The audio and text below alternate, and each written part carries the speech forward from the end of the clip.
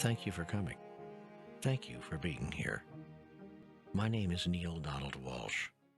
The following audio program contains selections from Conversations with God, an Uncommon Dialogue, Book 2, concerning creating your future in the eternal moment, and Sane Sex, Sacred Sex. You are here by appointment, true, but still, you could have failed to show up. You could have decided not to. You chose instead to be here at the appointed hour, at the appointed place, for this program to come into your hands. So thank you. What you have here is that for which you have been looking, that for which you have been yearning for a very long time. What you have here is your latest, and for some of you, perhaps your first, very real contact with God. This is a contact, and it is very real. God is going to have an actual conversation with you now, through me. I wouldn't have said this a few years ago. I'm saying it now because I've already had such a dialogue, and I therefore know that such a dialogue is possible. Not only is it possible, it is happening all the time, just as this is happening right here, right now. My first experience of talking to God on your behalf occurred in 1992 and 93. I had written an angry letter to God, asking why my life had become such a monument to struggle and failure. My letter to God demanded to know why and what it took to make life work. To my astonishment, that letter was answered. How it was answered, and what those answers were, became a book, published in May 1995 under the title Conversations with God, Book 1. The process by which this information arrived was exquisitely simple. On a blank sheet of paper, I would merely write a question, any question, usually the first question that came to my head. And no sooner was the question written than the answer would form in my head, as if someone were whispering in my ear. I was taking dictation. With the exception of the few words I'm speaking now, all the material in this book was placed on paper between spring of 1993 and a little over a year later. I'd like to present it to you now, just as it came from me and was given to me. Well, it's Easter Sunday, 1993, and as instructed, I'm here. I am here, pencil in hand, writing pad before me, ready to begin. I suppose I should tell you, God asked me to be here. We had a date. On Easter Sunday, 1992, 1 year ago today, God began a dialogue with me. I know that sounds ridiculous, but it's what happened. Not long ago, that dialogue ended. I was given instructions to take a rest, but told also that I had a date to return to this conversation this day. You have a date too. You're keeping it right now. I'm clear that these words are being spoken not only to me, but to you through me. Apparently, you've been looking for God and for word from God for a very long time. So have I. Today, we shall find God together. That's always the best way to find God, together. We shall never find God apart. I mean that two ways. I mean, we'll never find God so long as we are apart. For the first step in finding that we are not apart from God is finding that we are not apart from each other. And until we know and realize that all of us are one, we cannot know and realize that we and God are one. God is not apart from us, ever. And we only think we are apart from God. It's a common error. We also think we're apart from each other. And so the fastest way to find God, I've discovered, is to find each other, to stop hiding out from each other, and of course to stop hiding out from ourselves. The fastest way to stop hiding out is to tell the truth, to everyone, all the time. Start telling the truth now and never stop. Begin by telling the truth to yourself about yourself. Then tell the truth to yourself about another. Then tell the truth about yourself to another. Then tell the truth about another to that other, and finally tell the truth to everyone about everything. This program is about truth, not my truth, God's truth. Our initial dialogue, God's and mine, was concluded just a month ago. I assume this one will go just like the first. That is, I ask questions and God answers. I guess I'll stop and ask God right now. God, is this how it's going to go? Yes. I thought so. Except that I'll bring some subjects up myself without you asking. Why are you adding that twist here? Because I asked you here. The first contact you started by yourself. This time you have no agenda, except to do my will. Yes, that's correct. That, Neale, is a very good place to be. I hope you and others will go to that place often. But I thought your will was my will. How could I not do your will if it's the same as mine? That is an intricate question, and not a bad place to start. Not a bad place at all for us to begin this dialogue. Let's go back a few paces. I've never said that my will was your will. Oh, yes, you have. You said to me very clearly, your will is my will. Indeed. But that is not the same thing. It's not. Could have fooled me. When I say your will is my will, that is not the same thing as saying my will is your will. If you did my will all the time, there would be nothing more for you to do to achieve enlightenment. The process would be over. You would be already there. One day of doing nothing but my will would bring you enlightenment. If you had been doing my will all the years you've been alive, you'd hardly need to be involved in this project right now.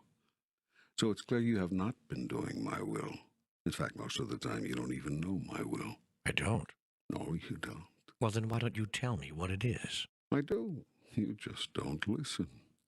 And when you do listen, you don't really hear. And when you do hear, you don't believe what you're hearing. And when you do believe what you're hearing, you don't follow instructions anyway.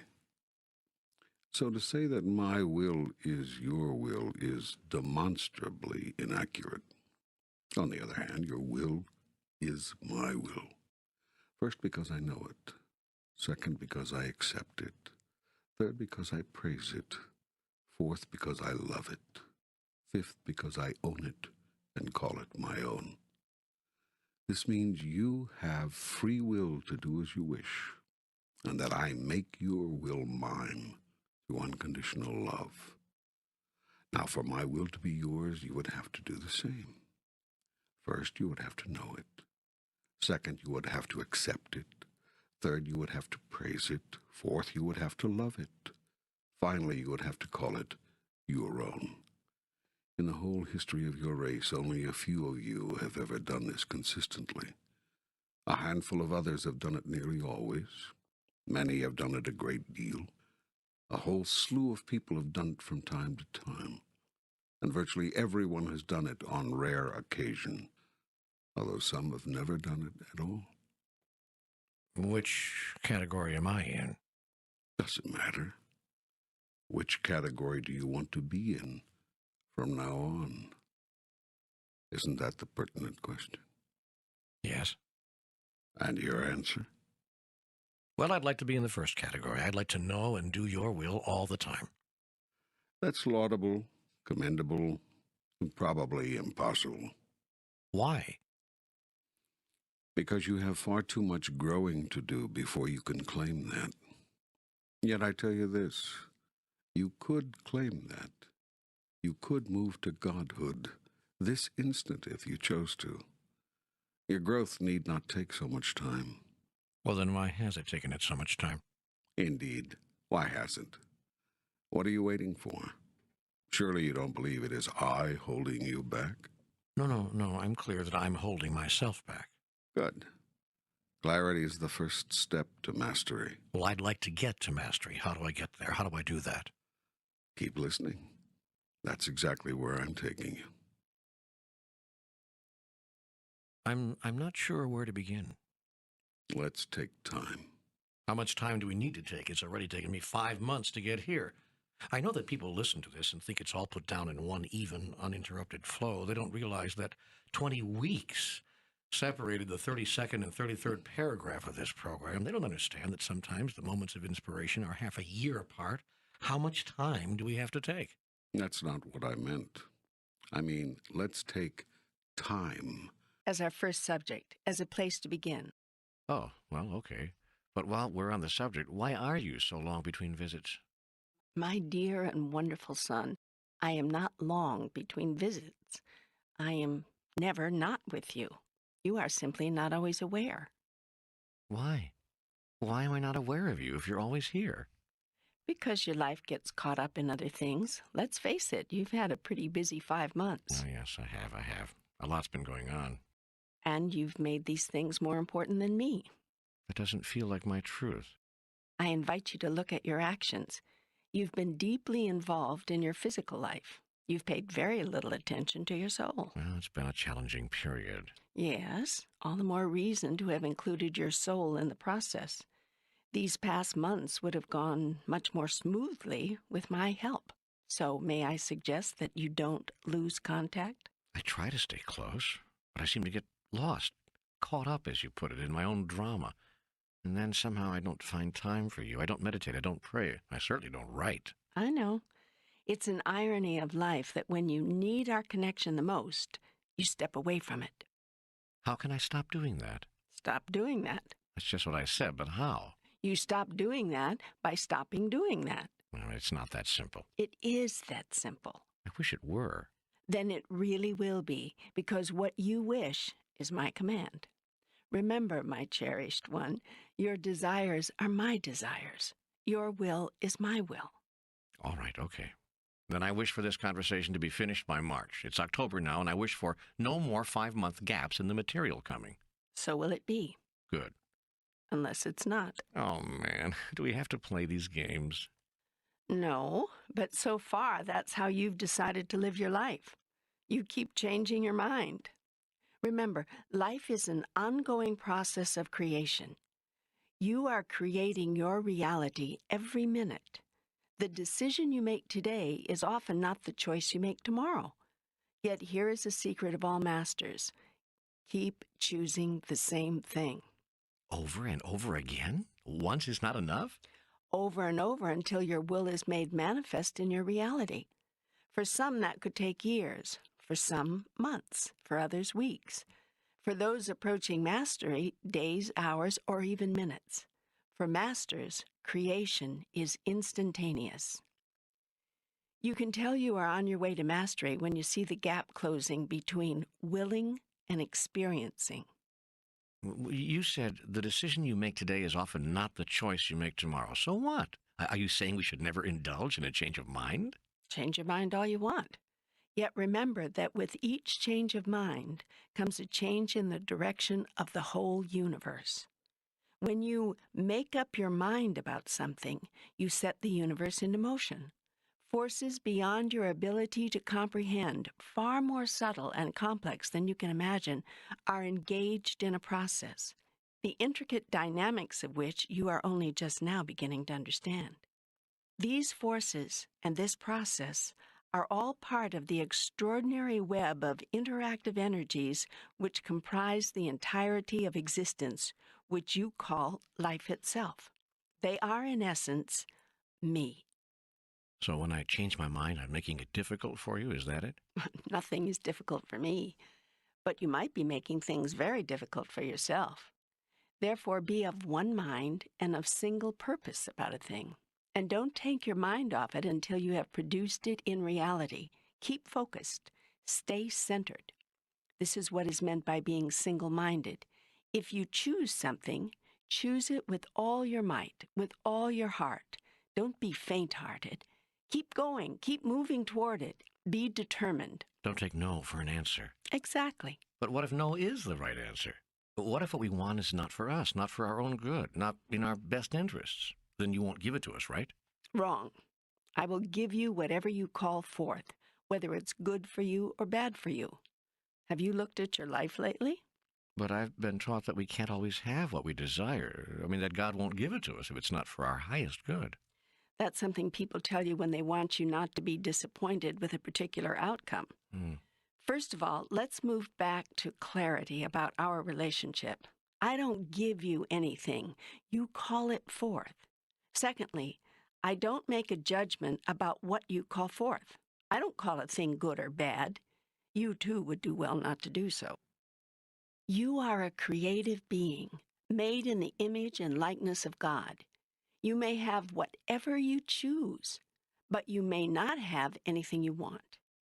In fact, you'll never get anything you want if you want it badly enough. I know. You've said that the act of wanting a thing pushes it away from us. Yes. And do you remember why? Because thoughts are creative, and the thought of wanting a thing is a statement to the universe, a declaration of a truth which the universe then produces in my reality. Precisely. Exactly. You have learned. You do understand. That's great. Yes, that's how it works. The moment you say, I want something, the universe says, indeed you do, and gives you that precise experience, the experience of wanting it. Whatever you put after the word I becomes your creative command. The genie in the bottle, which I am, exists but to obey. I produce what you call forth. You call forth precisely what you think, feel, and say. It's as simple as that. So tell me again, why does it take so much time for me to create the reality I choose? For a number of reasons. Because you do not believe you can have what you choose. Because you do not know what to choose. Because you keep trying to figure out what's best for you. Because you want guarantees ahead of time that all your choices will be good. And because you keep changing your mind. Let me see if I understand. I shouldn't try to figure out what's best for me? Best is a relative term depending on 100 variables. That makes choices very difficult. There should be only one consideration when making any decision. Is this a statement of who I am? Is this an announcement of who I choose to be? All of life should be such an announcement. In fact, all of life is. You can allow that announcement to be made by chance or by choice. A life lived by choice is a life of conscious action.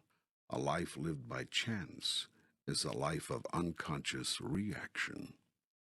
Reaction is just that, an action you have taken before. When you react, what you do is assess the incoming data, search your memory bank for the same or nearly the same experience, and act the way you did before. This is all the work of the mind, not of your soul. Your soul would have you search its memory to see how you might create a truly genuine experience of you in the now moment. This is the experience of soul-searching of which you have so often heard, but you have to be literally out of your mind to do it. When you spend your time trying to figure out what's best for you, you are doing just that, spending your time. Better to save your time than to spend it wastefully. It is a great time saver to be out of your mind. Decisions are reached quickly, choices are activated rapidly, because your soul creates out of present experience only, without review, analysis, and criticism of past encounters.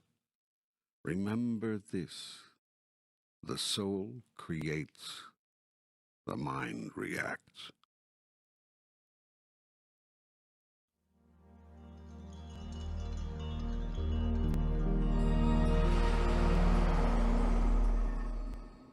The soul knows in its wisdom that the experience you are having in this moment is an experience sent to you by God before you had any conscious awareness of it. This is what is meant by a present experience. It's already on the way to you even as you are seeking it. For even before you ask, I shall have answered you. Every now moment is a glorious gift from God. That's why it is called the present. The soul intuitively seeks the perfect circumstance and situation now needed to heal wrong thought and bring you the rightful experience of who you really are. It is the soul's desire to bring you back to God, to bring you home to me. It is the soul's intention to know itself experientially, and thus to know me. For the soul understands that you and I are one, even as the mind denies this truth and the body acts out this denial. Therefore, in moments of great decision, be out of your mind and do some soul-searching instead. The soul understands what the mind cannot conceive. If you spend your time trying to figure out what's best for you, your choices will be cautious, your decisions will take forever, and your journey will be launched on a sea of expectations. If you are not careful, you will drown in your expectations. Whew, that's quite an answer. But how do I listen to my soul? How do I know what I'm hearing? The soul speaks to you in feelings. Listen to your feelings. Follow your feelings. Honor your feelings. Why does it seem to me that honoring my feelings is precisely what has caused me to get into trouble in the first place? Because you have labeled growth trouble and standing still safe. I tell you this, your feelings will never get you into trouble because your feelings are your truth. If you want to live a life where you never follow your feelings, but where every feeling is filtered through the machinery of your mind, go right ahead. Make your decisions based on your mind's analysis of the situation. But don't look for joy in such machinations, nor for celebration of who you truly are. Remember this, true celebration is mindless. If you listen to your soul, you will know what is best for you, because what is best for you is what is true for you. When you act only out of what is true for you, you speed your way down the path. When you create an experience based on your now truth, rather than react to an experience based on a past truth, you produce a new you. Why does it take so much time to create the reality you choose? This is why. Because you have not been living your truth. Know the truth, and the truth shall set you free. Yet once you come to know your truth, don't keep changing your mind about it. This is your mind trying to figure out what's best. Stop it. Get out of your mind. Get back to your senses. That is what is meant by getting back to your senses. It is a returning to how you feel, not how you think. Your thoughts are just that, thoughts, mental constructions, made-up creations of your mind. But your feelings, now they are real. Feelings are the language of the soul, and your soul is your truth. There. Now does that tie it all together for you? Does this mean we are to express any feelings, no matter how negative or destructive? Feelings are neither negative nor destructive. They are simply truths. How you express your truth is what matters. When you express your truth with love, negative and damaging results rarely occur. And when they do, it is usually because someone else has chosen to experience your truth in a negative or damaging way. In such a case, there's probably nothing you can do to avoid the outcome. Certainly, failing to express your truth would hardly be appropriate. Yet people do this all the time. So afraid are they to cause or to face possible unpleasantness that they hide their truth altogether. Remember this. It is not nearly so important how well a message is received as how well it is sent. You cannot take responsibility for how well another accepts your truth. You can only ensure how well it is communicated. And by how well, I don't mean merely how clearly. I mean how lovingly, how compassionately, how sensitively, how courageously, and how completely. This leaves no room for half-truths, the brutal truth, or even the plain truth. It does mean the truth, the whole truth, and nothing but the truth. So help you God. It's the so help you God part that brings in the godly qualities of love and compassion, I will help you communicate in this way always if you will ask me. So yes, express what you call your most negative feelings, but not destructively. Failure to express or push out negative feelings does not make them go away. It keeps them in. Negativity kept in harms the body and burdens the soul.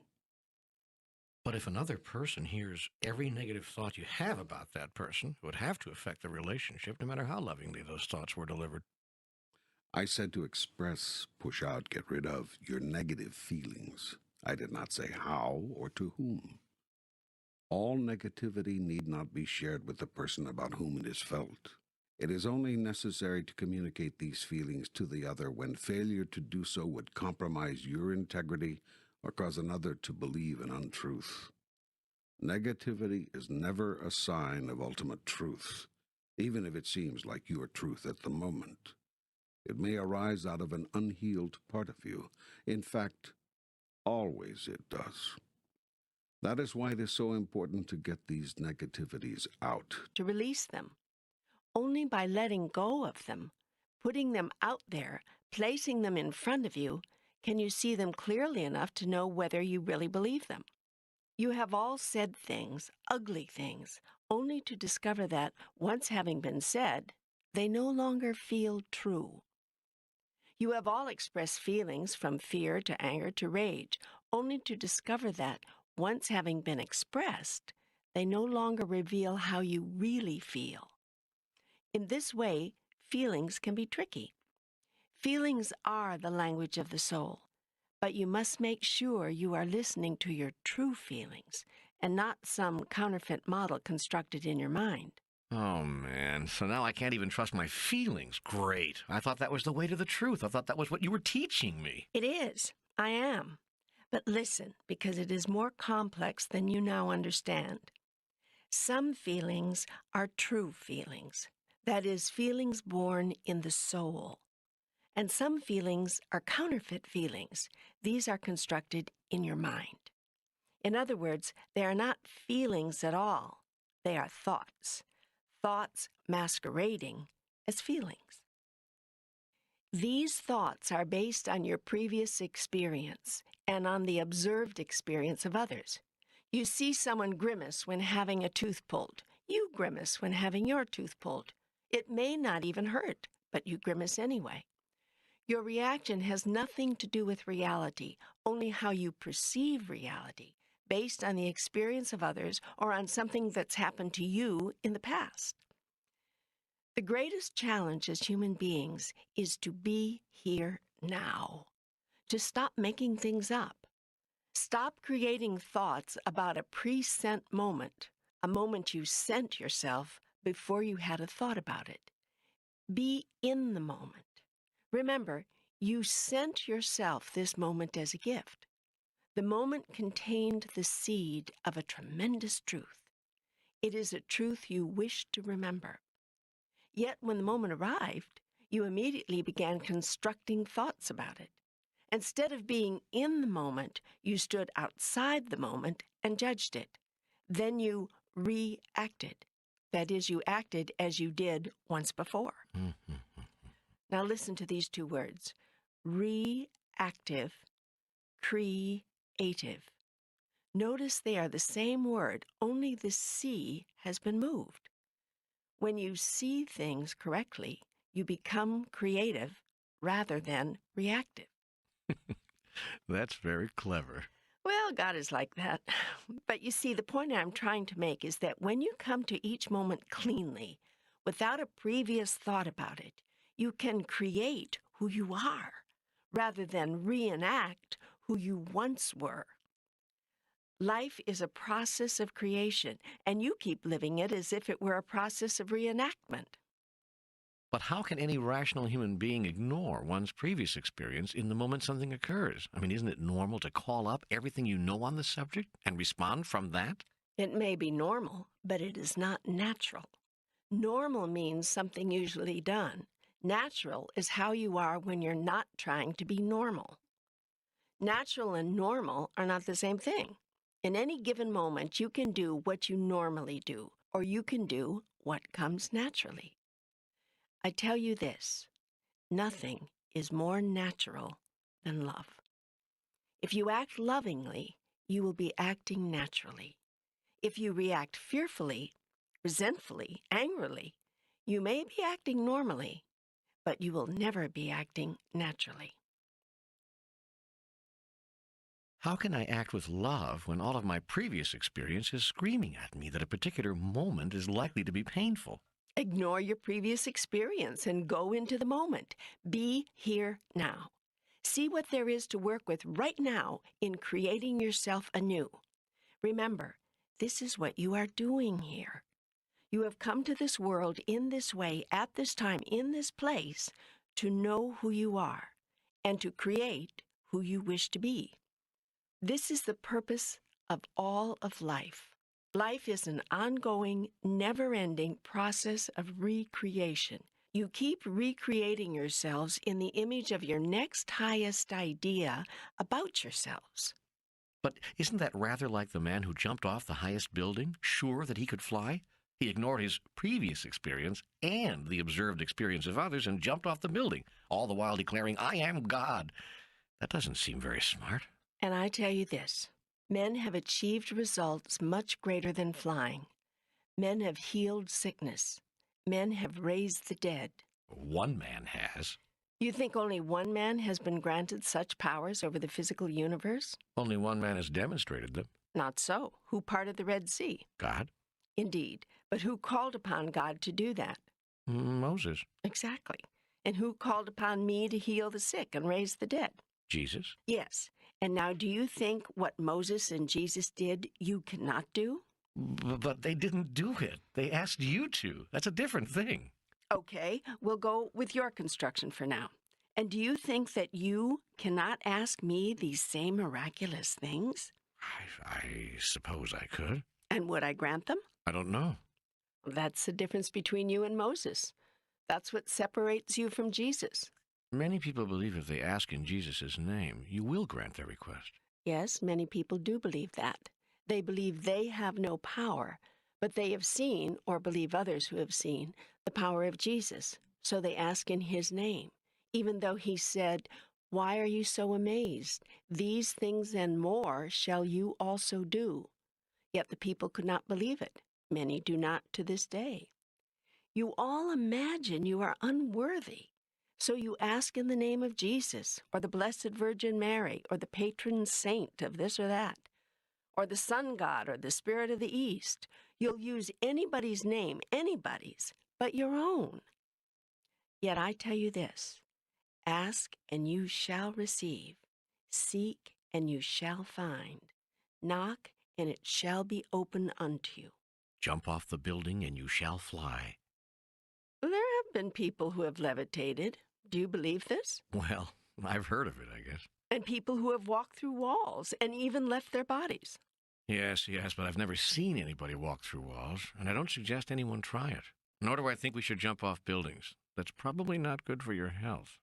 That man fell to his death not because he could not have flown if he were coming from the right state of being, but because he could never have demonstrated godliness by trying to show himself as separate from you. Please explain. The man on the building lived in a world of self-delusion in which he imagined himself to be other than the rest of you. By declaring, "I am God," he began his demonstration with a lie. He hoped to make himself separate, larger, more powerful. It was an act of the ego. Ego, that which is separate, individual, can never duplicate or demonstrate that which is one. By seeking to demonstrate that he was God, the man in the building demonstrated only his separateness, not his unity with all things. Thus he sought to demonstrate godliness by demonstrating ungodliness and failed. Jesus, on the other hand, demonstrated godliness by demonstrating unity, and seeing unity and wholeness wherever and upon whomever he looked. In this his consciousness and my consciousness were one, and in such a state whatever he called forth was made manifest in his divine reality in that holy moment. I see. So all it takes is Christ consciousness to perform miracles. Well, that should make things simple. Actually, it does. More simple than you think. And many have achieved such consciousness. Many have been Christed, not just Jesus of Nazareth. You can be Christed too. How? By seeking to be, by choosing to be. But it is a choice you must make every day, every minute. It must become the very purpose of your life. It is the purpose of your life. You simply do not know it. And even if you know it, even if you remember the exquisite reason for your very existence, you do not seem to know how to get there from where you are. Yes, that is the case. So how can I get from where I am to where I want to be? I tell you this, again, seek and ye shall find, knock and it shall be opened unto you. I've been seeking and knocking for 35 years. You'll pardon me if I'm a little bored with that line. If not to say disillusioned, yes. Hmm. But really, while I have to give you good grades for trying, an A for effort, so to speak, I can't say, I can't agree with you, that you've been seeking and knocking for 35 years. Let's agree that you've been seeking and knocking on and off for 35 years, mostly off. In the past, when you were very young, you came to me only when you were in trouble, when you needed something. As you grew older and matured, you realized that was probably not a right relationship with God, and sought to create something more meaningful. Even then, I was hardly more than a sometimes thing. Still later, as you came to understand that union with God can be achieved only through communion with God, you undertook the practices and behaviors that could achieve communion, yet even these you engaged sporadically, inconsistently.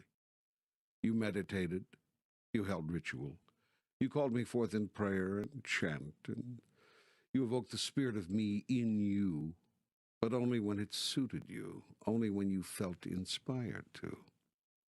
And glorious as your experience of me was, even on these occasions, still you've spent 95% of your life caught up in the illusion of separateness, and only flickering moments here and there in the realization of ultimate reality. You still think that your life is about car repairs and telephone bills and what you want out of relationships, that it's about the dramas you've created rather than the creator of those dramas. You have yet to learn why you keep creating your dramas. You're too busy playing them out. You say you understand the meaning of life, but you do not live your understandings. You say you know the way toward communion with God, but you do not take that way. You claim you're on the path, but you do not walk it. Then you come to me and say you've been seeking and knocking for 35 years. I hate to be the one to disillusion you, but it's time you stopped being disillusioned in me and started seeing you as you really are.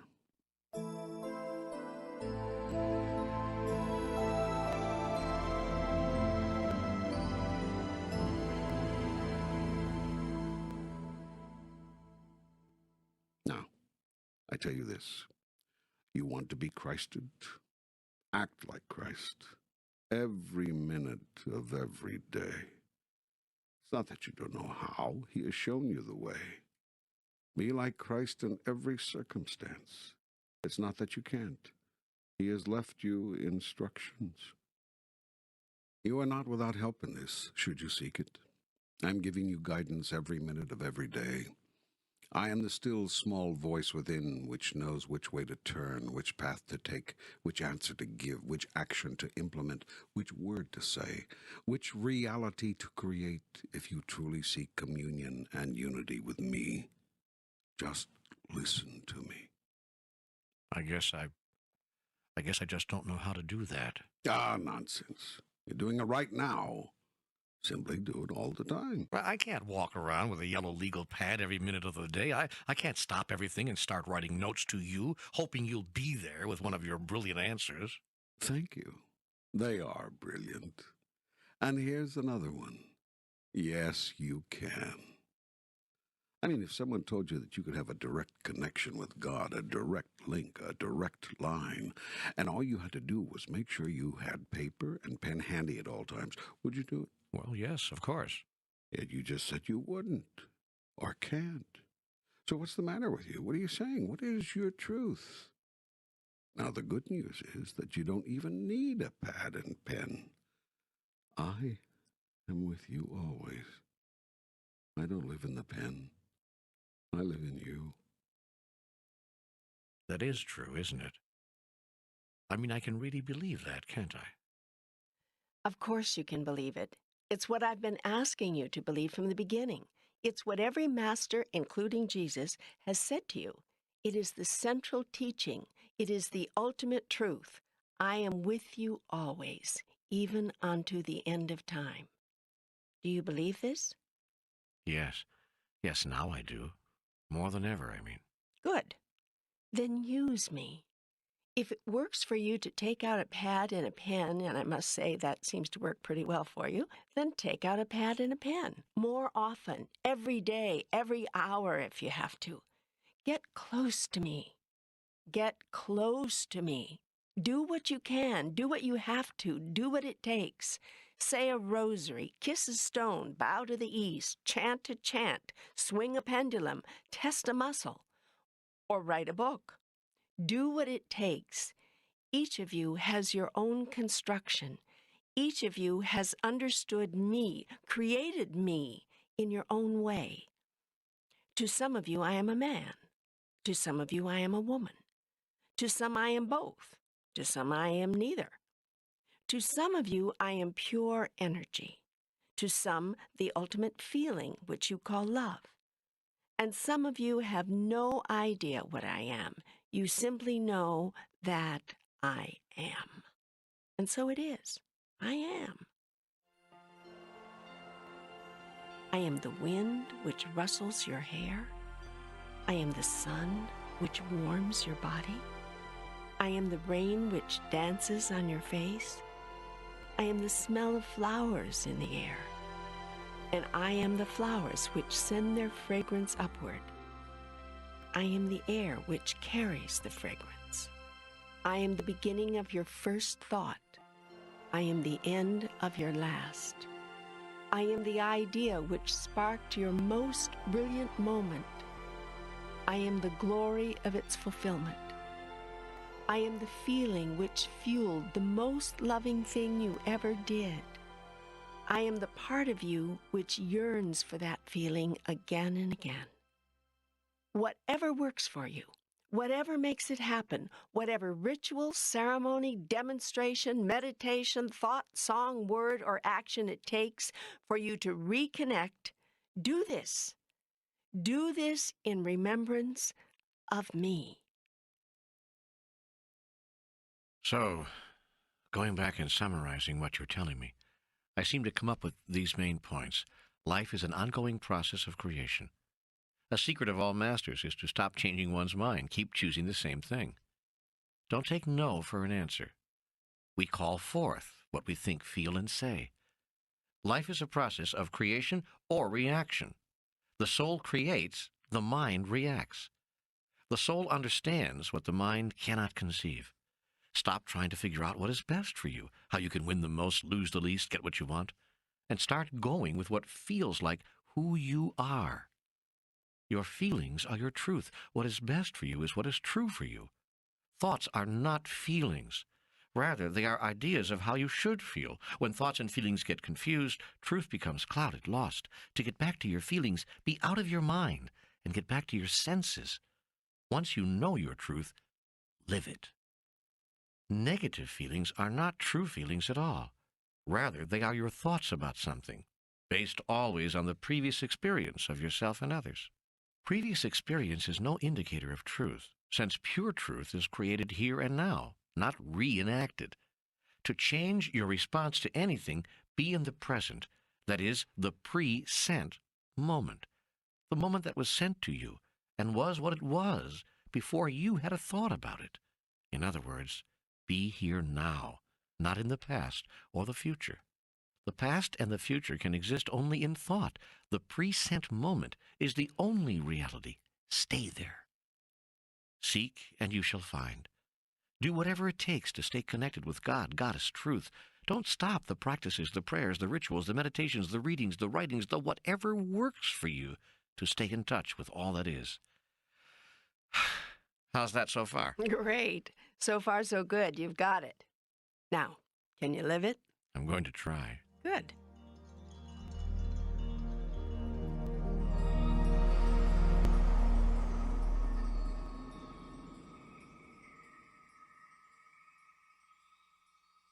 Now, can we go to where we left off? Tell me about time. There is no time like the present. You've heard that before, I'm sure, but you didn't understand it. Now you do. There is no time but this time. There is no moment but this moment. Now is all there is. What about yesterday and tomorrow? Figments of your imagination, constructions of your mind, non-existent in ultimate reality. Everything that ever happened is happening and ever will happen is happening right now. I don't understand. And you can't, not completely, but you can begin to, and a beginning grasp is all that is needed here. So, just listen. Time is not a continuum. It is an element of relativity that exists vertically, not horizontally. Don't think of it as a left-to-right thing, a so-called timeline that runs from birth to death for each individual and from some finite point to some finite point in the universe. Time is an up and down thing.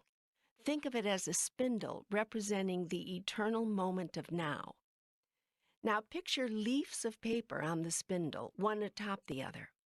These are the elements of time, each element separate and distinct, yet each existing simultaneously with the other.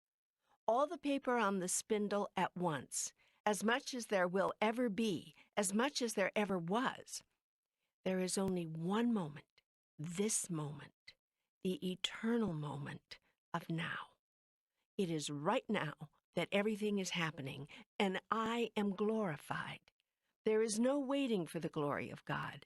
I made it this way because I just couldn't wait. I was so happy to be who I am that I just couldn't wait to make that manifest in my reality. So boom, here it is, right here, right now, all of it. There is no beginning to this, and there is no end. It, the all of everything, just is. Within the isness is where your experience and your greatest secret lies. You can move in consciousness within the isness to any time or place you choose. You mean we can time travel? Indeed, and many of you have. All of you have, in fact. And you do it routinely, usually in what you call your dream state. Most of you are not aware of it. You cannot retain the awareness. But the energy sticks to you like glue. And sometimes there's enough residue that others, sensitive to this energy, can pick up things about your past or your future. They feel or read this residue, and you call them seers and psychics.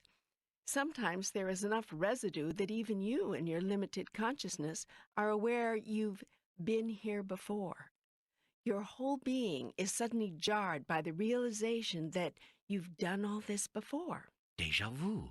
Yes, or that wonderful feeling when you meet someone that you've known them all your life, known them for all eternity. That's a spectacular feeling. That's a marvelous feeling. And that's a true feeling.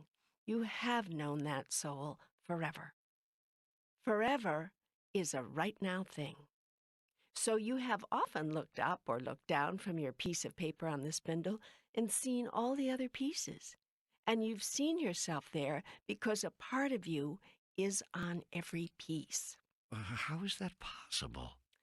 I tell you this, you have always been, are now, and always will be. There has never been a time when you were not, nor will there ever be such a time. But wait. What about the concept of old souls? Aren't some souls older than others? Nothing is older than anything. I created it all at once, and all of it exists right now. The experience of older and younger to which you refer has to do with the levels of awareness of a particular soul or aspect of being. You're all aspects of being, simply parts of what is. Each part has the consciousness of the whole embedded within it. Every element carries the imprint. Awareness is the experience of that consciousness being awakened. The individual aspect of the all becomes aware of itself. It becomes, quite literally, self-conscious. Then gradually it becomes conscious of all others, and then of the fact that there are no others, that all is one. Then ultimately, of me, magnificent me. Boy, you really like you, don't you? Don't you? Well, yes, yes. I think you're great. I agree. I think you're great. That's the only place where you and I disagree. You don't think you're great. How can I see myself as great when I see all my foibles, all my mistakes, all my evil? I tell you this, there is no evil. I wish that could be true. You are perfect just as you are. I wish that could be true, too. It is true. A tree is no less perfect because it is a seedling. A tiny infant is no less perfect than a grown-up. It is perfection itself. Because it cannot do a thing, does not know a thing, that does not make it somehow less perfect. A child makes mistakes. She stands, she toddles, she falls. She stands again, a bit wobbly, hanging onto her mummy's leg. Does that make the child imperfect? I tell you, it is just the opposite. That child is perfection itself, wholly and completely adorable. So, too, are you. But the child hasn't done anything wrong. The child hasn't consciously disobeyed, hurt another, damaged herself. The child doesn't know right from wrong. Precisely. Neither do you. But I do. I know it's wrong to kill people, and that it's right to love them. I know it's wrong to hurt and right to heal, to make things better. I know it's wrong to take what's not mine, to use another, to be dishonest. I could show you instances where each of those wrongs would be right. You're playing with me now. Not at all. Merely being factual. If you're saying there are exceptions to every rule, then I agree. If there are exceptions to a rule, then it is not a rule. Are you telling me that it's not wrong to kill, to hurt, to take from another? That depends on what you are trying to do. Okay, I get it. But that doesn't make these things good. Sometimes one has to do bad things to achieve a good end. Which doesn't make them bad things at all, then, does it? They are just means to an end. Are you saying the end justifies the means? What do you think? No, absolutely not. So be it. Don't you see what you're doing here? You're making up the rules as you go along. And don't you see something else? That's perfectly okay. It's what you're supposed to be doing. All of life is a process of deciding who you are and then experiencing that. As you keep expanding your vision, you make up new rules to cover that. As you keep enlarging your idea about yourself, you create new do's and don'ts, yeses and nos to encircle that.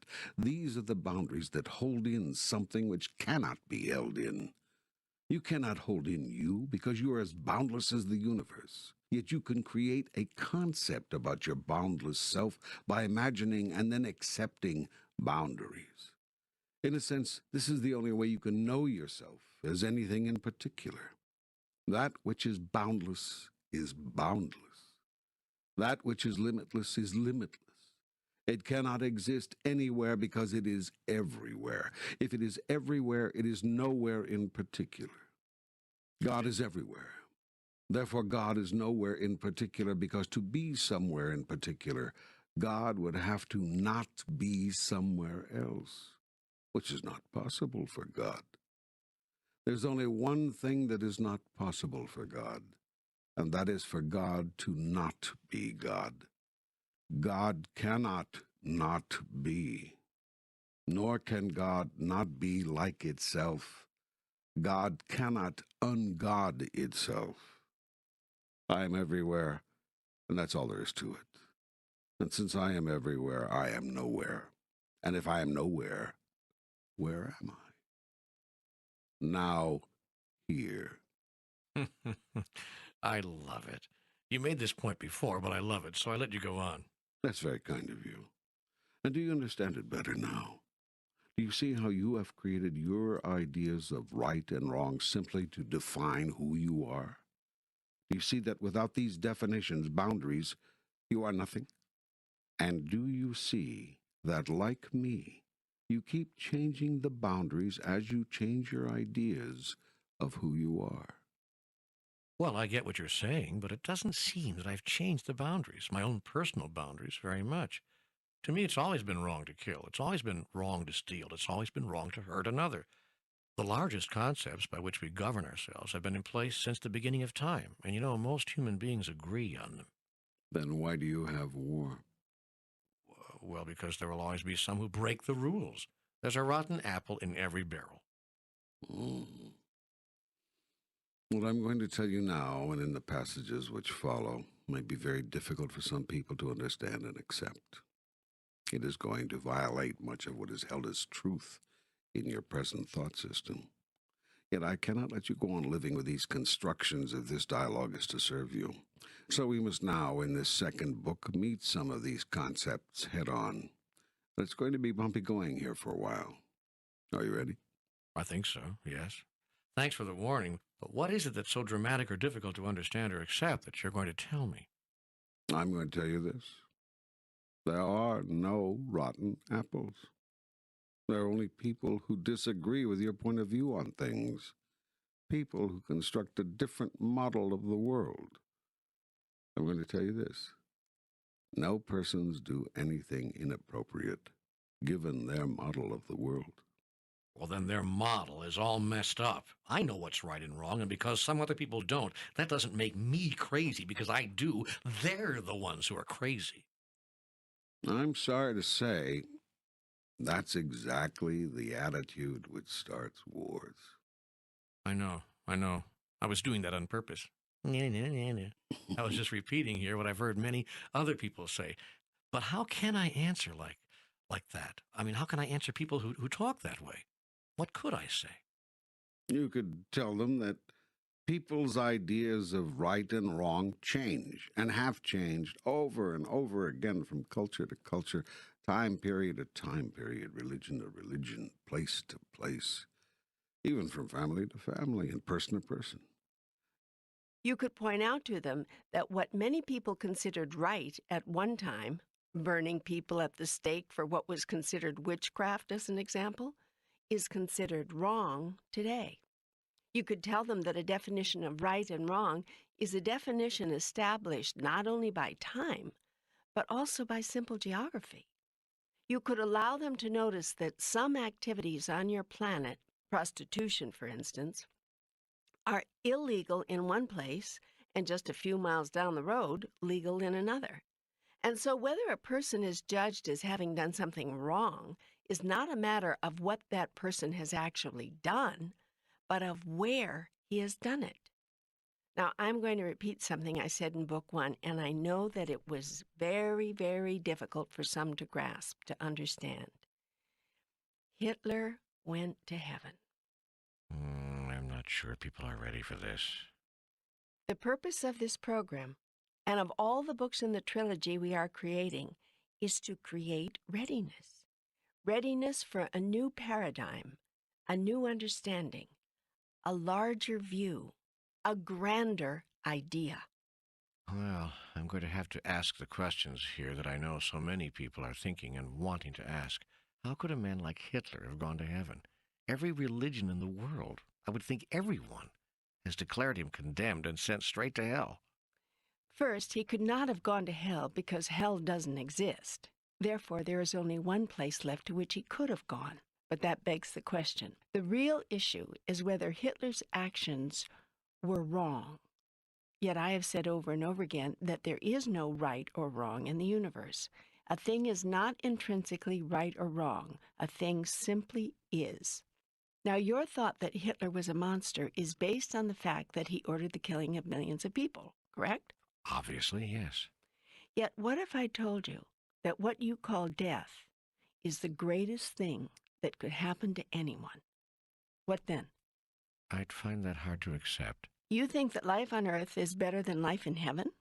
I tell you this, at the moment of your death, you will realize the greatest freedom, the greatest peace, the greatest joy, and the greatest love you have ever known. Shall we therefore punish Brer Fox for throwing Brer Rabbit into the briar patch? You're ignoring the fact that, however wonderful life after death may be, our lives here should not be ended against our will. We came here to achieve something, to experience something, to learn something, and it's not right that our lives be cut short by some maniacal hoodlum with insane ideas. First of all, you're not here to learn anything. Life is not a school, and your purpose here is not to learn. It is to remember. And on your larger point, life is often cut short by many things, a hurricane, an earthquake. That's different. You're talking about an act of God. Every event is an act of God. Do you imagine that an event could take place if I did not want it to? Do you think that you could so much as lift your little finger if I chose for you not to?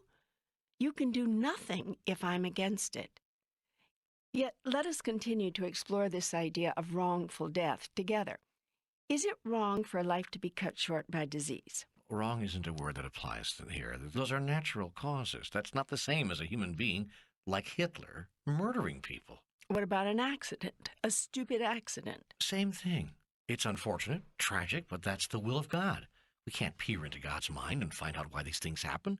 We ought not even try, because God's will is immutable and incomprehensible. To seek to unravel divine mystery is to lust for knowledge beyond our ken. It is sinful.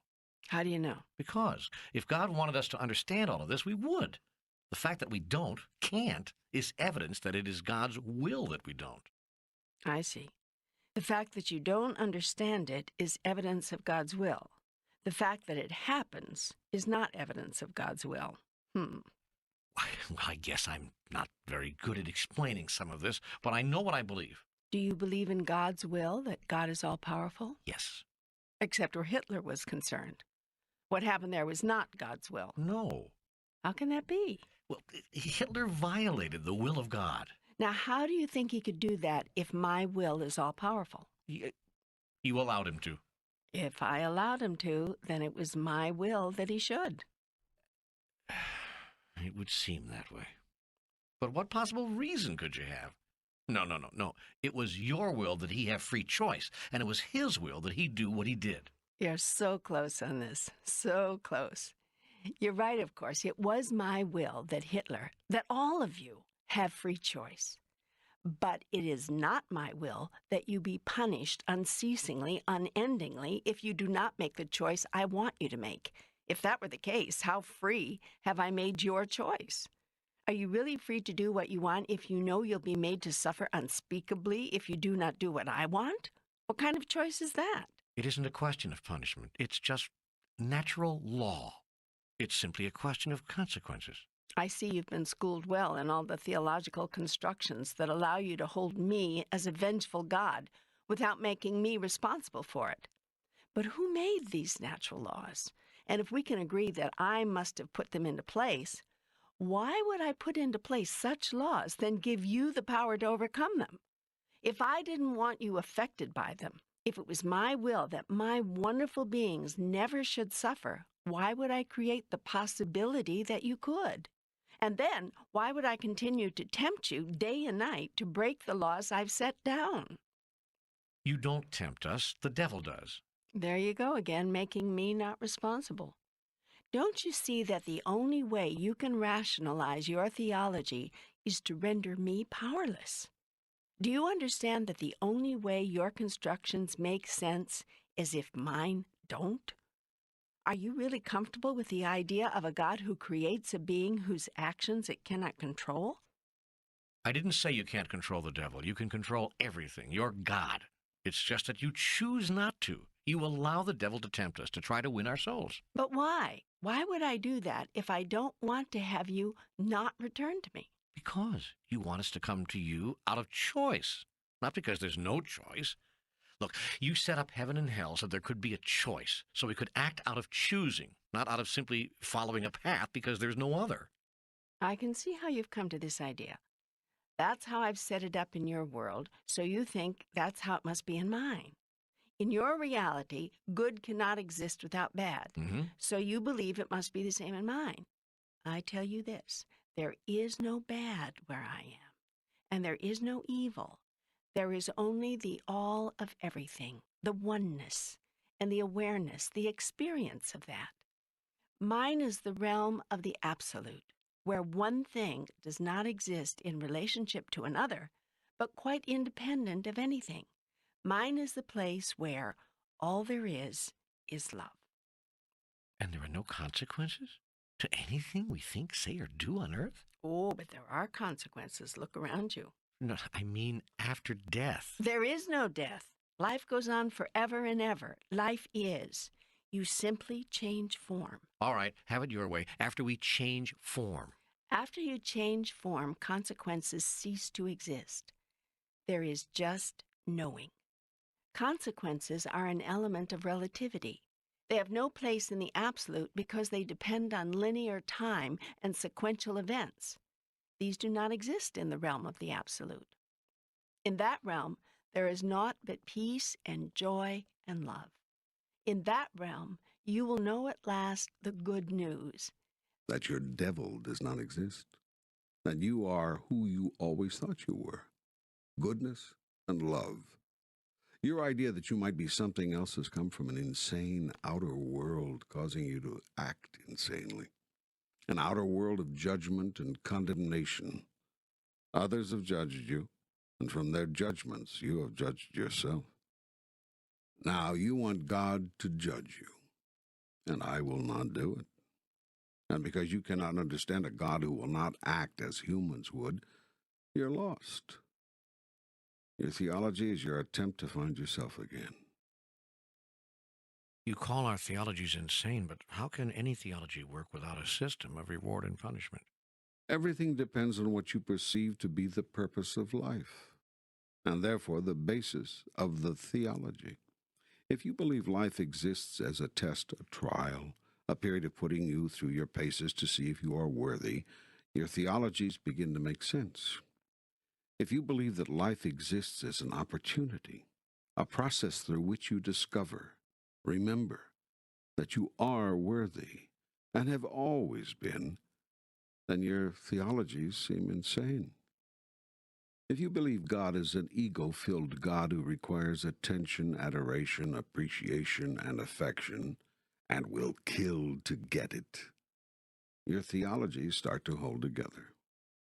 If you believe that God is without ego or need, but the source of all things and the seat of all wisdom and love, then your theologies fall apart.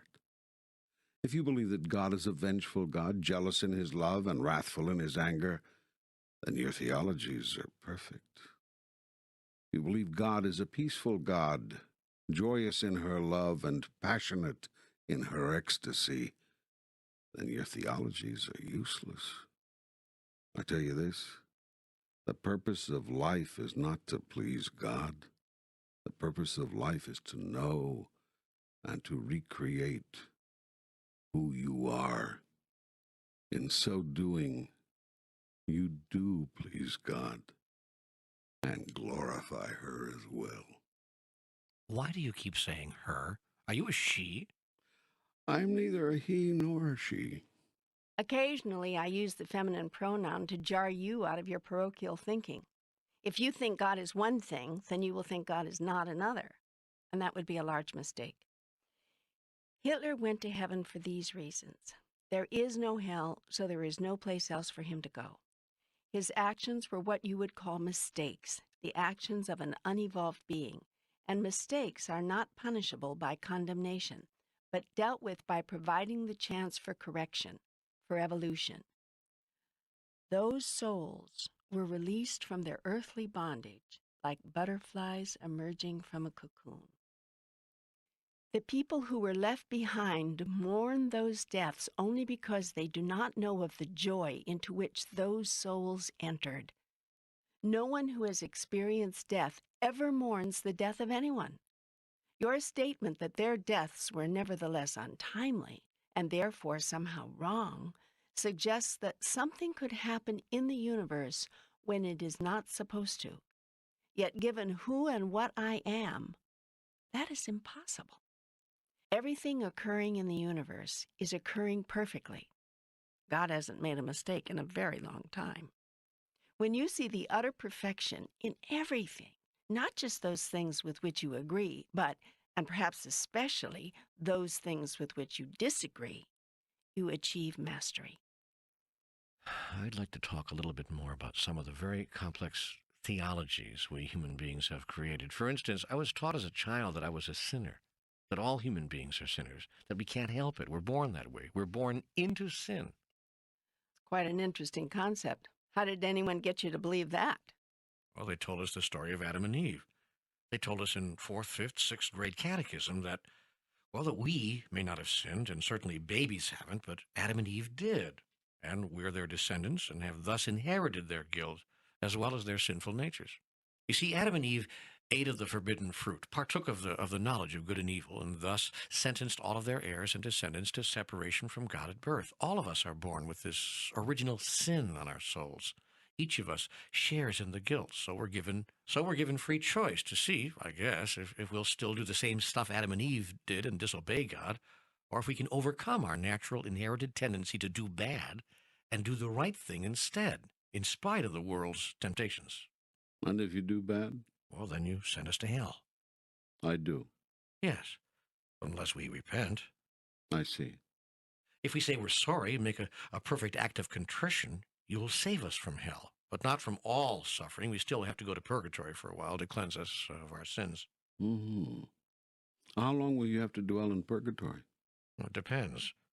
We have to have our sins burned away. It's not too pleasant, I can tell you. And the more sins you've got, the longer it takes to burn them out, the longer we stay. That's what I've been told. I understand. But at least we won't go to hell, which is forever.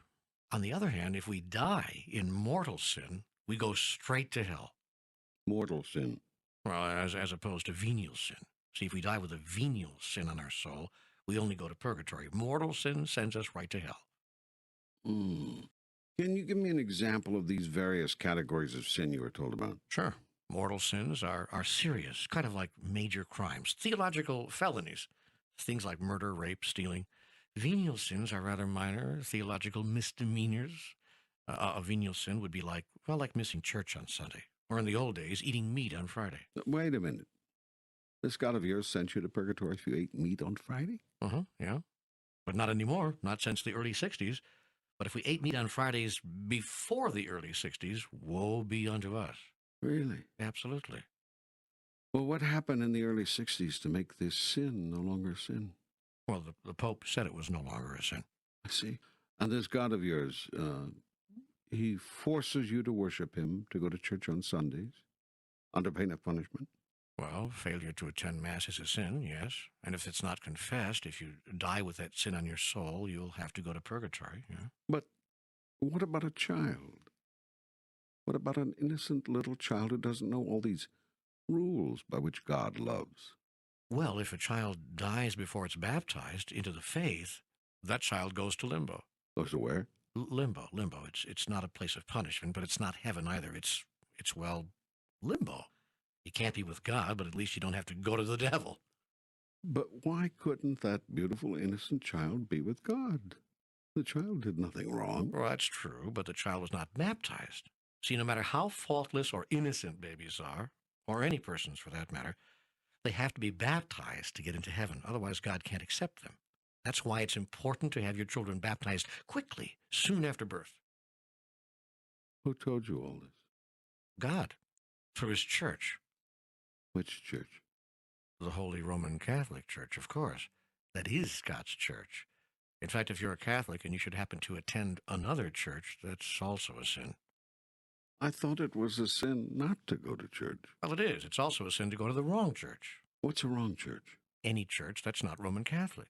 You can't be baptized in the wrong church. You can't get married in the wrong church. You can't even attend the wrong church. Now, I know this for a fact because as a young man, I wanted to go with my parents to the wedding of a friend. I was actually asked to be in the wedding as an usher. But the nuns told me I shouldn't accept the invitation because it was in the wrong church. Hmm. Did you obey them? The nuns? No, no. I figured God, you, would show up at the other church just as willingly as you showed up at mine, so I went. I stood in the sanctuary in my tuxedo, and I felt fine. Good. Well, let's see now. We have heaven, we have hell, we have purgatory, we have limbo, we have mortal sin, we have venial sin. Is there anything else? Well, there's confirmation and communion and confession. There's exorcism and extreme unction. Hold it. There's patron saints and holy days of obligation. Every day is sanctified. Every minute is holy. This now is the holy instant. Well, yes, but some days are really holy, the holy days of obligation.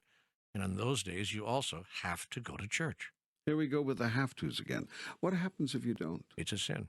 So you go to hell. Well, no, you go to purgatory if you die with that sin on your soul. That's why it's good to go to confession, really, as often as you can. Some people go every week, some people every day. That way they can wipe the slate clean, keep it clean, so they could, if they happen to die or something. Wow. Talk about living in constant fear. Well, yeah. But you see, that's the purpose of religion, to put the fear of God into us. Then we do right and resist temptation. Uh-huh. But now, what if you do commit a sin between confessions and then get into an accident or something and die? Oh, it's okay. No panic. Just make a perfect act of contrition. Oh, my God, I am heartily sorry for having offended thee. Okay, enough. But wait, that's just one of the world's religions. Don't you want to look at some others? No, I get the picture.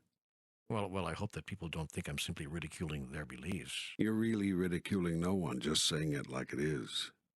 It's as American President Harry Truman used to say, "Give 'em hell, Harry," people would shout, and Harry'd say, "I don't give 'em hell, I just quote 'em directly, and it feels like hell." Boy, we really got sidetracked there. We started out talking about time and ended up talking about organized religion. Yes, well, that's what it's like talking with God. It's hard to keep the dialogue limited.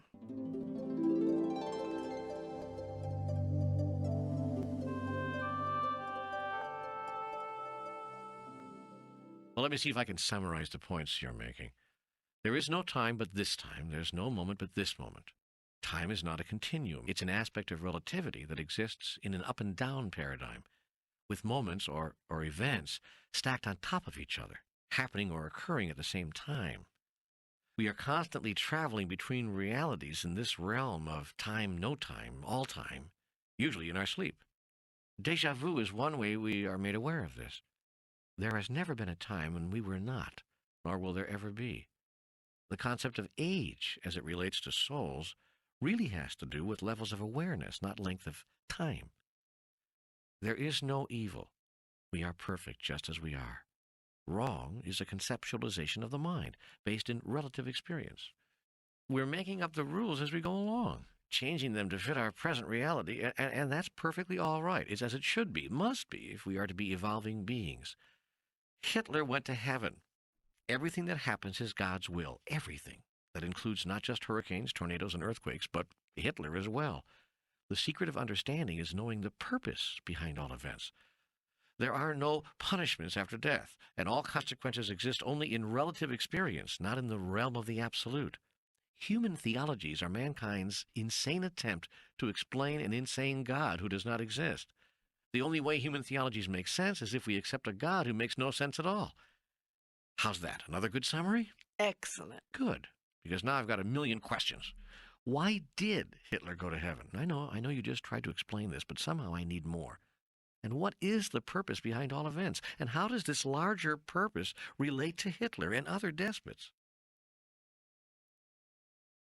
Let's go to purpose first. All events, all experiences have as their purpose the creating of opportunity. Events and experiences are opportunities, nothing more, nothing less. It would be a mistake to judge them as works of the devil, punishments from God, rewards from heaven, or anything in between. They are simply events and experiences, things that happen. It is what we think of them, do about them, be in response to them, that gives them meaning. Events and experiences are opportunities drawn to you, created by you individually or collectively through consciousness. Consciousness creates experience. You are attempting to raise your consciousness.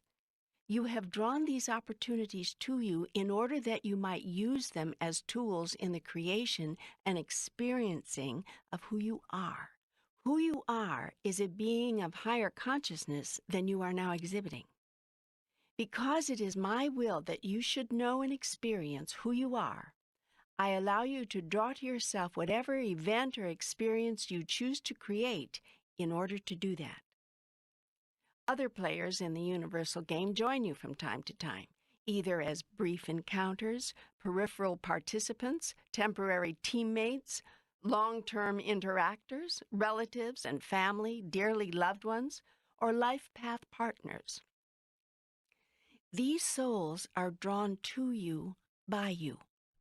You are drawn to them by them.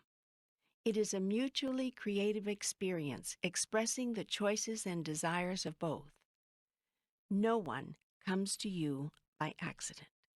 There is no such thing as coincidence. Nothing occurs at random.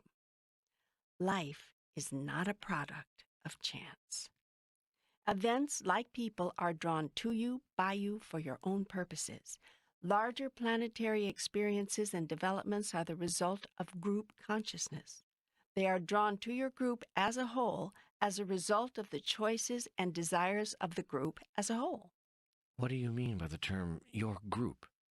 Group consciousness is something that is not widely understood, yet it is extremely powerful and can, if you're not careful, often overcome individual consciousness. You must always, therefore, endeavor to create group consciousness wherever you go and with whatever you do, if you wish your larger life experience on the planet to be harmonious. If you are in a group whose consciousness does not reflect your own, and you are unable at this time to effectively alter the group consciousness, it is wise to leave the group, or the group could lead you. It will go where it wants to go, regardless of where you want to go. If you cannot find a group whose consciousness matches your own, be the source of one. Others of like consciousness will be drawn to you. Individuals in smaller groups must affect larger groups, and ultimately the largest group of all, which is all humankind, for there to be permanent and significant change on your planet. Your world and the condition it is in is a reflection of the total combined consciousness of everyone living there. As you can see by looking around you, much work is left to be done, unless, of course, you are satisfied with your world as it is. Surprisingly, most people are. That is why the world does not change. Most people are satisfied with a world in which differences, not similarities, are honored, and disagreements are settled by conflict and war.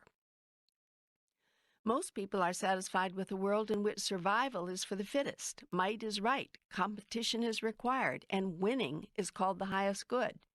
If such a system happens also to produce losers, so be it, so long as you are not among them. Most people are satisfied, even though such a model produces people who are often killed when they are judged wrong, starved and rendered homeless when they are losers, oppressed and exploited when they are not strong. Most people define wrong as that which is different from them. Religious differences in particular are not tolerated, nor are many social, economic, or cultural differences. Exploitation of the underclass is justified by the self-congratulatory pronouncements from the upper class of how much better off their victims are now than they were before these exploitations. By this measure, the upper class can ignore the issue of how all people ought to be treated if one were being truly fair, rather than merely making a horrible situation a tiny bit better and profiting obscenely in the bargain. Most people laugh when one suggests any kind of system other than the one currently in place, saying that behaviors such as competing and killing and the victor taking the spoils are what makes this civilization great. Most people even think there is no other natural way to be, that it is the nature of humans to behave in this manner, and that to act any other way would kill the inner spirit that drives man to succeed. No one asks the question, succeed at what? Difficult as it is for truly enlightened beings to understand, most people on your planet believe in this philosophy, and that is why most people don't care about the suffering masses, the oppression of minorities, the anger of the underclass, or the survival needs of anyone but themselves and their immediate families. Most people do not see that they are destroying their Earth, the very planet which gives them life, because their actions seek only to enhance their quality of life. Amazingly, they are not farsighted enough to observe that short-term gains can produce long-term losses, and often do, and will. Most people are threatened by group consciousness, a concept such as the collective good, a one-world overview, or a God who exists in unity with all creation rather than separate from it. This fear of anything leading to unification and your planet's glorification of all that separates produce division, disharmony, discord. Yet you do not seem to have the ability even to learn from your own experience, and so you continue your behaviors with the same results. The inability to experience the suffering of another as one's own is what allows such suffering to continue. Separation breeds indifference, false superiority. Unity produces compassion, genuine equality. The events which occur on your planet, which have occurred regularly for 3,000 years, are, as I've said, a reflection of the collective consciousness of your group, the whole group on your planet. That level of consciousness could best be described as primitive. Yes. But we seem to have digressed here from the original question. Not really. You asked about Hitler. The Hitler experience was made possible as a result of group consciousness. Many people want to say that Hitler manipulated a group, in this case his countrymen, through the cunning and the mastery of his rhetoric. But this conveniently lays all the blame at Hitler's feet, which is exactly where the mass of people want it. But Hitler could do nothing without the cooperation and support and willing submission of millions of people. The subgroup, which called itself Germans, must assume an enormous burden of responsibility for the Holocaust, as must, to some degree, the larger group called humans, which, if it did nothing else, allowed itself to remain indifferent and apathetic to the suffering in Germany until it reached so massive a scale that even the most cold-hearted isolationists could no longer ignore it. You see, it was collective consciousness which provided fertile soil for the growth of the Nazi movement. Hitler seized the moment, but he did not create it. It's important to understand the lesson here. A group consciousness, which speaks constantly of separation and superiority, produces loss of compassion on a massive scale, and loss of compassion is inevitably followed by loss of conscience. A collective concept rooted in strict nationalism ignores the plights of others, yet makes everyone else responsible for yours, thus justifying retaliation, rectification, and war. Auschwitz was the Nazi solution to an attempt to rectify the Jewish problem. The horror of the Hitler experience was not that he perpetrated it on the human race, but that the human race allowed him to. The astonishment is not only that a Hitler came along, but also that so many others went along. The shame is not only that Hitler killed millions of Jews, but also that millions of Jews had to be killed before Hitler was stopped. The purpose of the Hitler experience was to show humanity to itself. Throughout history, you have had remarkable teachers, each presenting extraordinary opportunities to remember who you really are. These teachers have shown you the highest and the lowest of the human potential. They have presented vivid, breathtaking examples of what it can mean to be human, of where one can go with the experience, of where the lot of you can and will go given your consciousness. The thing to remember, consciousness is everything and creates your experience. Group consciousness is powerful and produces outcomes of unspeakable beauty or ugliness. The choice is always yours. If you are not satisfied with the consciousness of your group, seek to change it. The best way to change the consciousness of others is by your example. If your example is not enough, form your own group. You be the source of the consciousness you wish others to experience. They will when you do. It begins with you. Everything. All things. You want the world to change? Change things in your own world. Hitler gave you a golden opportunity to do that. The Hitler experience, like the Christ experience, is profound in its implications and the truths it revealed to you about you. Yet those larger awarenesses live, in the case of Hitler or Buddha, Genghis Khan or Hare Krishna, Attila the Hun or Jesus the Christ, only so long as your memories of them live. That is why Jews build monuments to the Holocaust and ask you never to forget it, for there is a little bit of Hitler in all of you, and it is only a matter of degree. Wiping out a people is wiping out a people, whether at Auschwitz or Wounded Knee. So, Hitler was sent to us to provide us a lesson about the horrors man can commit, the levels to which man can sink. Hitler was not sent to you. Hitler was created by you. He arose out of your collective consciousness and could not have existed without it. That is the lesson.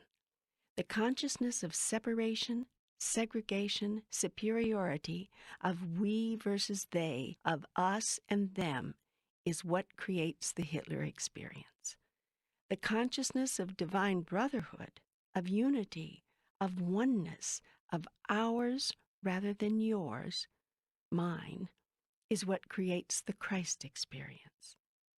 When the pain is ours, not just yours, when the joy is ours, not just mine, when the whole life experience is ours, then it is at last truly that, a whole life experience.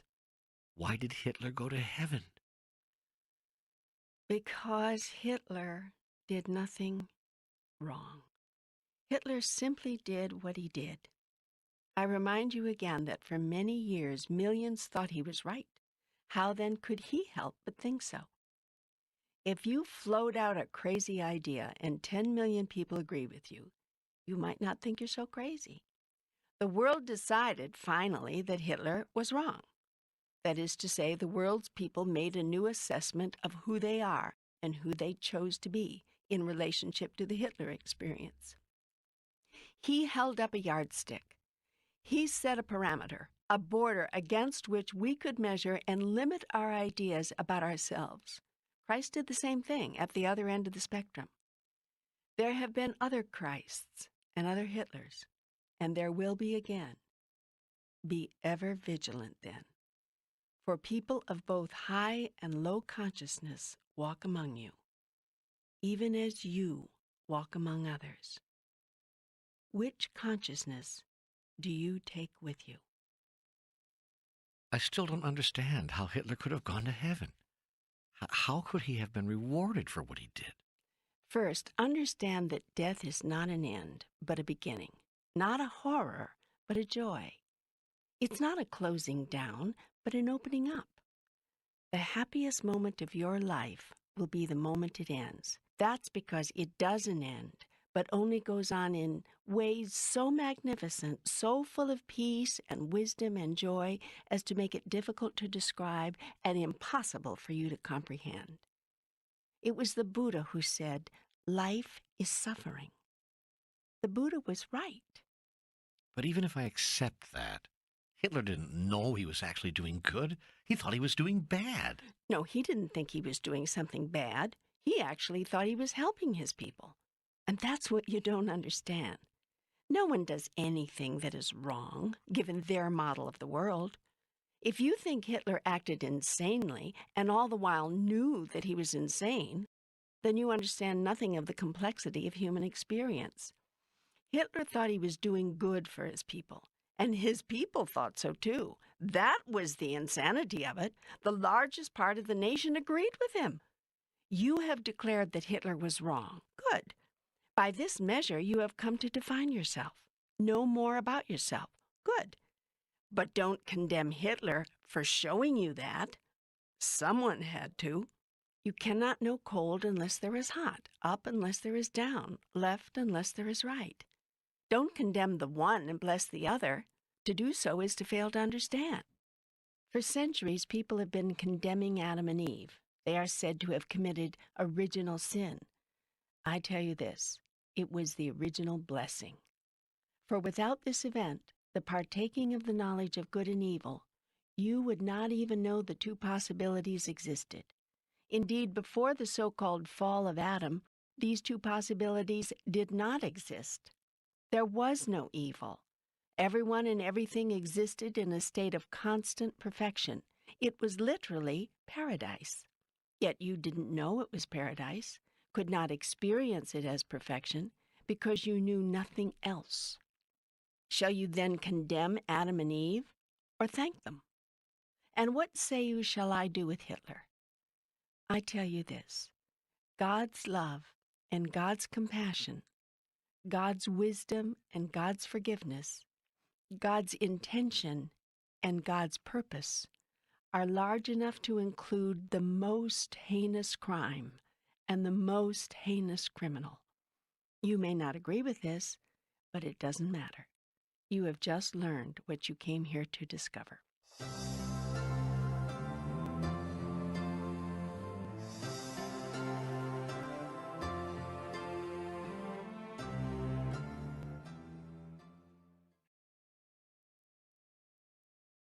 Have you said all you're going to say about time? I've said all you need to know. There is no time. All things exist simultaneously. All events occur at once. This book is being written, and as it's being written, it's already written. It already exists. In fact, that's where you're getting all this information, from the book that already exists. You're merely bringing it into form. This is what is meant by, even before you ask, I will have answered.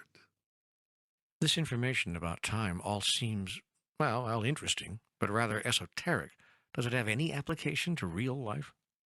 A true understanding of time allows you to live much more peacefully within your reality of relativity, where time is experienced as a movement, a flow, rather than a constant. It is you who are moving, not time. Time has no movement. There's only one moment. At some level, you deeply understand this. That is why when something really magnificent or significant occurs in your life, you often say it is as if time stands still. It does. And when you do also, you often experience one of those life-defining moments. Phew, I find this hard to believe. How can this be possible? Your science has already proven this mathematically. Formulas have been written showing that if you get into a spaceship and fly far enough, fast enough, you could swing back around toward the Earth and watch yourself taking off. This demonstrates that time is not a movement, but a field through which you move, in this case on Spaceship Earth. You say it takes 365 days to make a year, yet what is a day? You've decided, quite arbitrarily I might add, that a day is the time it takes your spaceship to make one complete revolution on its axis. How do you know that it's made such a spin? You can't feel it moving. You've chosen a reference point in the heavens, the sun. You say it takes a full day for the portion of the spaceship you are on to face the sun, turn away from the sun, then face the sun again. You've divided this day into 24 hours. Again, quite arbitrarily. You could just as easily have said 10 or 73. Then you divided each hour into minutes. You said each hourly unit contains 60 smaller units called minutes, and that each of those contains 60 tiny units called seconds. One day you noticed that the earth was not only spinning, it was also flying. You saw that it was moving through space around the sun. You carefully calculated that it took 365 revolutions of the earth for the earth itself to revolve around the sun. This number of earth spins you called a year. Things got kind of messy when you decided that you wanted to divide up a year into units smaller than a year but larger than a day. You created the week and the month, and you managed to get the same number of months in every year, but not the same number of days in every month. You couldn't find a way to divide an odd number of days, 365, by an even number of months, 12, so you just decided that some months contain more days than others. You felt you had to stay with 12 as the yearly subdivider because that was the number of lunar cycles you observed your moon moving through during a year. In order to reconcile these three spatial events, revolutions around the sun, spins of the earth on its axis, and moon cycles, you simply adjusted the number of days in each month. Even this device didn't solve all the problems because your earlier inventions kept creating a buildup of time which you didn't know what to do with. So you also decided that every so often 1 year would have to have a whole day more. You called this leap year and joked about it, but you actually lived by such a construction.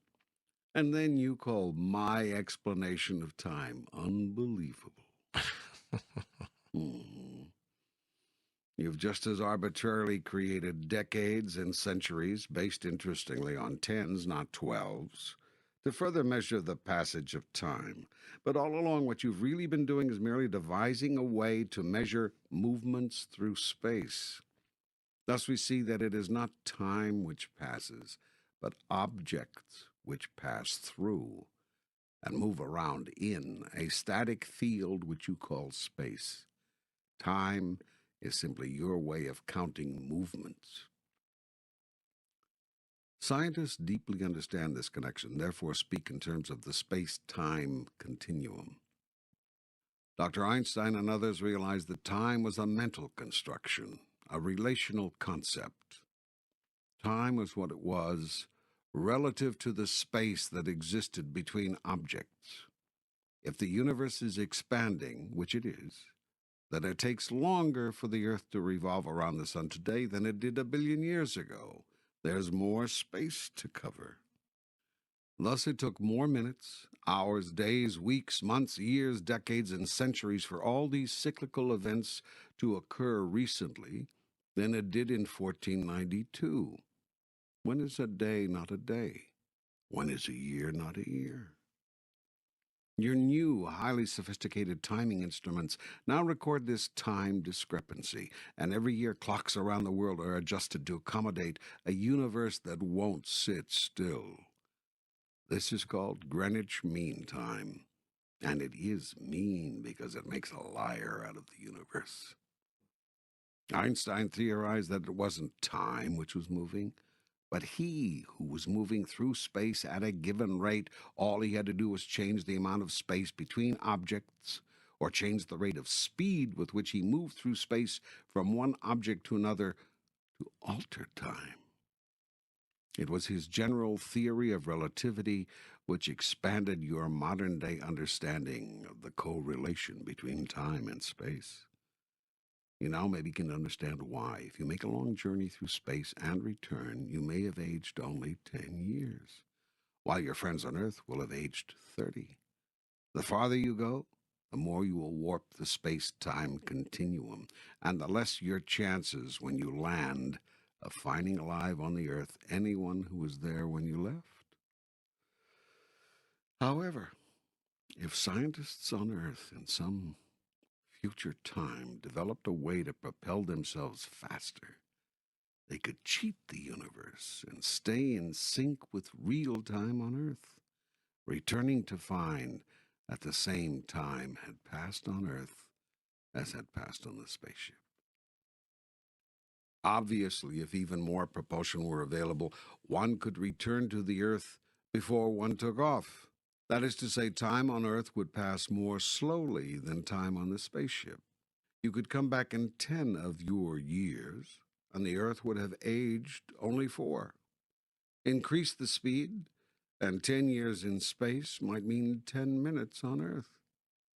Now, come across a fold in the fabric of space. Einstein and others believed such folds exist, and they were correct. And you are suddenly propelled across space in one infinitesimal moment.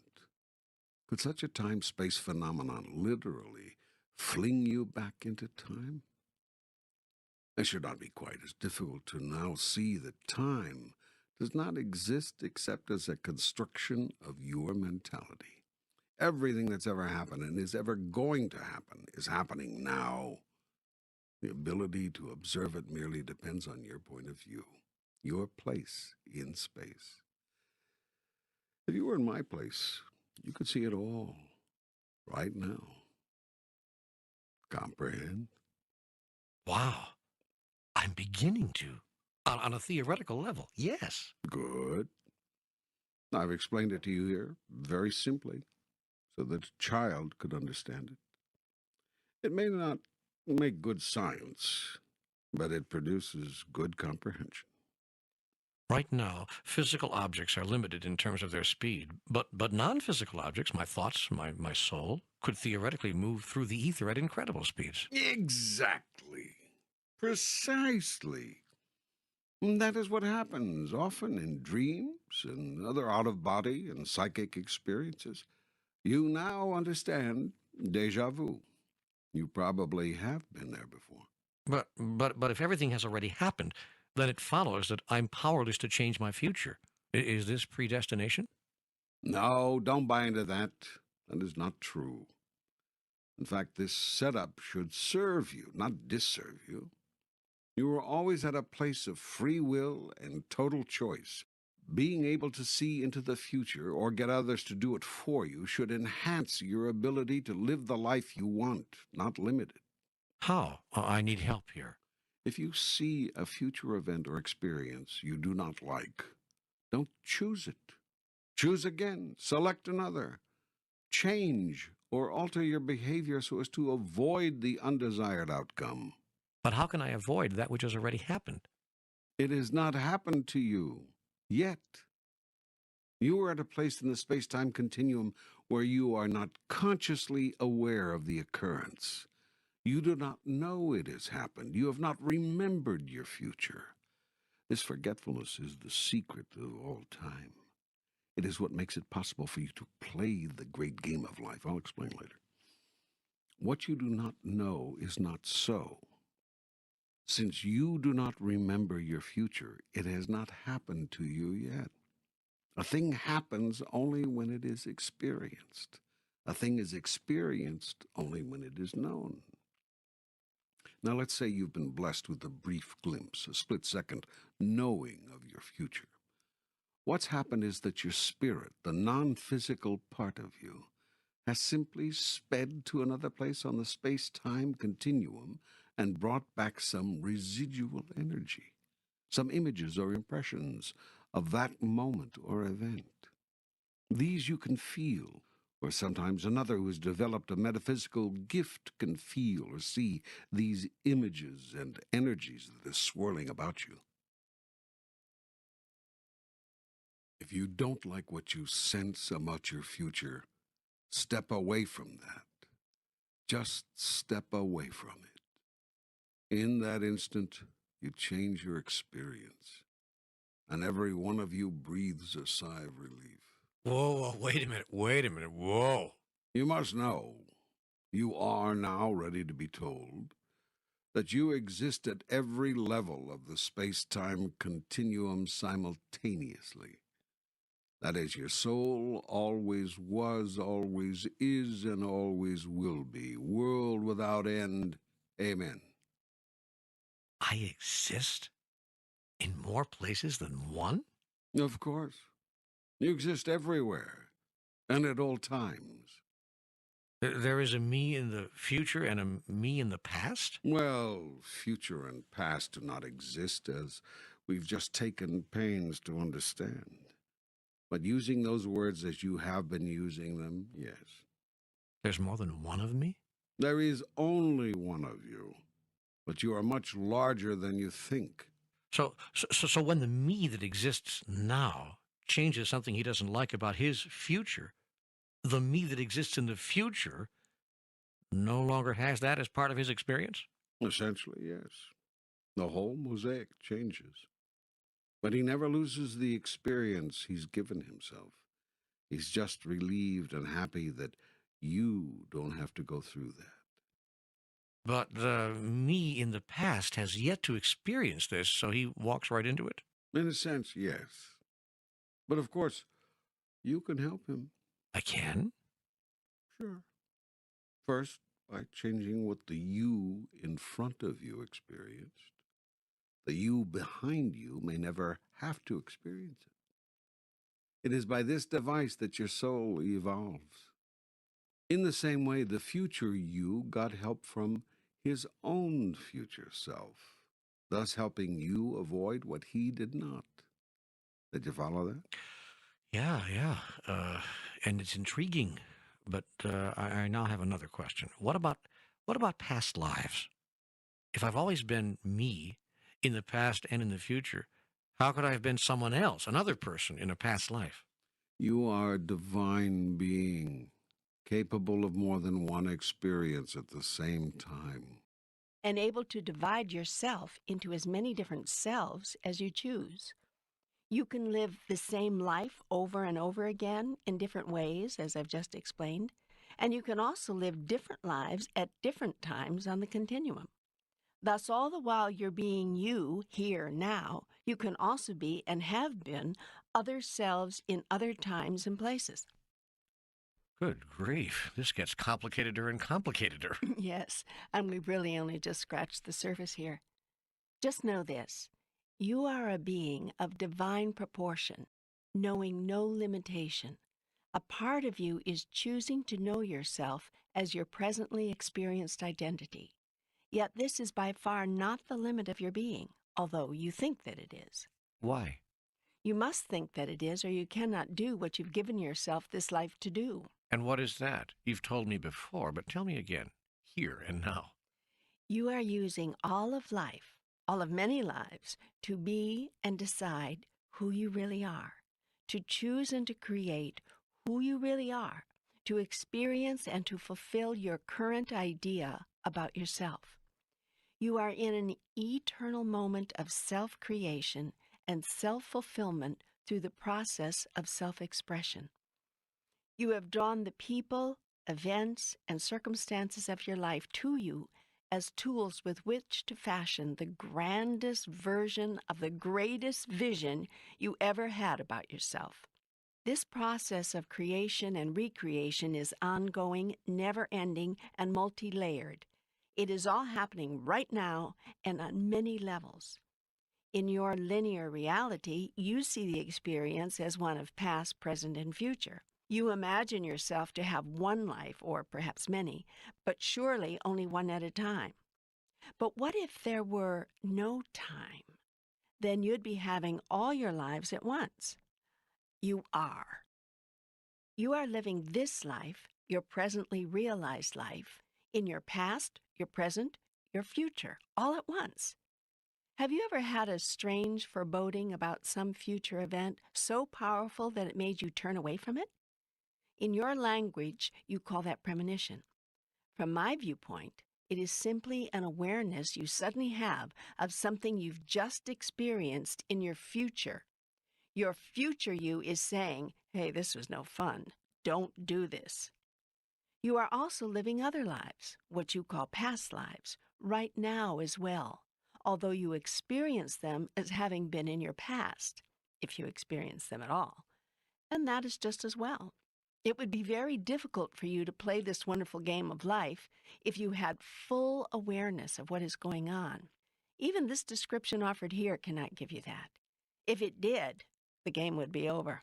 The process depends on the process being complete, as it is, including your lack of total awareness at this stage. So bless the process and accept it as the greatest gift of the kindest Creator. Embrace the process and move through it with peace and wisdom and joy. Use the process and transform it from something you endure to something you engage as a tool in the creation of the most magnificent experience of all time, the fulfillment of your divine self. How? How can I best do that? Do not waste the precious moments of this, your present reality, seeking to unveil all of life's secrets. Those secrets are secrets for a reason. Grant your God the benefit of the doubt. Use your now moment for the highest purpose, the creation and the expression of who you really are. Decide who you are, who you want to be, and then do everything in your power to be that. Use what I have told you about time as a framework within your limited understanding upon which to place the constructions of your grandest idea. If an impression comes to you about the future, honor it. If an idea comes to you about a past life, see if it has any use for you. Don't simply ignore it.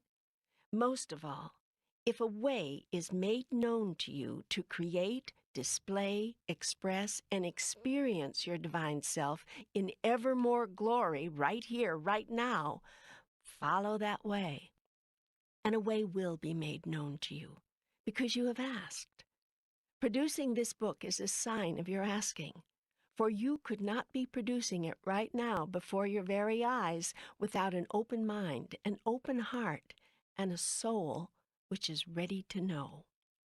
The same is true of those who are now listening to it, for they have created it too. How else could they now be experiencing it? Everyone is creating everything now being experienced, which is another way of saying that I am creating everything now being experienced, for I am everyone.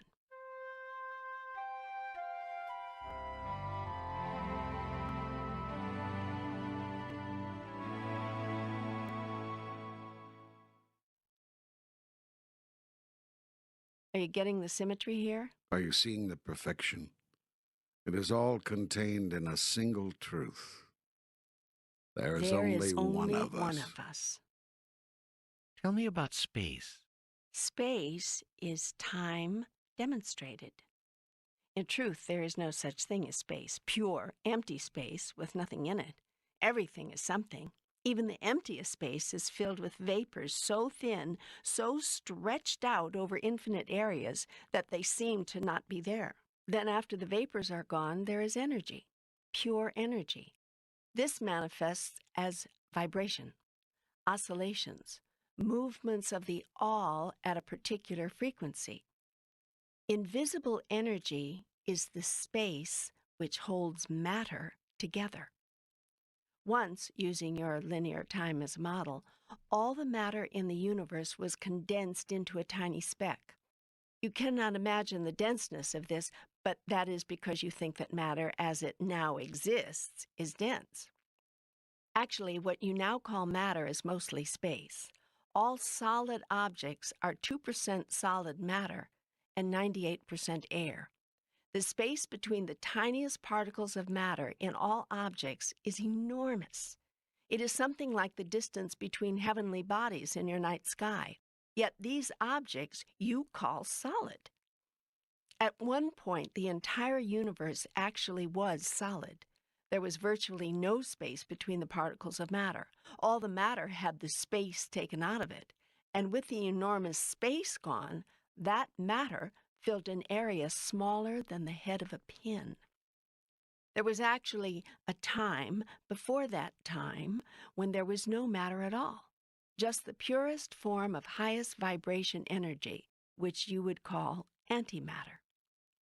This was the time, before the physical universe as you know it existed. Nothing existed as matter. Some people conceive of this as paradise or heaven because nothing was the matter. It's no accident that today in your language, when you suspect something is wrong, you say, "What's the matter?" In the beginning, pure energy, me, vibrated, oscillated so fast as to form matter, all the matter of the universe. You too can perform the same feat. In fact, you do every day. Your thoughts are pure vibration, and they can and do create physical matter. If enough of you hold the same thought, you can impact, even create portions of your physical universe. Is the universe now expanding? At a rate of speed you can't imagine.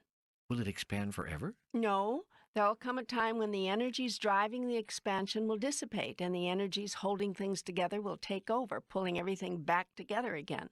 You mean the universe will contract? Yes, everything will quite literally fall into place, and you'll have paradise again. No matter, pure energy. In other words, me. In the end, it'll all come back to me. That is the origin of your phrase, "It all comes down to this." But that means that we will no longer exist. Not in physical form, but you will always exist. You cannot not exist. You are that which is. What will happen after the universe collapses? The whole process will start all over again. There will be another so-called Big Bang, and another universe will be born. It will expand and contract, and then it will do the same thing all over again and again and again, forever and ever, world without end. This is the breathing in and breathing out of God.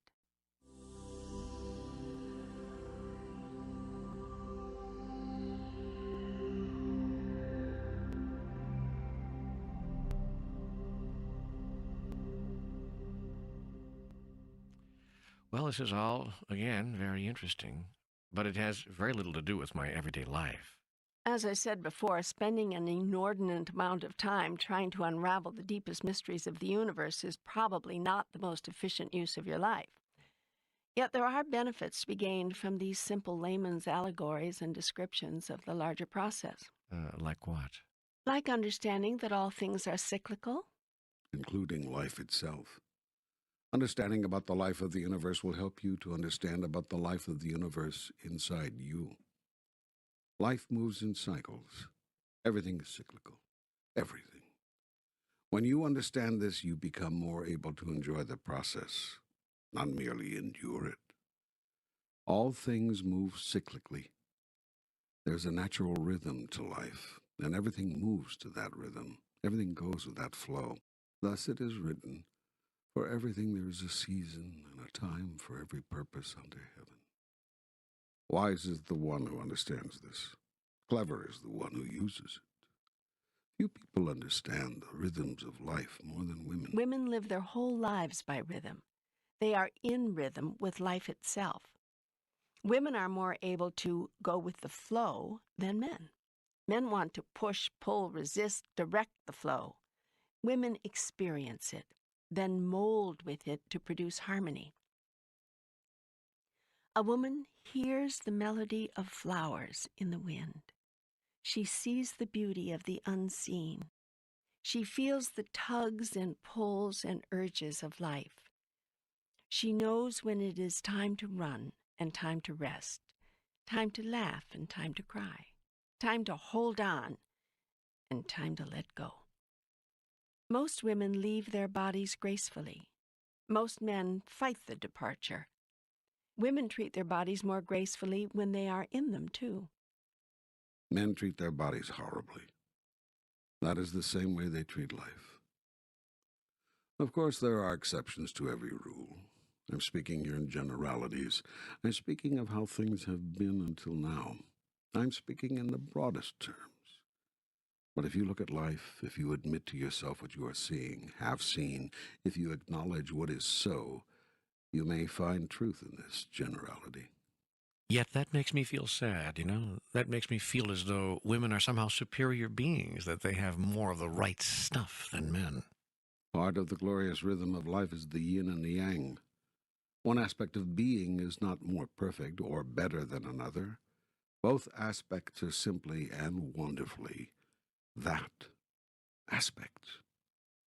Men obviously embody other reflections of divinity which women eye with equal envy. Yet it has been said that being a man is your testing ground or your probation. When you have been a man long enough, when you have suffered enough through your own foolishness, when you have inflicted enough pain through the calamities of your own creation, when you have hurt others enough to stop your own behaviors, to replace aggression with reason, contempt with compassion, always winning with no one losing. Then you may become a woman. When you have learned that might is not right, that strength is not power over, but power with, that absolute power demands of others absolutely nothing, when you understand these things, then you may deserve to wear a woman's body, for you will at last have understood her essence. Then a woman is better than a man. No, not better, different. It is you making that judgment. There is no such thing as better or worse in objective reality. There is only what is and what you wish to be. Hot is no better than cold, up no better than down, a point I've made before. Hence, female is no better than male. It just is what it is, just as you are what you are.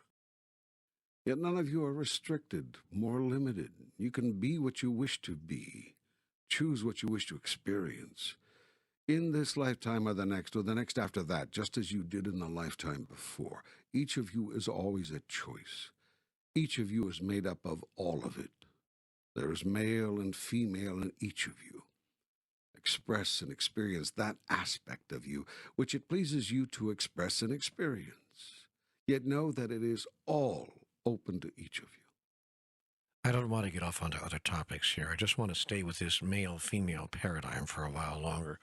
You promised to discuss in much more detail the whole sexual aspect of this duality. Yes, I think it is time that we talked, you and I, about sex. Why did you create two sexes? Was this the only way you could figure for us to recreate?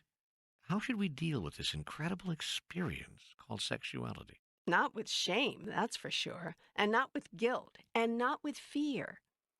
For shame is not virtue, and guilt is not goodness, and fear is not honor. And not with lust, for lust is not passion, and not with abandon, for abandon is not freedom, and not with aggressiveness, for aggressiveness is not eagerness, and obviously not with ideas of control or power or domination, for these have nothing to do with love. But may sex be used for purposes of simple personal gratification? The surprising answer is yes, because personal gratification is just another word for self-love. Personal gratification has gotten a bad rap through the years, which is the main reason so much guilt is attached to sex. You are told you are not to use for personal gratification something which is intensely personally gratifying. This obvious contradiction is apparent to you, but you don't know where to go with the conclusion. So you decide that if you feel guilty about how good you feel during and after sex, that will at least make it all right. It's not unlike the famous singer you all know, whom I will not name here, who receives millions of dollars for singing her songs. Asked to comment on her incredible success and the riches it has brought her, she said, "I feel almost guilty because I love doing this so much." The implication is clear. If it's something you love doing, you should not also be rewarded additionally with money. Most people earn money by doing something they hate, or something that is at least hard work, not endless joy. So the world's message is, if you feel negatively about it, then you can enjoy it. Guilt is often used by you in your attempt to feel bad about something you feel good about, and thus reconcile yourself with God, who you think does not want you to feel good about anything. You are especially not to feel good about joys of the body, and absolutely not about, as your grandmother used to whisper, sex. Well, the good news is it's all right to love sex. It's also all right to love yourself. In fact, it's mandatory. What does not serve you is to become addicted to sex or anything else. but it is okay to fall in love with it.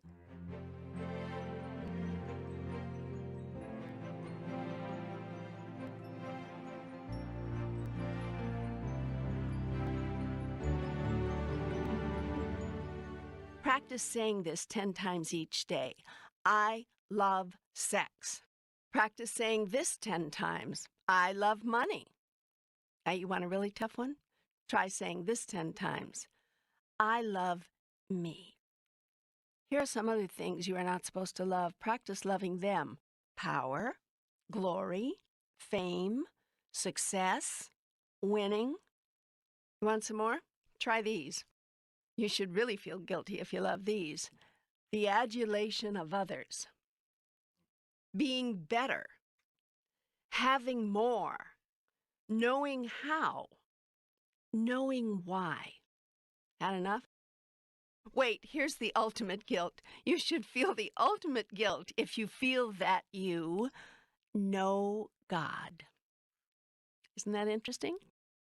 All through your life, you have been made to feel guilty about the things you want most.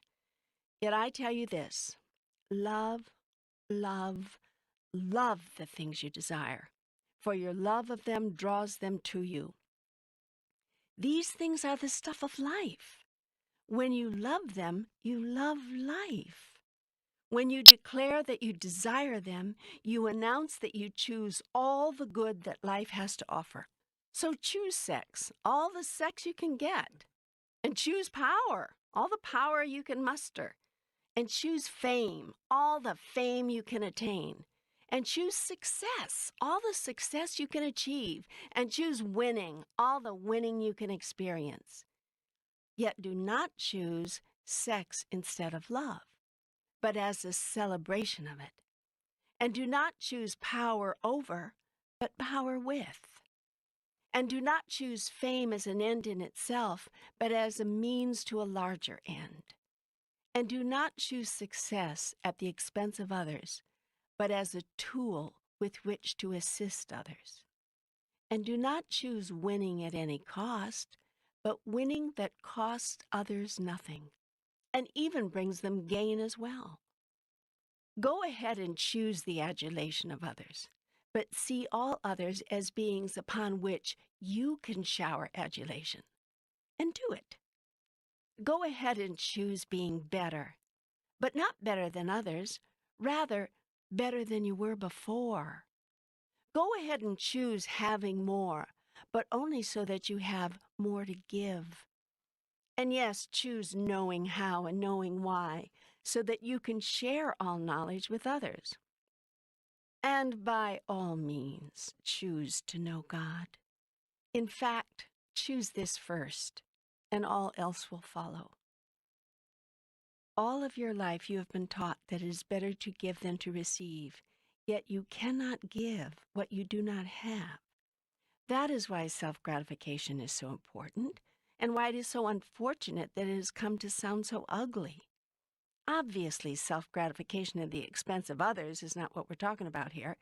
This is not about ignoring the needs of others. Yet life should also not have to be about ignoring your own needs. Give yourself abundant pleasure, and you will have abundant pleasure to give others. The masters of tantric sex know this. That's why they encourage masturbation, which some of you actually call a sin. Masturbation? Oh boy, you've really stretched the limit here. How can you bring up something like that? How can you even say it in a message that's supposed to be coming from God? I see. You have a judgment about masturbation. Well, I don't, but a lot of people might.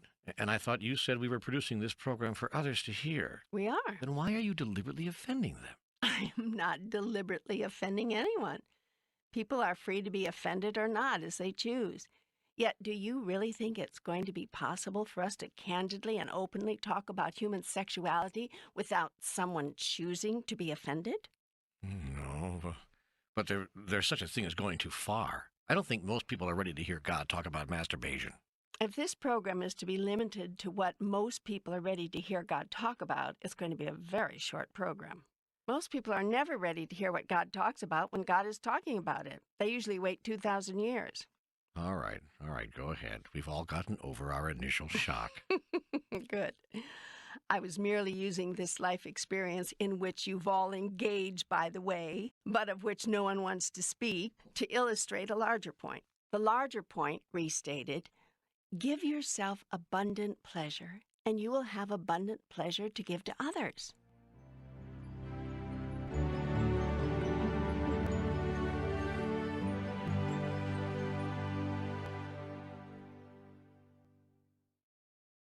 Teachers of what you call tantric sex, which is a very high form of sexual expression, incidentally, know that if you come to sex with hunger for sex, your ability to pleasure your partner and to experience a prolonged and joyful union of souls and bodies, which is a very high reason to experience sexuality, by the way, is greatly diminished.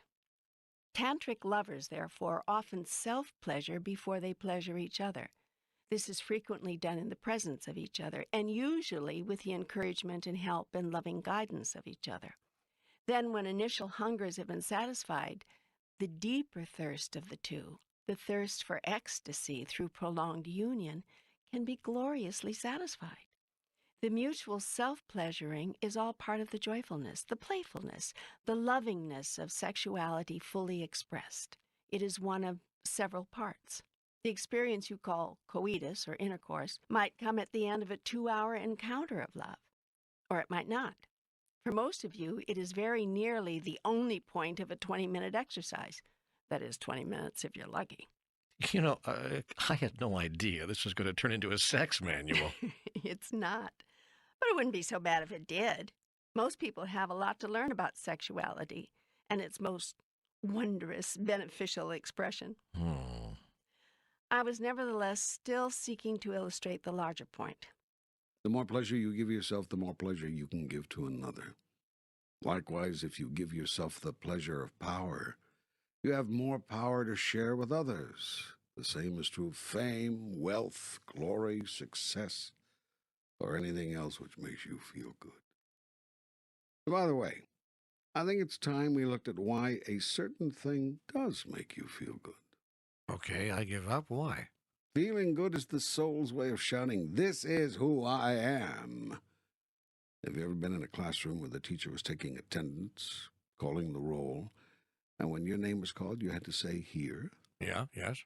Well, feeling good is the soul's way of saying "here." Now, a lot of people are ridiculing this whole idea of doing what feels good. They say this is the road to hell, yet I say it is the road to heaven.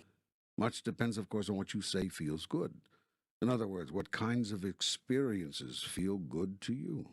Yet I tell you this, no kind of evolution ever took place through denial. If you are to evolve, it will not be because you've been able to successfully deny yourself the things that you know feel good, but because you've granted yourself these pleasures and found something even greater. For how can you know that something is greater if you've never tasted the lesser? Religion would have you take its word for it. That is why all religions ultimately fail. Spirituality, on the other hand, will always succeed.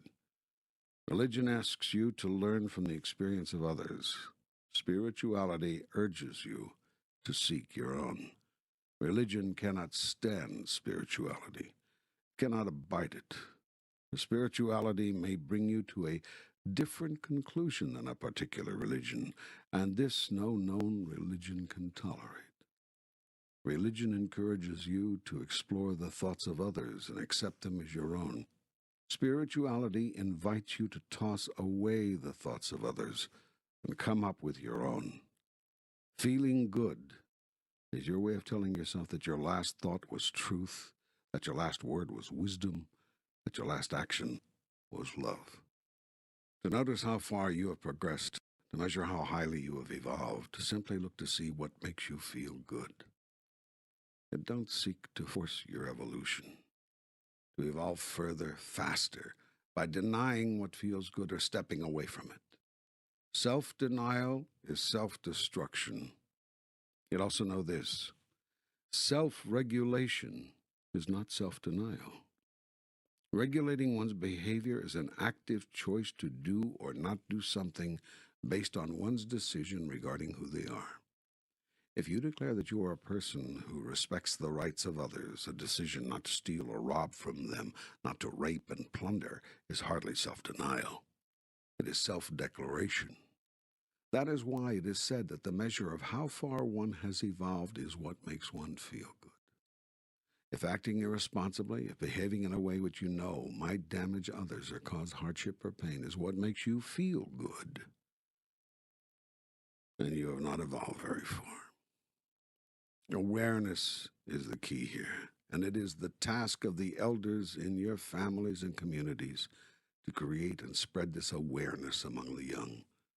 It is likewise the job of God's messengers to increase awareness among all peoples, so that they may understand that what is done to or for one is done to or for all, because we are all one.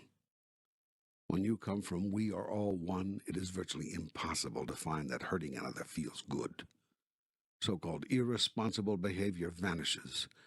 It is within these parameters that evolving beings seek to experience life. It is within these parameters that I say, grant yourself permission to have all that life has to offer, and you will discover it has more to offer than you've ever imagined. You are what you experience. You experience what you express. You express what you have to express. You have what you grant yourself. I love this. I love this. But can we get back to the original question? Yes. I created two sexes for the same reason I put the yin and yang in everything, in the whole universe. They are part of the yin and the yang, this male and this female. They are the highest living expression of it in your world. They are the yin and the yang in form, in one of many physical forms. The yin and yang, the here and the there, the this and the that. The up and the down, the hot and the cold, the big and the small, the fast and the slow, the matter and the antimatter. All of it is necessary for you to experience life as you know it. How may we best use this thing called sexual energy? Lovingly, Openly, playfully, joyfully, outrageously, passionately, sacredly, romantically, humorously, spontaneously, touchingly, creatively, unabashedly, sensually, and of course, frequently. There are those who say that the only legitimate purpose of human sexuality is procreation. Rubbish. Procreation is the happy after effect, not the logical forethought of most human sexual experience. The idea that sex is only to make babies is naive. And the corollary thought that sex should therefore stop when the last child is conceived is worse than naive. It violates human nature, and that is the nature I gave you. Sexual expression is the inevitable result of an eternal process of attraction and rhythmic energy flow, which fuels all of life. I have built into all things an energy that transmits its signal throughout the universe. Every person, animal, plant, rock, tree, every physical thing sends out energy like a radio transmitter. You are sending off energy, emitting energy right now, from the center of your being in all directions. This energy, which is you, moves outward in wave patterns. The energy leaves you, moves through walls, over mountains, past the moon, and into forever. It never, ever stops. Every thought you've ever had colors this energy. When you think of someone, if that person is sensitive enough, he or she can feel it. Every word you've ever spoken shapes it. Everything you've ever done affects it. The vibration, the rate of speed, the wavelength, the frequency of your emanations shift and change constantly with your thoughts, moods, feelings, words, and actions. You've heard the saying, sending off good vibes, and it's true. That's very accurate. Now every other person is naturally doing the same thing, and so the ether, the air between you, is filled with energy. A matrix of intertwining, interwoven personal vibes that form a tapestry more complex than you could ever imagine. This weave is the combined energy field within which you live. It is powerful and affects everything, including you.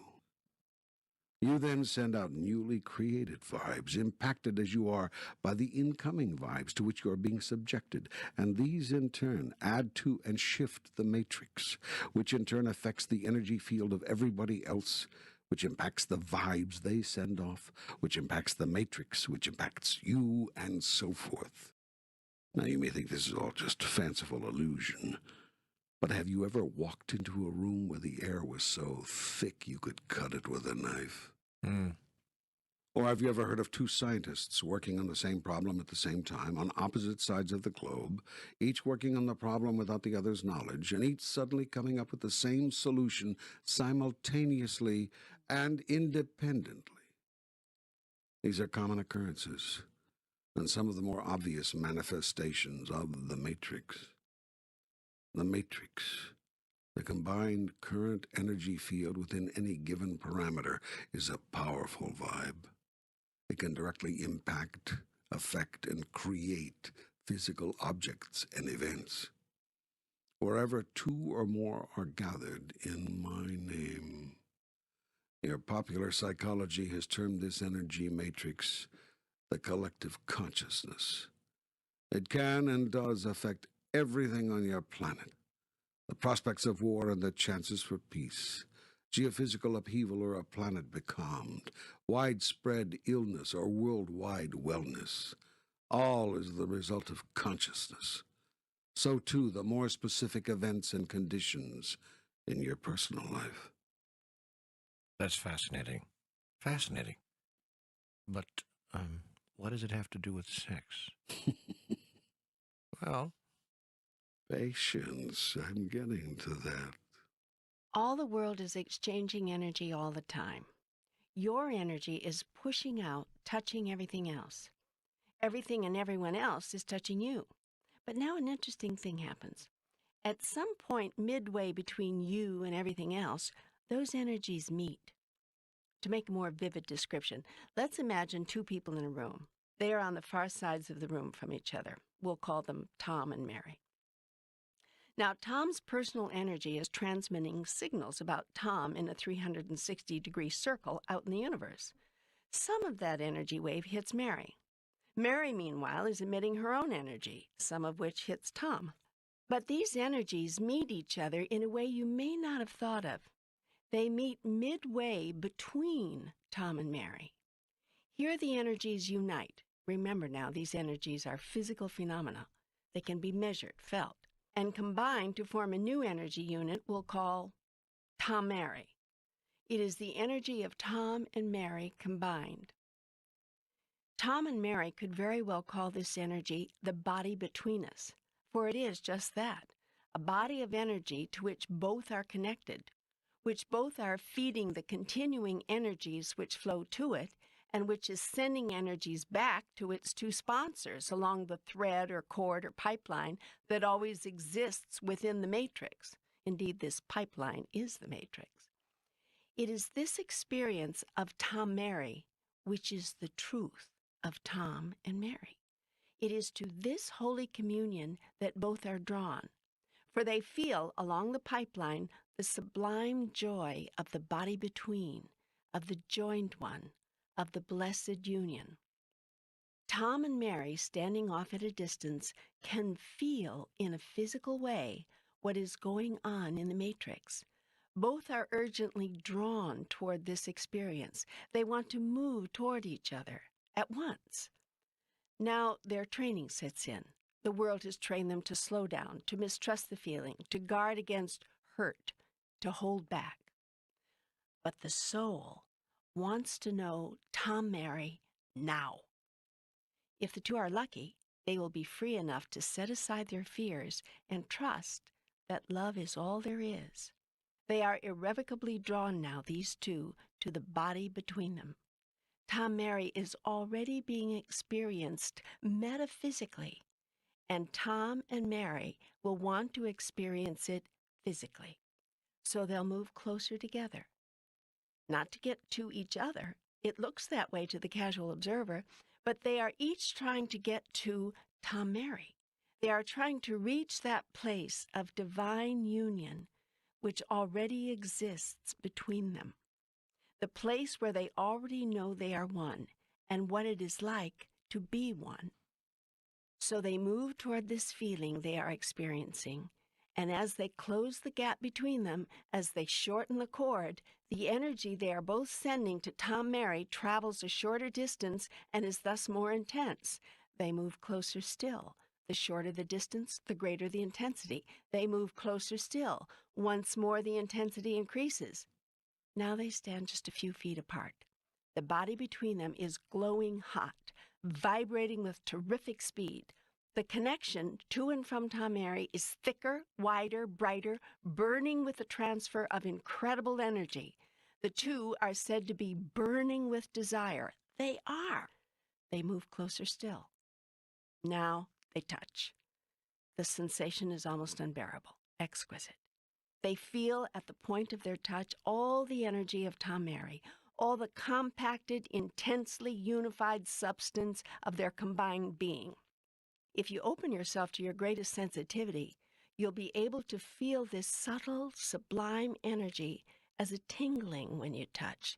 Sometimes the tingling will run right through you, or as heat at the point of your touch, heat which you may also suddenly feel throughout your body, but concentrated deeply within your lower chakra or energy center. It will burn there especially intensely, and Tom and Mary will now be said to have the hots for each other. Now the two embrace, and they close the gap even further, with Tom, Mary, and Tom Mary all filling nearly the same space. Tom and Mary can feel Tom Mary between them, and they want to get even closer, to literally meld with Tom Mary, to become Tom Mary in physical form. I have created in the male and female bodies a way to do that. At this moment, Tom and Mary's bodies are ready to do that. Tom's body is now ready to literally enter Mary. Mary's body is ready to literally receive Tom within her. The tingling, the burning, is now beyond intense. It is indescribable. The two physical bodies join. Tom, Mary, and Tom, Mary become one. In the flesh. Still the energies flow between them urgently, passionately. They heave, they move, they can't get enough of each other, can't get close enough together. They strive to get close, closer. They explode, literally, and their entire physical bodies convulse. The vibration sends ripples to their fingertips. In the explosion of their oneness, they have known the God and the Goddess, the Alpha and the Omega, the all and the nothing, the essence of life, the experience of that which is. There are physical chemistries as well. The two have become one. And a third entity often is created of the two in physical form. Thus, an outpicturing of Tom Mary is created. Flesh of their flesh, blood of their blood. They have literally created life. Have I not said that ye are gods? That is the most beautiful description of human sexuality I've ever heard. You see beauty where you desire to see it. You see ugliness where you are afraid to see beauty. It would amaze you to know how many people see what I've just said as ugly. No, it wouldn't. I've already seen how much fear and ugliness the world has placed around sex. But you do leave a lot of questions. I'm here to answer them, but allow me to go on with my narrative just a bit further before you start throwing them at me. Yes, please. This dance I've just described, this energy interaction I've explained, is occurring all the time in and with everything. Your energy, beamed from you like a golden light, is interacting constantly with everything and everyone else. The closer you are, the more intense the energy. The further away, the more subtle. Yet you are never totally disconnected from anything. There is a point between you and every other person, place, or thing which exists. It is here that two energies meet, forming a third, much less dense, but no less real energy unit. Everyone and everything on the planet and in the universe is emitting energy in every direction.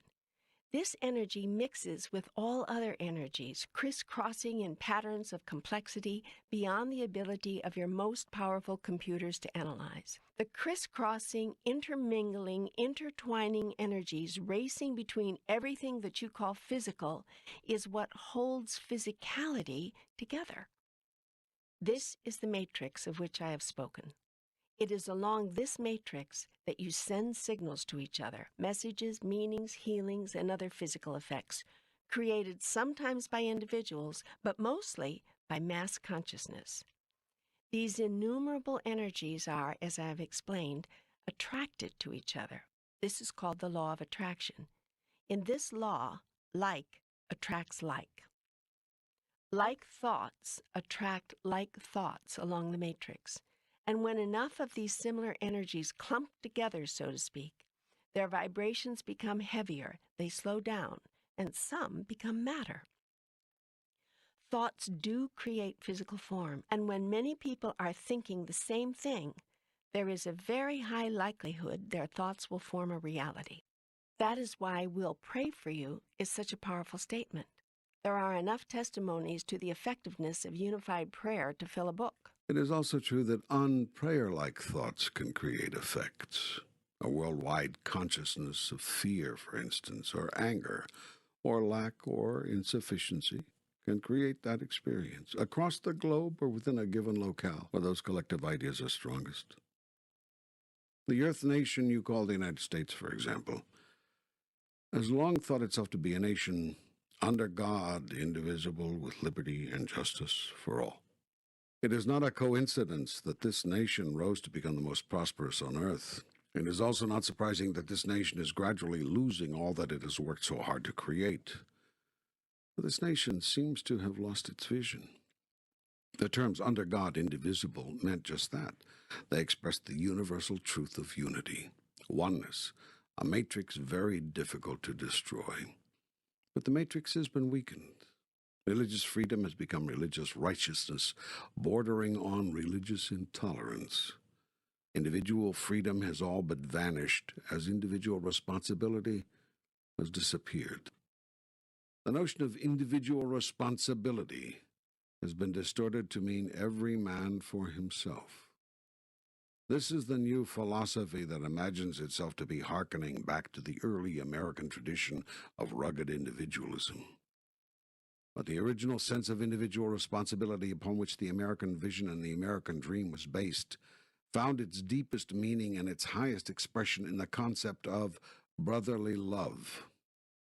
What made America great was not that every man struggled for his own survival, but that every man accepted individual responsibility for the survival of all. America was a nation that would not turn its back on the hungry, would never say no to the needy, would open its arms to the weary and the homeless, and would share its abundance with the world. Yet as America became great, Americans became greedy. Not all, but many. And as time went on, more and more. As Americans saw how good it was possible to have it, they sought to have it even better. Yet there was only one way to have more and more and more. Someone else had to have less and less and less. As greed replaced greatness in the American character, there was less room for compassion for the least among the people. The less fortunate were told it was their own damned fault. They didn't have more. After all, America was the land of opportunity, was it not? No one except the less fortunate found it possible to admit that America's opportunity was limited, institutionally, to those already on the inside track. In general, these have not included many minorities, such as those of certain skin color or gender. Americans became arrogant internationally as well. As millions starved across the globe, Americans threw away enough food each day to feed entire nations. America was generous with some, yes, but increasingly her foreign policy came to be an extension of her own vested interests. America helped others when it served America to do so. That is, when it served America's power structure, America's richest elite, or the military machine that protected those elite and their collective assets. America's founding ideal, brotherly love, had been eroded. Now any talk of being your brother's keeper is met with a new brand of Americanism. A sharp mind toward what it takes to hold on to one's own, and a sharp word to any among the less fortunate who would dare ask for their fair share, for their grievances to be redressed. Each person must take responsibility for herself or himself. That is undeniably true. But America and your world can truly work only when every person is willing to stand responsible for all of you as a whole. So collective consciousness produces collective results. Exactly. And this has been demonstrated time and time again throughout all of your recorded history. The matrix draws itself into itself, exactly as your scientists describe the so-called black hole phenomenon. It pulls like energy to like energy, even drawing physical objects toward each other. Those objects must then repel each other, move away, or they will merge forever, in effect disappearing in their present form and taking on a new form. All beings of consciousness intuitively know this, so all beings of consciousness move away from the permanent melding in order to maintain their relationship to all other beings. If they did not, they would meld into all other beings and experience the oneness forever. This is the state from which we have come. Having moved away from this state, we are constantly re-attracted to it. This ebb and flow, to and fro movement, is the basic rhythm of the universe and everything in it. This is sex, the synergistic energy exchange. You are constantly being attracted, compelled toward union with one another and with all that is in the matrix. Then, at the moment of unity, being repelled by conscious choice away from that unity. Your choice is to remain free of it so that you can experience it. For once you become part of that unity and remain there, you cannot know it as unity, since you no longer know separation. Put another way, for God to know itself as the all of it, God must know itself as not the all of it. In you and in every other energy unit of the universe, God knows itself as the parts of all, and thus gives itself the possibility of knowing itself as the all in its own experience. I can only experience what I am by experiencing what I am not. Yet I am what I am not. And so you see the divine dichotomy. Hence the statement, I am that I am. Now, as I said, this natural ebb and flow, this natural rhythm of the universe, typifies all of life, including the very movements that create life in your reality. Toward each other you are compelled, as if by some urgent force, only to pull away and separate, only to urgently push toward each other again, once more to separate, and again to hungrily, passionately, urgently seek total union. Together, apart, together, apart, together, apart, your bodies dance in a movement so basic, so instinctual, that you have very little conscious awareness of deliberate action. At some point, you shift into automatic. No one needs to tell your bodies what to do. They simply do it with the urgency of all of life. This is life itself, expressing itself as life itself. And this is life itself producing new life in the bosom of its own experience. All of life works on such a rhythm. All of life is the rhythm. And so, all of life is imbued with the gentle rhythm of God, what you call the cycles of life. Food grows in such cycles. Seasons come and go. Planets spin and circle. Suns explode and implode and explode again. Universes breathe in and breathe out. all of it happens, all of it, in cycles, in rhythms, in vibrations, matching the frequencies of God Goddess, the All. For God is the All, and the Goddess is everything, and there is nothing else that is, and all that ever was is now, and ever shall be, is your world without end. Amen.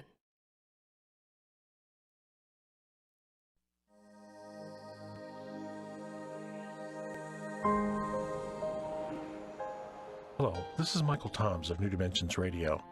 We're glad you joined us, and I'm here with Marianne Williamson, author of Return to Love, Raymond Moody, author of Life After Life and Reunions, and Neale Donald Walsch, author of Conversations with God. I thought the best place to begin would be to ask Marianne and Raymond, what are your impressions of Conversations with God, which has become a publishing phenomenon? Marianne, what are your thoughts?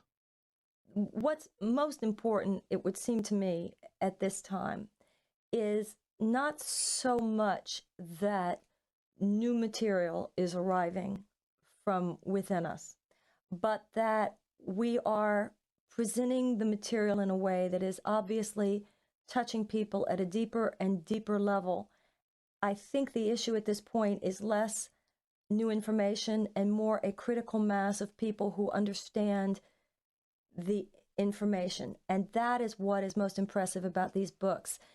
Not only what Neale is saying, but how deeply he's touched so many people. And that's why I think the books are so important.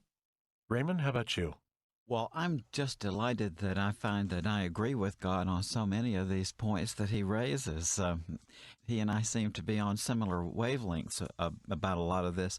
I think that really what comes up to me as I was reading the book as a feeling that I get about it is that very surely, I think, Neale, you're going to be in for a lot of gaff from the fundamentalist wing on this one. And I think you should enjoy that because it's time someone in our society stood up, I think, to that group of people who are so fear-based. And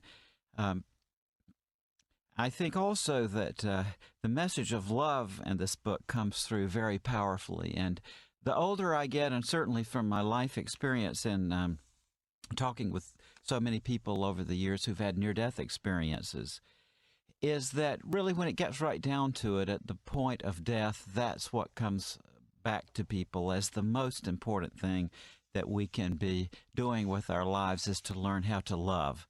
And I'm happy that that message comes across so clearly in these books. I want to say that I don't see myself, nor do I hope anyone will position me, as one who is taking on anyone or confronting anyone. And I have a special word to say right now to any fundamentalist who is listening. I honor your point of view. I hope that you honor your point of view.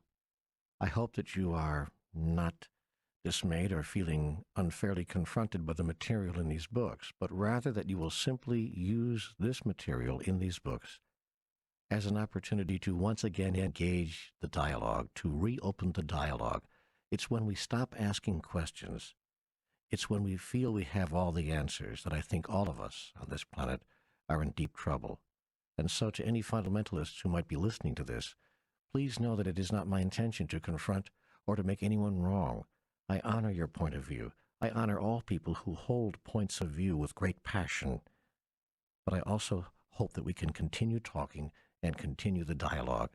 That's why this conversation with God is so extraordinarily important. Neale, now that Book 1 has been out there for a while, and Book 2 has been published, and Book 3 is on the way, I know that you travel quite a bit. I'm wondering about the level and quality of response you're getting from people to the book. Well, it's the most extraordinary thing, Michael. They're showing up 800, 1,000, 1,500 in the halls, in the lecture halls and so forth, and the churches where I am asked to appear. And they're saying to me, almost with one voice, thank you for writing my book, because I've had these experiences or I've had this kind of knowledge within me. I always felt this was the way it was. And they're saying to me as well, thank you for showing me and allowing me to confirm within myself a God that I can fall in love with. And so people are coming to me with great joy, with great gladness in their hearts, with some sense of relief that someone else besides themselves has confirmed for them what they've always known. The most extraordinary thing that I've noticed as I go to these places around the country and around the world is the demographic of the audience. We have young people, 8, 10, 12, and 15, teenagers, lots of teenagers, and a tremendous number of older Americans and older people in their 70s and in their 80s who are coming to these events and who are coming to me afterward at the book signings and so forth and saying, yes, yes, yes, I've always known this. I've always known this. Thank you for helping other people to know it as well.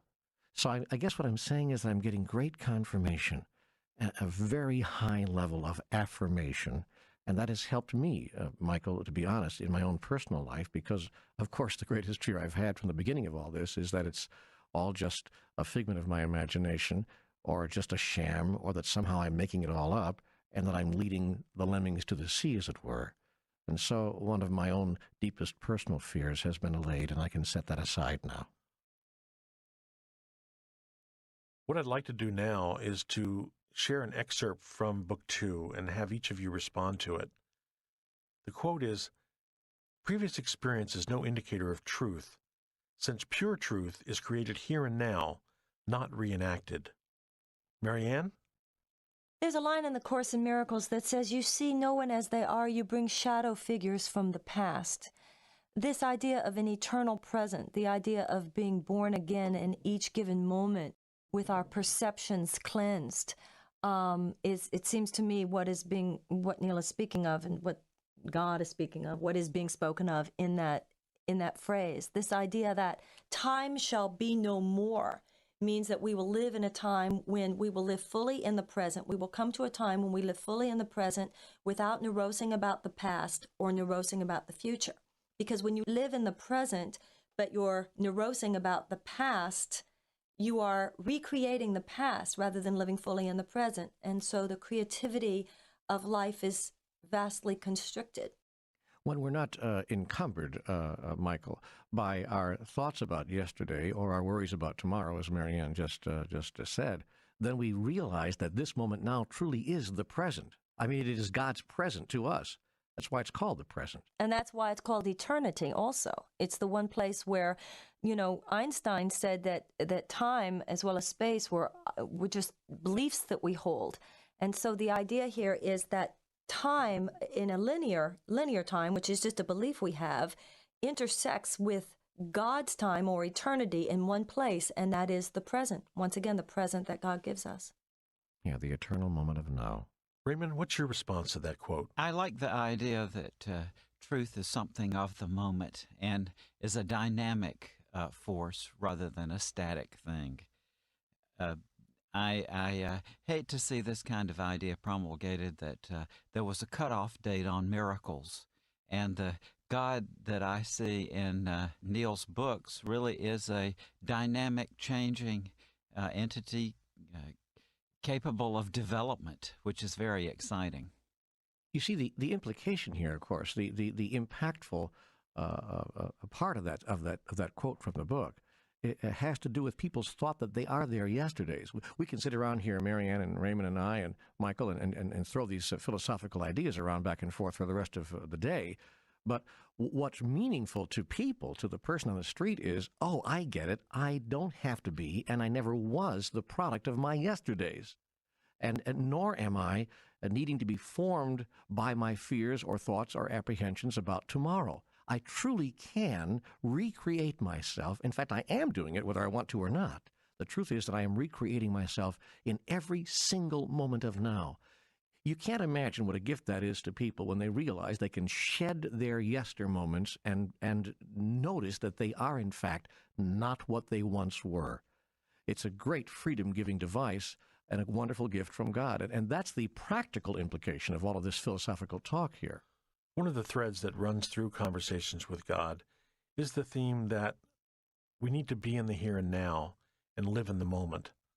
I'm wondering what insights you have, considering that we live in a very fast-paced society, as to how people can do that.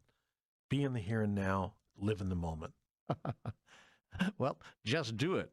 But I don't know anyone who does that better than Marianne. I would cede to her on this one because she, in fact, of all the people that I know in my life right now, lives in the present moment more purely and more cleanly than anyone I happen to know. So, Marianne, you're the expert. That was really a sweet thing of you to say. I don't perceive myself as some huge success in this area, but I appreciate your saying it. I do know this, that when he said, you just have to do it, there's a line in the Course in Miracles, there would be no Savior if there were no need for one. To me, the idea of God as something that we call on in any given moment, I think if we are left to our own devices, we will bring the past into the present, because there is a place in our minds which is almost like a dark force that would always have us do that. And it is our instinct at this point to bring it with us into the present. But I believe that in any given moment that we surrender our thoughts and say, God, may your light be here. May your thoughts be here. May your purposes be here. And I think that that's a matter of mental discipline that I think comes from practice and from prayer and meditation. I know, left my own devices, I'm going to bring my thinking. My thinking has false ambition in it. My thinking has fear in it. My thinking has the past in it. My thinking has the future in it. And that is thinking that will rob me of my life. So I ask for celestial help here. I ask God I willingly and consciously invite the Spirit of God to be in charge of my thought forms. Let me give you a practical tool, too, and see whether you guys like this one, Raymond and Marianne. I've come up with a question that I ask myself it turns out to be a very practical hands-on tool allowing me to return to the present moment. And that question that I ask myself whenever I'm confronted with any outside data or any experience internally of myself, whether it's fear or anger that comes up for me or whatever it might be, is this: what would happen if that weren't so? And here's how I apply that. If I find myself in traffic someplace and suddenly becoming angry, I notice, okay, I'm angry because the traffic is slowing me down. And then I ask myself what I call my magic question: but what would happen if that weren't so? And then I realize that I'm at choice about that. The exterior circumstance may not change. The traffic jam may be just as bad as it was 3 seconds earlier, but my perception of what it's doing to me and my idea about myself in relationship to it can change if I allow myself to notice that I have the opportunity to create that change. If I become fearful about something and I say, I'm really afraid about this conversation with Marianne Williamson and Raymond Moody, two huge names in this whole field. What am I doing here talking to these people? And then I think to myself as I sit down in this chair, yes, but what would happen if that weren't so? Then how would you be? And suddenly I can relax and notice that Raymond and Marianne are two perfectly lovely people, and it's okay to be equal with them in this conversation. And Neale, also, I think, I feel that by and large people tend to put too much of a burden on themselves about that kind of thing. Many of the people who have had profound near-death experiences and have seen the importance of love through that experience, nonetheless tell me that even after a grand vision like that, it's really, in fact, very difficult to put that into practice on a daily basis. And one thing that happens, I think, is that if you just keep that in mind, that this too shall pass away, as in that old saying, over a period of time, that does work on you. Yes.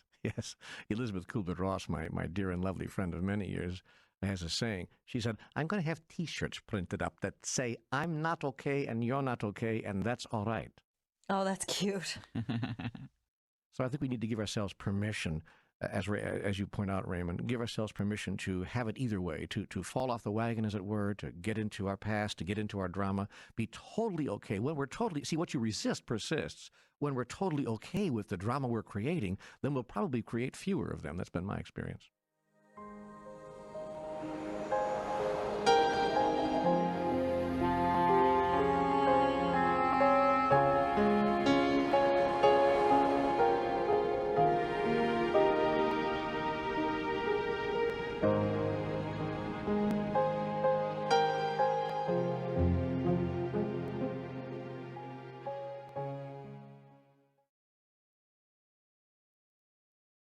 The interesting thing about talking with you is that you always leave me with more questions than answers. Now I have questions about politics as well as sex. Some say they're the same thing, that in politics all you ever do is get... Wait a minute. You're not going to use an obscenity, are you?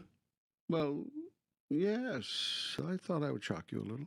Hey, cut it out. God isn't supposed to talk like that. Then why do you? Well, most of us don't. The hell you don't. Well, those people who are God-fearing don't. Oh, I see. You have to fear God in order not to offend him. And who says I am offended anyway by a simple word? Finally, don't you find it interesting that a word some of you use in the height of passion to describe great sex you also use as your highest insult? Does that tell you anything about the way you feel about sexuality? I think you've gotten confused. I don't think people use that term to describe a glorious, truly romantic sexual moment. Oh, really? Have you been in any bedrooms lately? No, have you? I am in all of them, all of the time.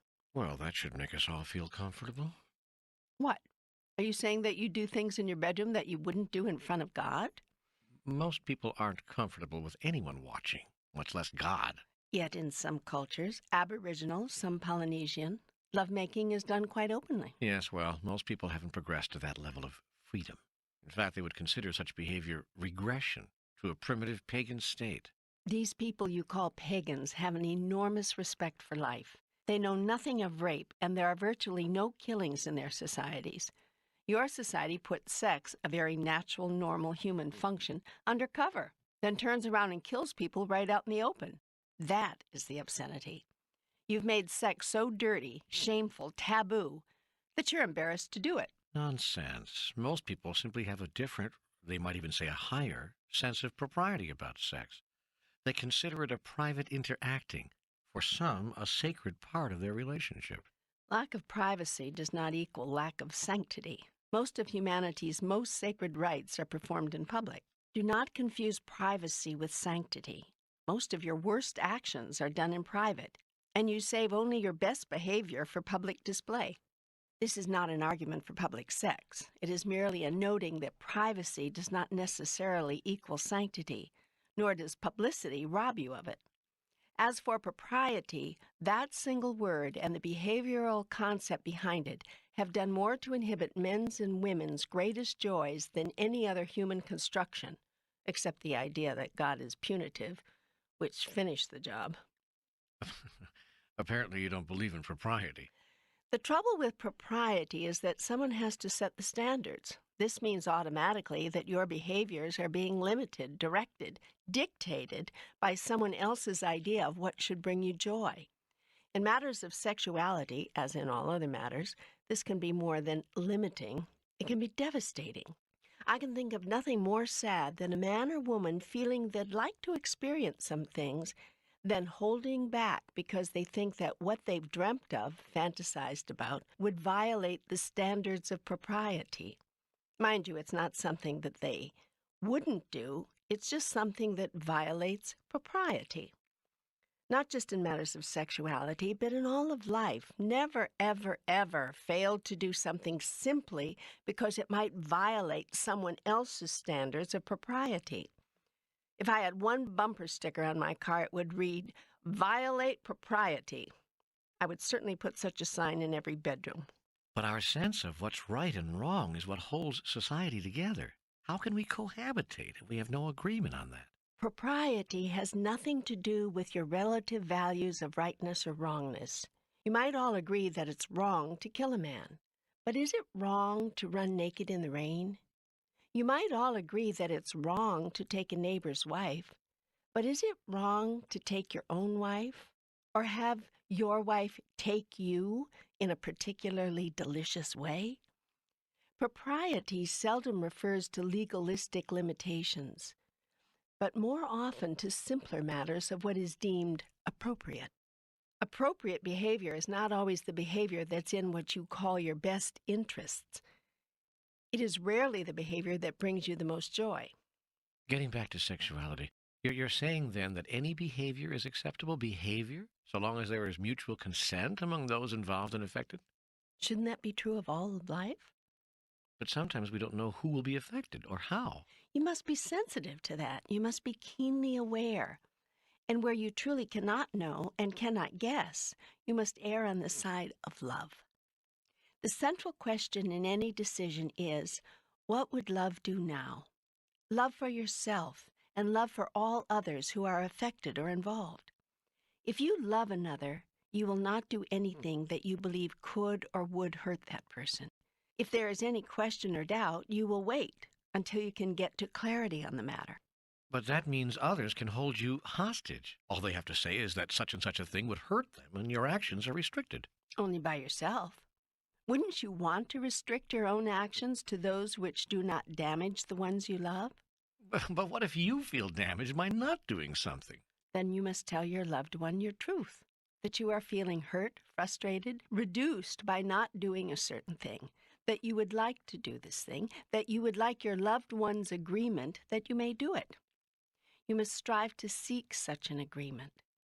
Work to strike a compromise. Seek a course of action in which everybody can win. And if such a course cannot be found? Then I'll repeat what I've said before. Betrayal of yourself in order not to betray another is betrayal nonetheless. It is the highest betrayal. Shakespeare put this another way. To thine own self be true, and it must follow as the night the day, thou canst not then be false to any man. But the man who always goes with what he wants becomes a very selfish man. I can't believe you're advocating this.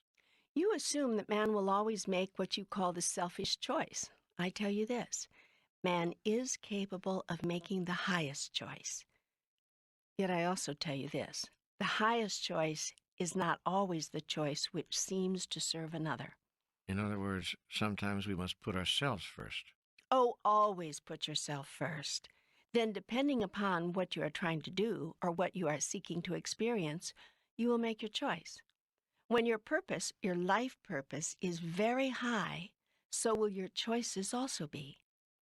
Putting yourself first does not mean being what you term selfish. It means being self-aware. You lay a pretty broad basis for the conduct of human affairs. It is only through the exercise of the greatest freedom that the greatest growth is achieved, or even possible. If all you are doing is following someone else's rules, then you have not grown, you have obeyed. Contrary to your constructions, obedience is not what I want from you. Obedience is not growth. Growth is what I desire. Okay, so within these broad parameters you've laid out, may I ask you some final questions about sex before we leave the subject? Shoot. If sex is so wonderful a part of the human experience, why do so many spiritual teachers preach abstinence? And why were so many masters apparently celibate? For the same reason most of them have been depicted as living simply. Those who evolve to a high level of understanding bring their bodily desires into balance with their minds and souls. You are three-part beings, and most people experience themselves as a body. Even the mind is forgotten after age 30. No one reads anymore, no one writes, no one teaches, no one learns. The mind is forgotten. It is not nourished. It is not expanded. No new input, the minimum output required. The mind is not fed. It is not awakened. It is lulled, dulled. You do everything you can to disengage it. Television, movies, pulp paperbacks. Whatever you do, don't think, don't think, don't think. So most people live life on a body level. Feed the body, clothe the body, give the body stuff. Most people haven't read a good book. I mean a book from which they can learn something. In years. But they can tell you the entire television schedule for the week. There's something extraordinarily sad in that. The truth is, most people don't want to have to think. They elect leaders, they support governments, they adopt religions requiring no independent thought. Make it easy for me. Tell me what to do. Most people want that. Where do I sit? When do I stand? How should I salute? When do I pay? What do you wish me to do? What are the rules? Where are my boundaries? Tell me, tell me, tell me. I'll do it. Somebody just tell me. Then they get disgusted, disillusioned. They followed all the rules. They did as they were told. What went wrong? When did it turn sour? Why did it fall apart? It fell apart the moment you abandoned your mind, the greatest creative tool you ever had. It's time to make friends with your mind again. Be a companion to it. It's felt so alone. Be a nourisher of it. It's been so starved.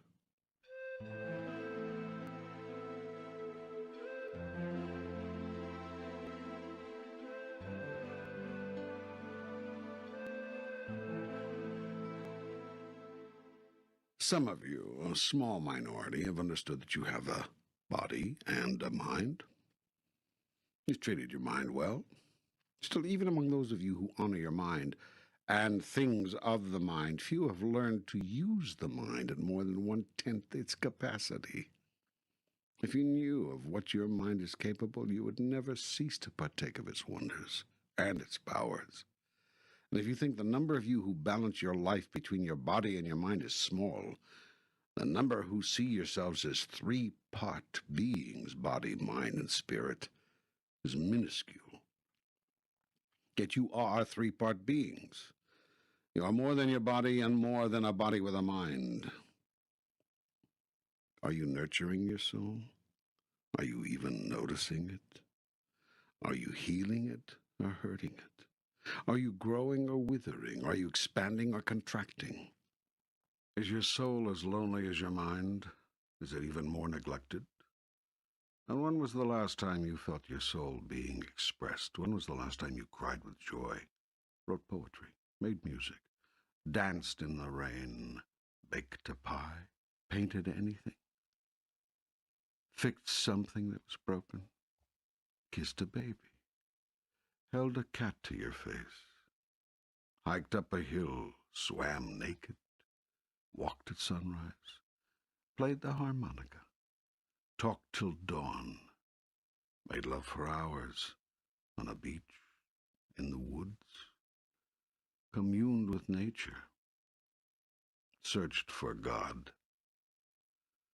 When was the last time you sat alone with the silence, traveling to the deepest part of your being? When was the last time you said hello to your soul? When you live as a single-faceted creature, you become deeply mired in matters of the body: money, sex, power, possessions, physical stimulations and satisfactions, security, fame, financial gain. When you live as a dual-faceted creature, you broaden your concerns to include matters of the mind: companionship, creativity, stimulation of new thoughts, new ideas, creation of new goals, new challenges, personal growth. When you live as a three-part being, you come at last into balance with yourself.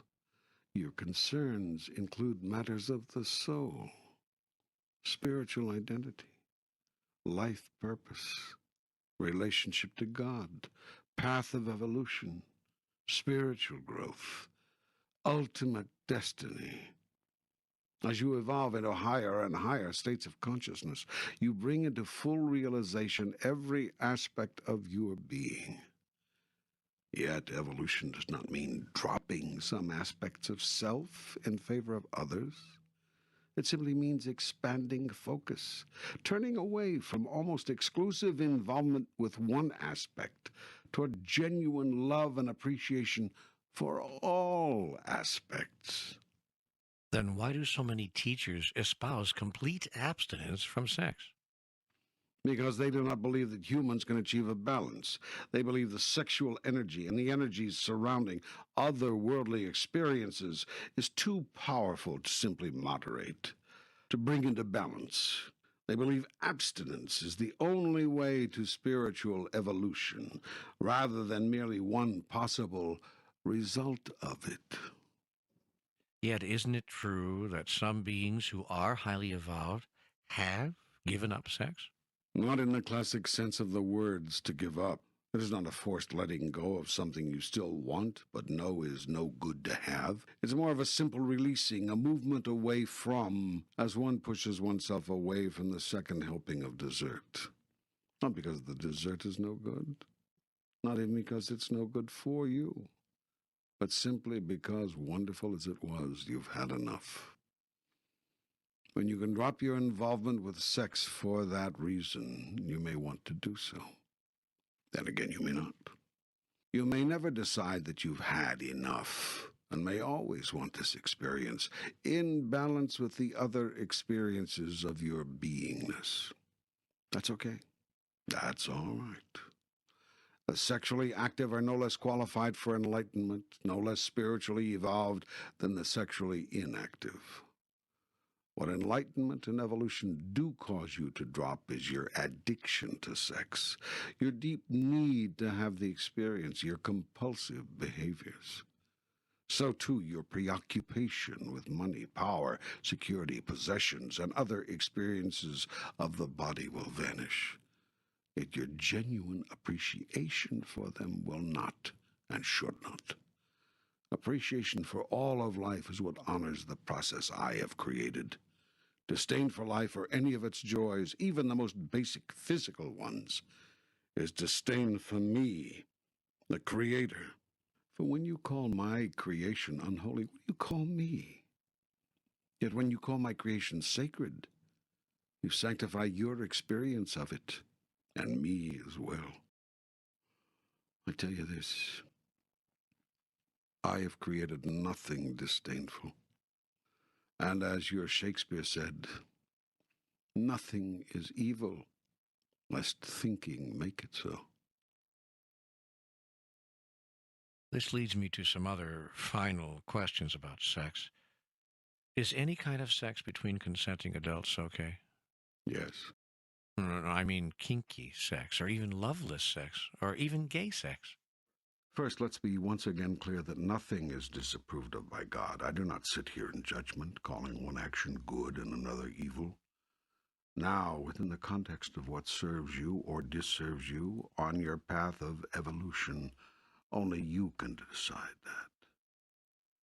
There's a broad-based guideline, however, upon which most evolved souls have agreed. No action which causes hurt to another leads to rapid evolution. There's a second guideline as well. No action involving another may be taken without the other's agreement and permission. Now let us consider the questions you've just asked within the context of these guidelines. Kinky sex? Well, if it hurts no one, and is done with everyone's permission, what reason would anyone have to call it wrong? Loveless sex? Sex for the sake of sex has been debated from the beginning of time. I often think whenever I hear this question that I'd like to go into a room full of people someday and say, everybody here who's never had sex outside of a relationship of deep, lasting, committed, abiding love, raise your hand. Let me just say this. Loveless anything is not the fastest way to the goddess. Whether it's loveless sex or loveless spaghetti and meatballs, if you've prepared the feast and are consuming it without love, you're missing the most extraordinary part of the experience. Is it wrong to miss that? Well, here again, wrong may not be the operative word. Disadvantageous would be closer, given that you desire to evolve into a higher spiritual being as rapidly as you can. Gay sex? So many people want to say that I am against gay sexuality or the acting out of it, yet I make no judgment on this or any other choice you make. People want to make all kinds of value judgments about everything, and I kind of spoil the party. I won't join them in those judgments, which is especially disconcerting to those who say that I originated them. I do observe this. There was once a time when people thought that marriage between people of differing races was not only inadvisable, but against the law of God. Amazingly, some people still think this. They pointed to their Bible as their authority, even as they do for their authority on questions surrounding homosexuality. You mean it is okay for people of differing races to join together in marriage? The question is absurd, but not nearly as absurd as some people's certainty that the answer is no. Are the questions on homosexuality equally absurd? You decide. I have no judgment about that or anything. I know you wish that I did. That would make your lives a lot easier. No decisions to make, no tough calls, everything decided for you, nothing to do but obey. Not much of a life, at least in terms of creativity or self-empowerment. But what the heck? No stress either. Let me ask you some questions about sex and children. At what age is it appropriate to allow children to become aware of sexuality as a life experience? Children are aware of themselves as sexual beings, which is to say as human beings, from the outset of their lives. What many parents on your planet now do is try to discourage them from noticing that. If a baby's hand goes to the wrong place, you move it away. If a tiny child begins to find moments of self-pleasure in its innocent delight with its own body, you react in horror and pass that sense of horror on to your child. The child wonders, what did I do? What did I do? Mommy's mad. What did I do? With your race of beings, it has not been a question of when you introduce your offspring to sex. It has been a question of when you stop demanding that they deny their own identity as sexual beings. Somewhere between the ages of 12 and 17, most of you give up the fight already and say essentially, although naturally not with words, you don't speak of these things. Okay, now you can notice that you have sexual parts and sexual things to do with them. Yet by this time, the damage has been done. Your children have been shown for 10 years or more that they are to be ashamed of those body parts. Some are not even told the proper name for them. They hear everything from wee-wee to your bottom, to words some of you must strain mightily to invent, all to avoid simply saying penis or vagina. Having thus gotten very clear that all things having to do with those parts of the body are to be hidden, not spoken of, denied, your offspring then explode into puberty, not knowing at all what to make of what's going on with them. They've had no preparation at all. Of course, then they act miserable, responding to their newest and most urgent urges awkwardly, if not inappropriately. This is not necessary, nor do I observe it as serving your offspring, far too many of whom enter their adult lives with sexual taboos, inhibitions, and hang-ups to beat the band. Now, in enlightened societies, offspring are never discouraged, reprimanded, or corrected when they begin to find early delight in the nature of their very being. Nor is the sexuality of their parents, that is, the identity of their parents as sexual beings, particularly avoided or necessarily hidden. Naked bodies, whether of the parents or the children or their siblings, are seen and treated as being totally natural, totally wonderful, and totally okay, not as things of which to be ashamed. Sexual functions are also seen and treated as totally natural, totally wonderful, and totally okay. In some societies, parents couple in full view of their offspring. And what could give children a greater sense of the beauty and the wonder and the pure joy and the total okayness of the sexual expression of love than this?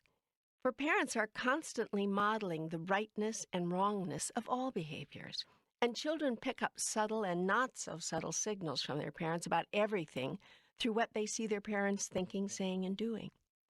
As noted earlier, you may call such societies pagan or primitive, yet it is observable that in such societies, rape and crimes of passion are virtually non-existent.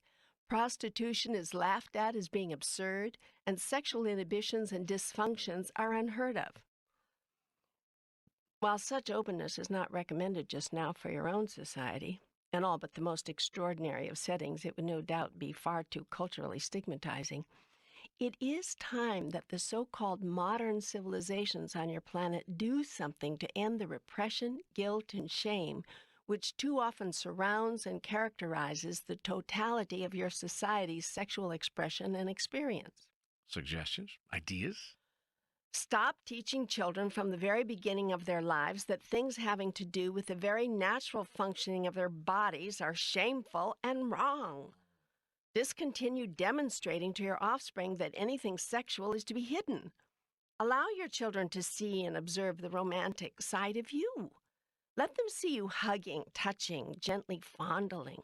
Let them see that their parents love each other and that showing their love physically is something that is very natural and very wonderful.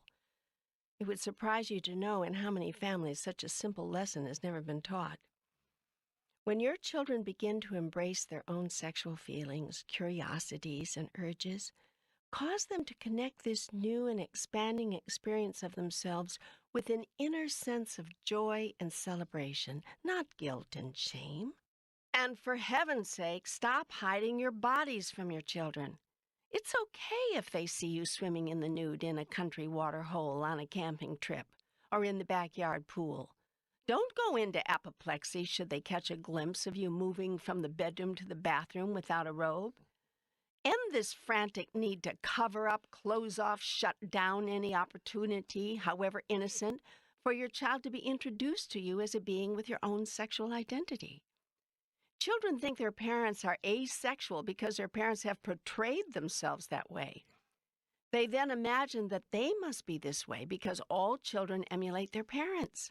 Therapists will tell you that some grown-up offspring have, to this very day, the most difficult time imagining their parents actually doing it, which, of course, fills these offspring, now patients in the therapist's office, with rage or guilt or shame because they naturally desire to do it, and they can't figure out what's wrong with them. So talk about sex with your children. Laugh about sex with your children. Teach them and allow them and remind them and show them how to celebrate their sexuality. That is what you can do for your children. And you do this from the day they are born, with the first kiss, the first hug, the first touch they receive from you, and that they see you receiving from each other. Thank you. Thank you. I was so hoping that you'd bring some sanity to this subject. But one final question. When is it appropriate to specifically introduce or discuss or describe sexuality with your children? They will tell you when the time has come. Each child will make it clear unmistakably if you are really watching and listening. It comes in increments, actually. It arrives incrementally, and you will know the age-appropriate way of dealing with the incremental arrival of your child's sexuality if you are clear. If you are finished with your own unfinished business about all of this. How do we get to that place? Do what it takes. Enroll in a seminar, see a therapist, join a group, read a book, meditate on it. Discover each other. Most of all, discover each other as male and female again. Discover, revisit, regain, reclaim your own sexuality. Celebrate that. Enjoy that. Own that. Own your own joyful sexuality. And then you can allow and encourage your children to own theirs.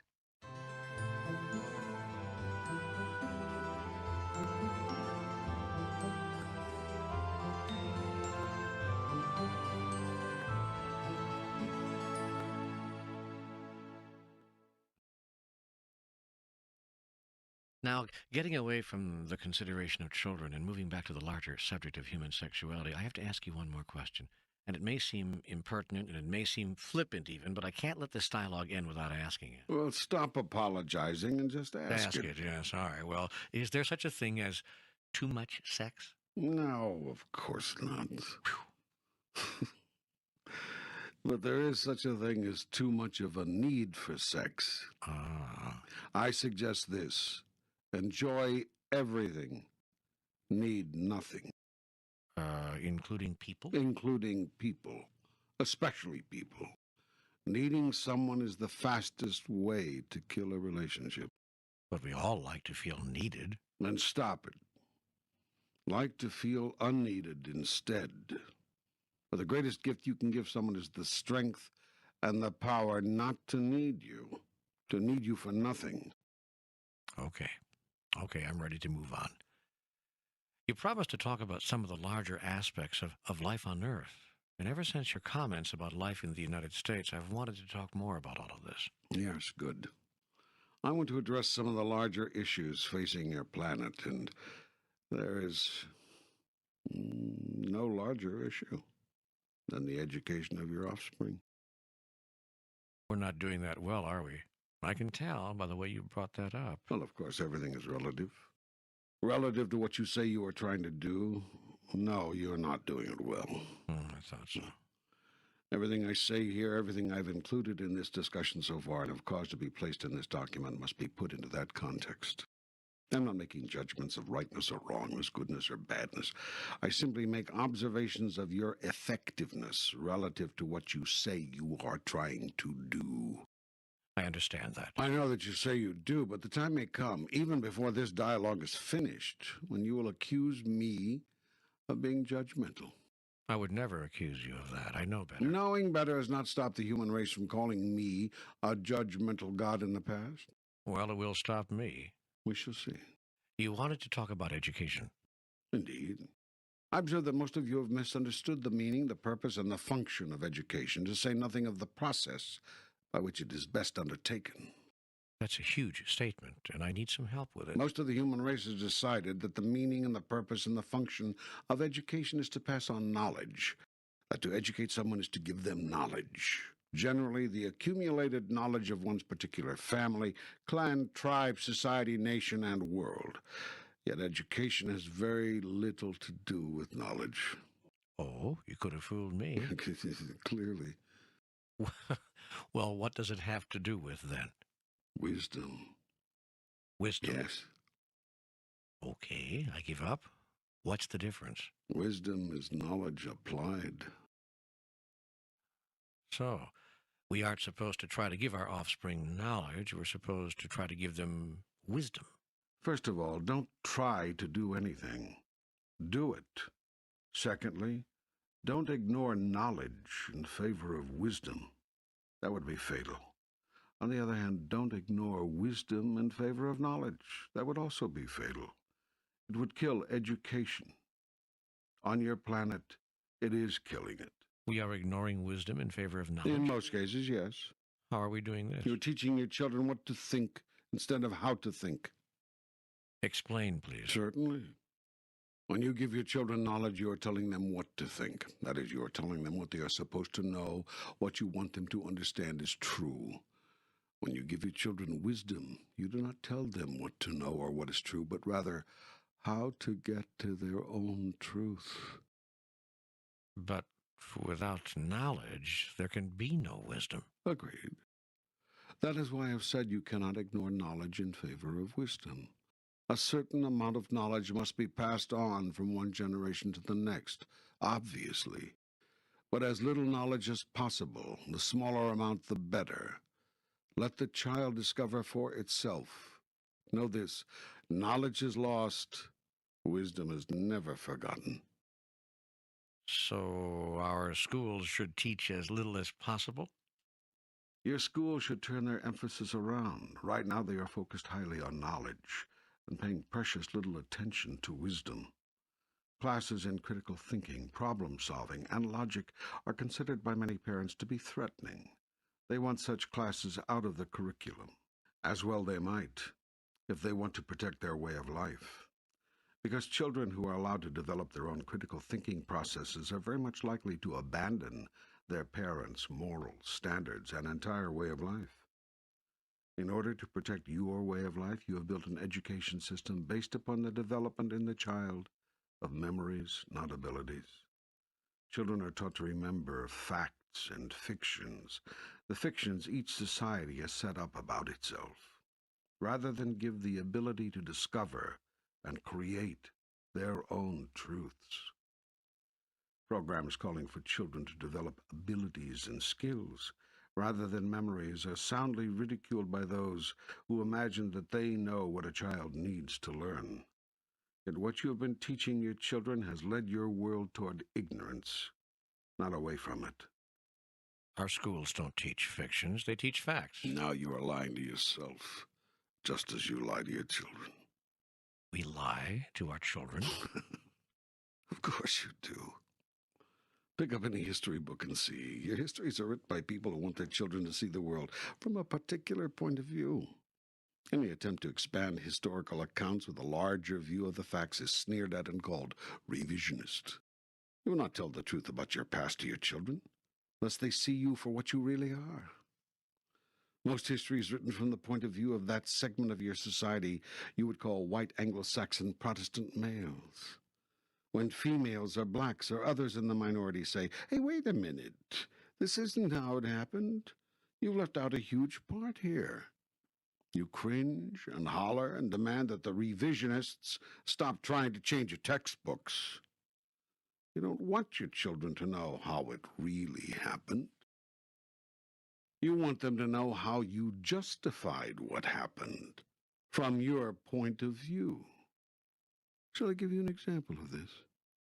Please. In the United States, you do not teach your children everything there's to know about your country's decision to drop atom bombs on 2 Japanese cities, killing or maiming hundreds of thousands of people. Rather, you give them the facts as you see them and as you want them to see them. When an attempt is made to balance this point of view with the point of view of another, in this case the Japanese, you scream and rage and rant and rave and jump up and down and demand that schools don't dare even think about presenting such data in their historical review of this important event. Thus, you have not taught history at all, but politics. History is supposed to be an accurate and full account of what actually happened.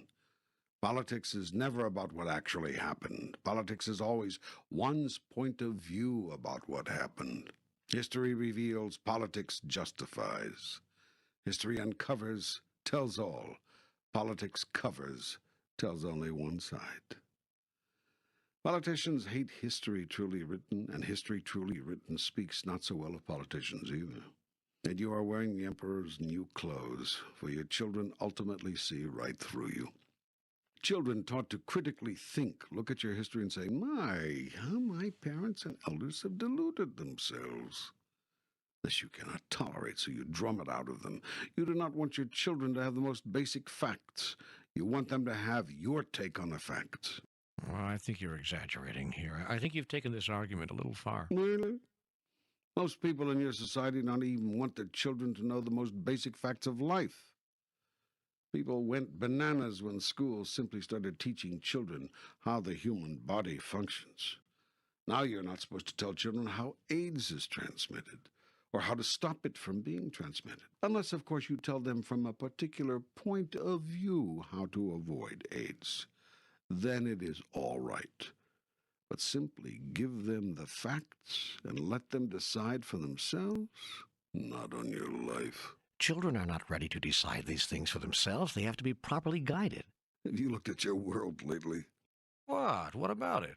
That's how you've guided your children in the past. No, it's how we misguided them. If the world is in rotten shape today, and in many ways it is, it's not because we've tried to teach our children the old values, but because we've allowed them to be taught all this newfangled stuff. You really believe that, don't you?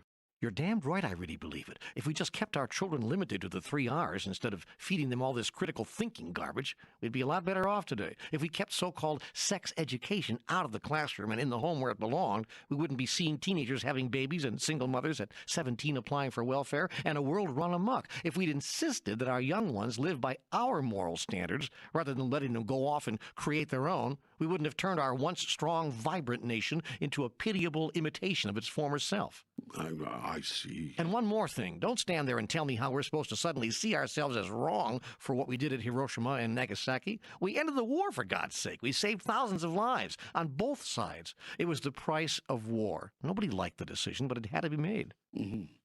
I see. Yeah, you see. You're just like all the rest of those El Pinko liberal commies. You want us to revise our history, all right. You want us to revise ourselves right out of existence. Then you liberals can have your way at last. Take over the world, create your own decadent societies, redistribute the wealth, power to the people, and all that crap. Except that's never gotten us anywhere. What we need is a return to the past, to the values of our forefathers. That's what we need. Done now? Yeah, I'm done. How did I do? Well, I'm pretty good.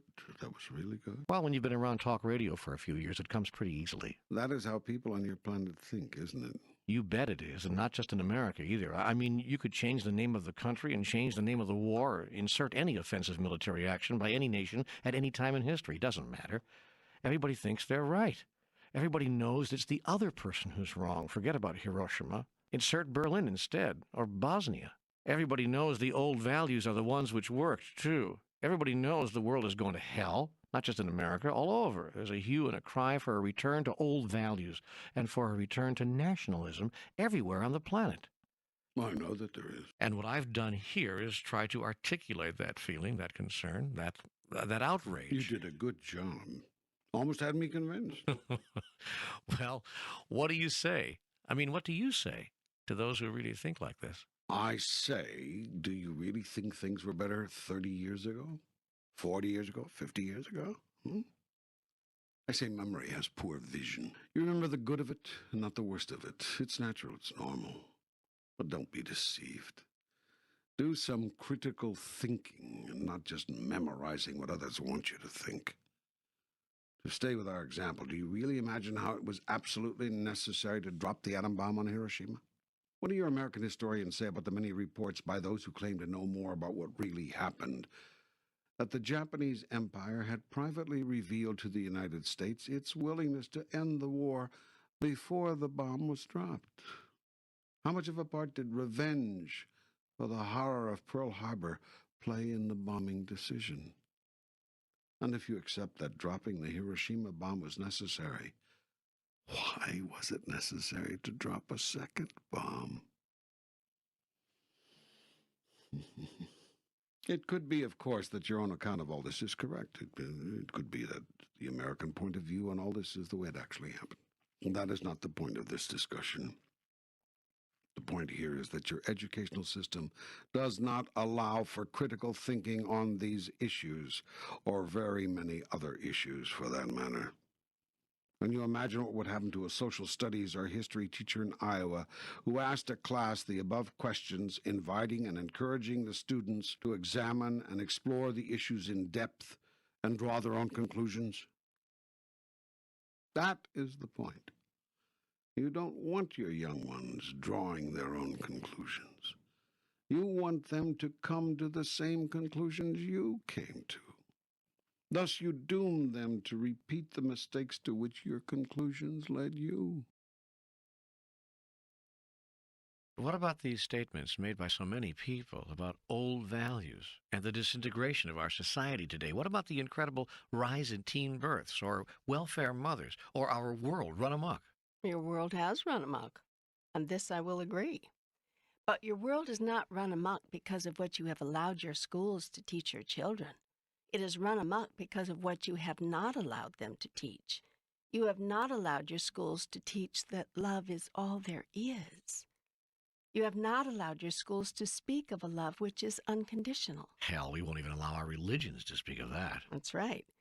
And you will not allow your offspring to be taught to celebrate themselves and their bodies, their humanness, and their wondrous sexual selves. And you will not allow your children to know that they are first and foremost spiritual beings inhabiting a body. Nor do you treat your children as spirits coming into bodies. In societies where sexuality is openly spoken of, freely discussed, joyously explained and experienced, there is virtually no sexual crime, only a tiny number of births which occur when they are not expected, and no illegitimate or unwanted births. In highly evolved societies, all births are blessings, and all mothers and all children have their welfare looked after. Indeed, the society would have it no other way. In societies where history is not bent to the views of the strongest and most powerful, the mistakes of the past are openly acknowledged and never repeated, and once is enough for behaviors which are clearly self-destructive. In societies where critical thinking and problem-solving and skills for living are taught, rather than facts simply memorized, even so-called justifiable actions of the past are held up to intense scrutiny. Nothing is accepted on face value. How would that work? Let's use our example from World War II. How would a school system teaching life skills rather than merely facts approach the historical episode at Hiroshima? Your teachers would describe to their class exactly what happened there. They would include all the facts which led up to that event. They would seek the views of historians from both sides of the encounter, realizing that there is more than one point of view on everything. They would then not ask the class to memorize the facts of the matter. Instead, they would challenge the class. They would say, now you've heard all about this event. You know all that came before and all that happened after. We've given you as much of the knowledge of this event as we could get our hands on. Now, from this knowledge, what wisdom comes to you. If you were chosen to solve the problems which were being faced in those days and which were solved by the dropping of the bomb, how would you solve them? Can you think of a better way? Oh, sure, that's easy. Anybody can come up with answers that way. With the benefit of hindsight, anybody can look over their shoulder and say, I would have done it differently. Then why don't you? I beg your pardon? I said, then why don't you? Why have you not looked over your shoulder, learned from your past, and done it differently? I'll tell you why. Because to allow your children to look at your past and analyze it critically, indeed to require them to do so as a part of their education, would be to run the risk of them disagreeing with how you did things. They will disagree anyway, of course. You just won't allow too much of it in your classrooms, so they have to take to the streets, wave signs, tear up draft cards, burn bras and flags, do whatever they can do to get your attention, to get you to see. Your young people have been screaming at you, there must be a better way, yet you do not hear them. You do not want to hear them. And you certainly don't want to encourage them in the classroom to start critically thinking about the facts you are giving them. Just get it, you say to them. Don't come in here and tell us we've been doing it wrong. Just get that we've been doing it right. That's how you educate your children.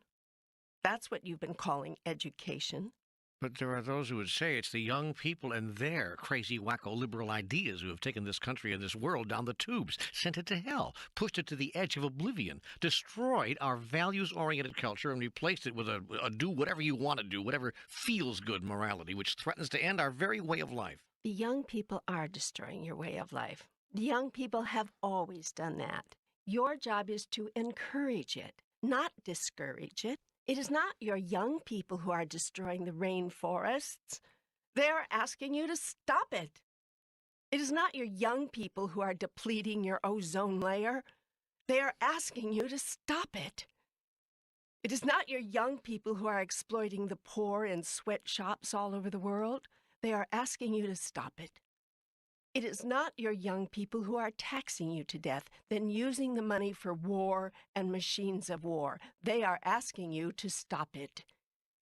It is not your young people who are ignoring the problems of the weak and the downtrodden, letting hundreds of people die of starvation every day on a planet with more than enough to feed everybody. They are asking you to stop it.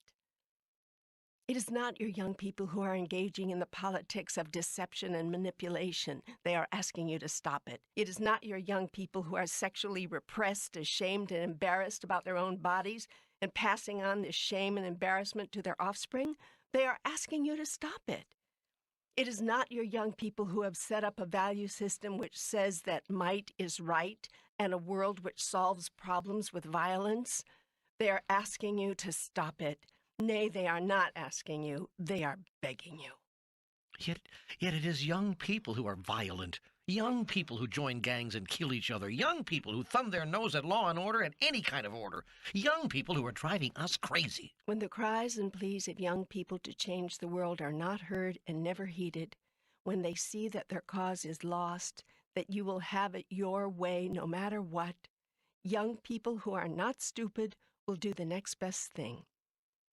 If they can't beat you, they will join you. Your young people have joined you in your behaviors. If they are violent, it is because you are violent. If they are materialistic, it is because you are materialistic. If they are acting crazy, it is because you are acting crazy.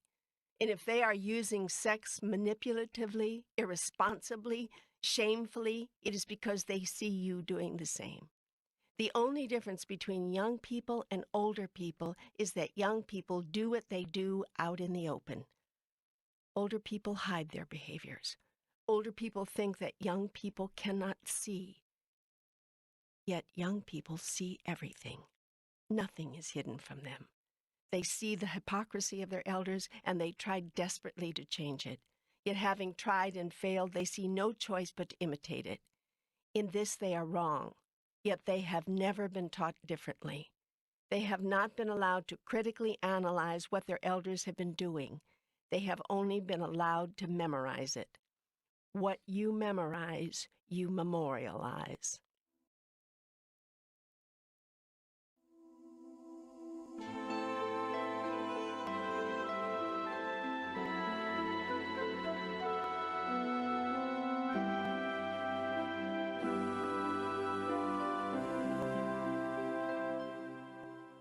Well, how, then, should we educate our young?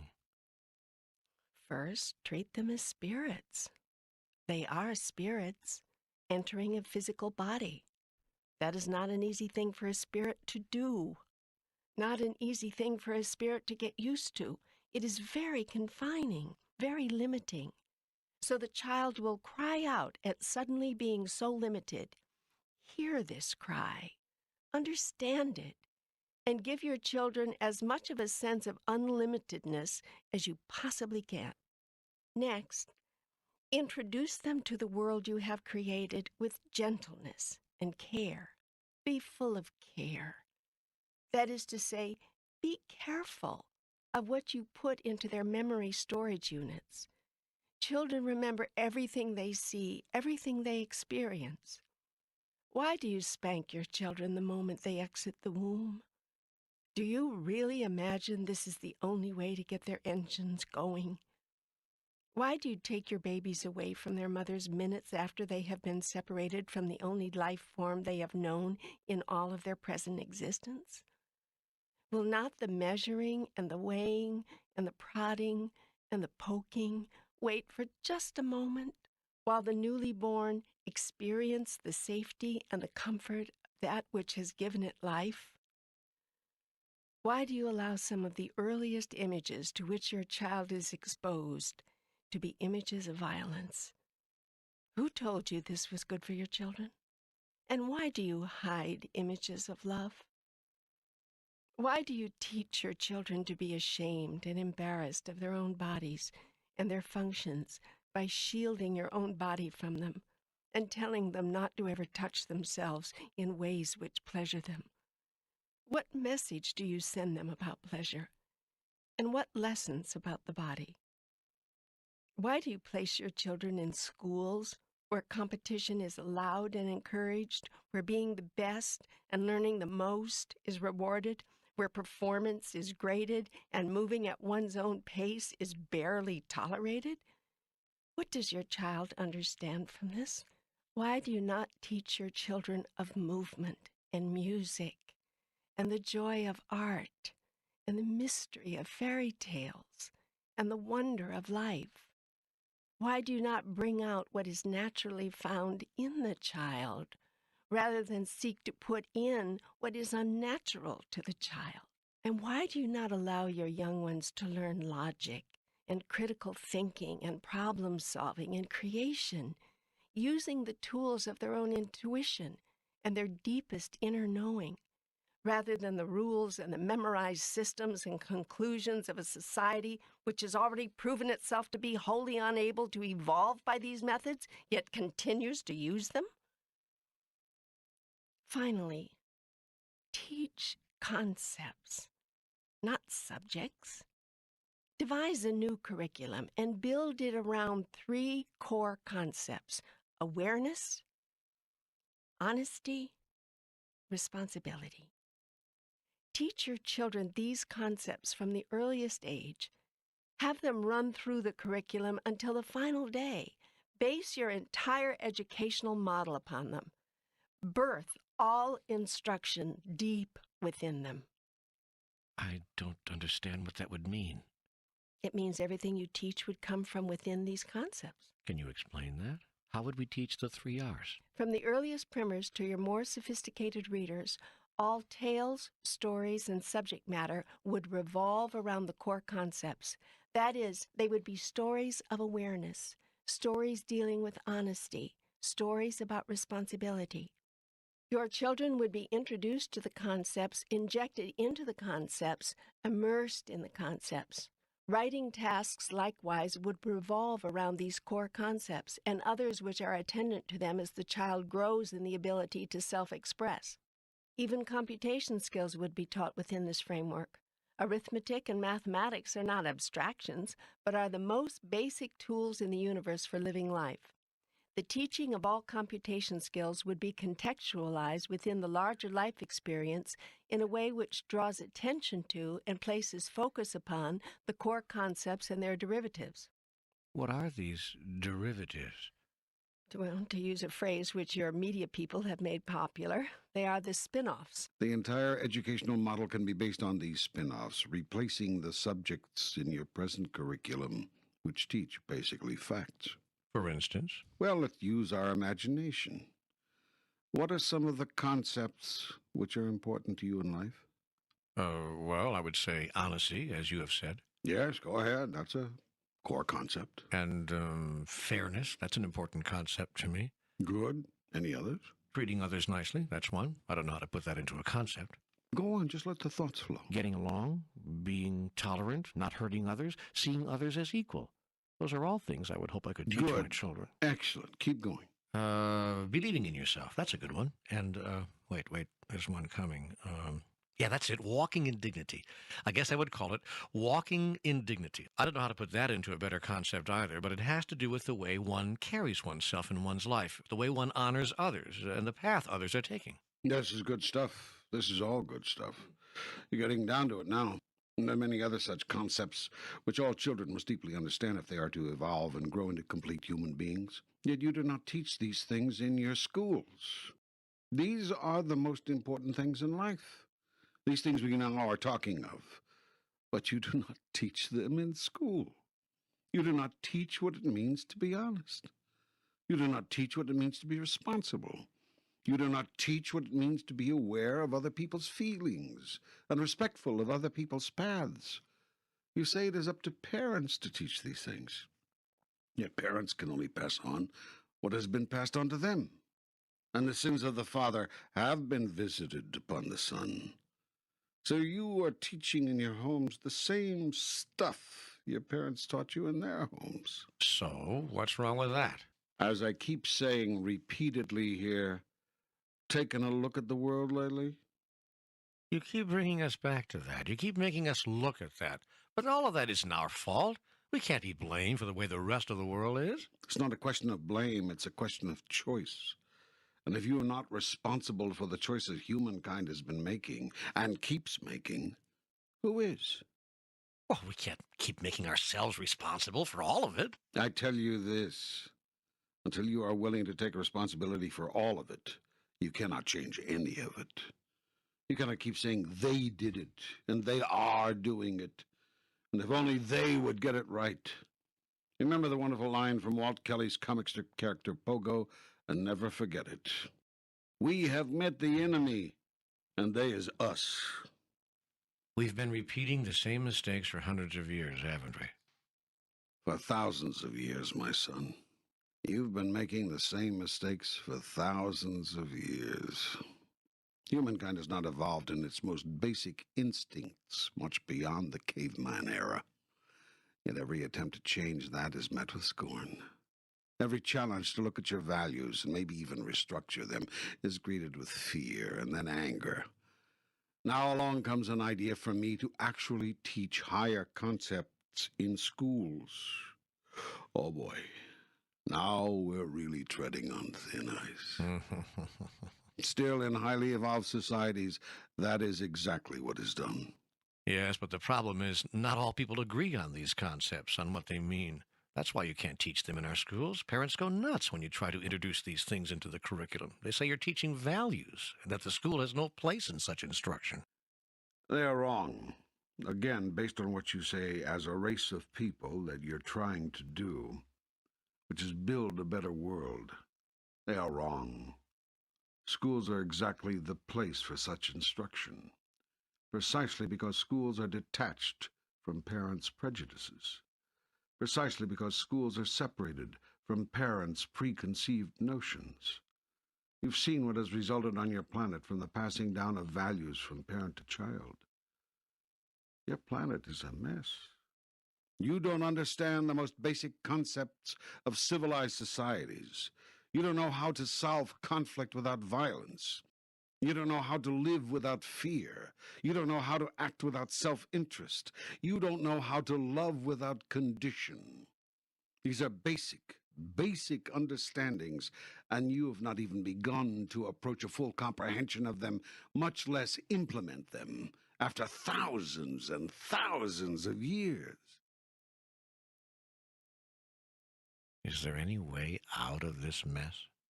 Yes, it is in your schools. It is in the education of your young. Your hope is in the next generation and the next. But you must stop immersing them in the ways of the past. Those ways have not worked. They have not taken you where you say you want to go. Yet if you are not careful, you are going to get exactly where you are headed. So stop, turn around, sit down together and collect your thoughts. Create the grandest version of the greatest vision you ever had about yourselves as a human race. Then take the values and concepts which undergird such a vision and teach them in your schools.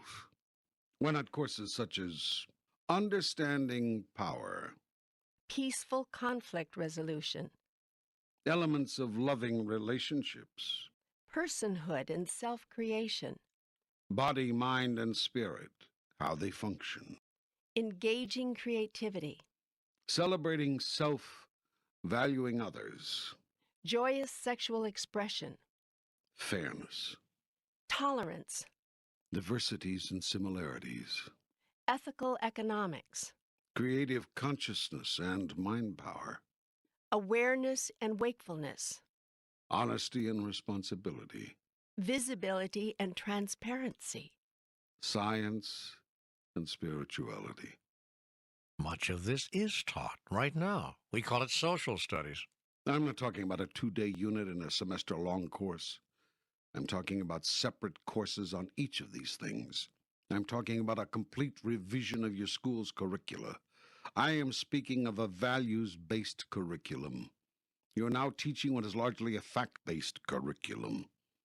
I'm talking about focusing your child's attention as much on understanding the core concepts and the theoretical structures around which their value system may be reconstructed, as you now do on dates and facts and statistics. In the highly evolved societies of your galaxy and your universe, concepts for living are taught to offspring beginning at a very early age. What you call facts, which in those societies are considered far less important, are taught at a much later age.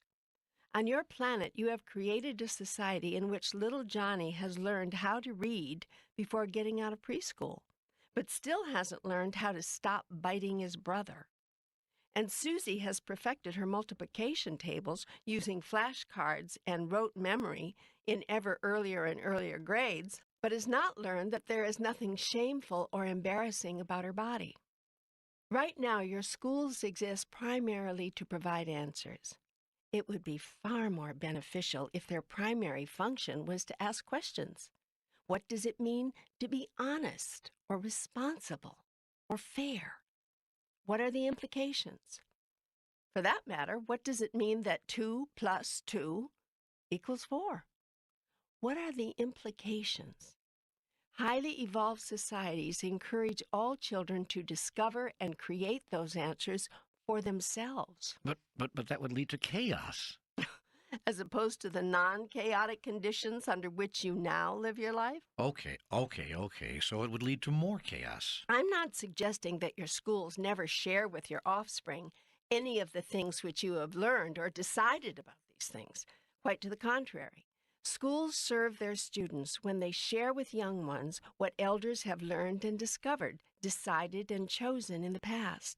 Students may then observe how all this has worked. In your schools, however, you present these data to the student as that which is right, when the data really should be offered as simply that, data. Past data should not be the basis of present truth. Data from a prior time or experience should always and only be the basis for new questions. Always the treasure should be in the question, not in the answer.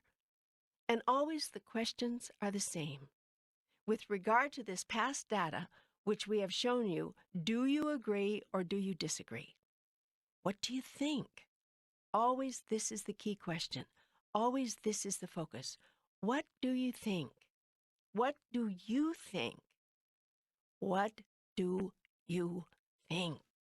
Now, obviously, children will bring to this question the values of their parents. Parents will continue to have a strong role, obviously the primary role, in creating the child's system of values. The school's intention and purpose would be to encourage offspring from the earliest age until the end of formal education to explore those values and to learn how to use them, apply them, functionalize them, and yes, even to question them.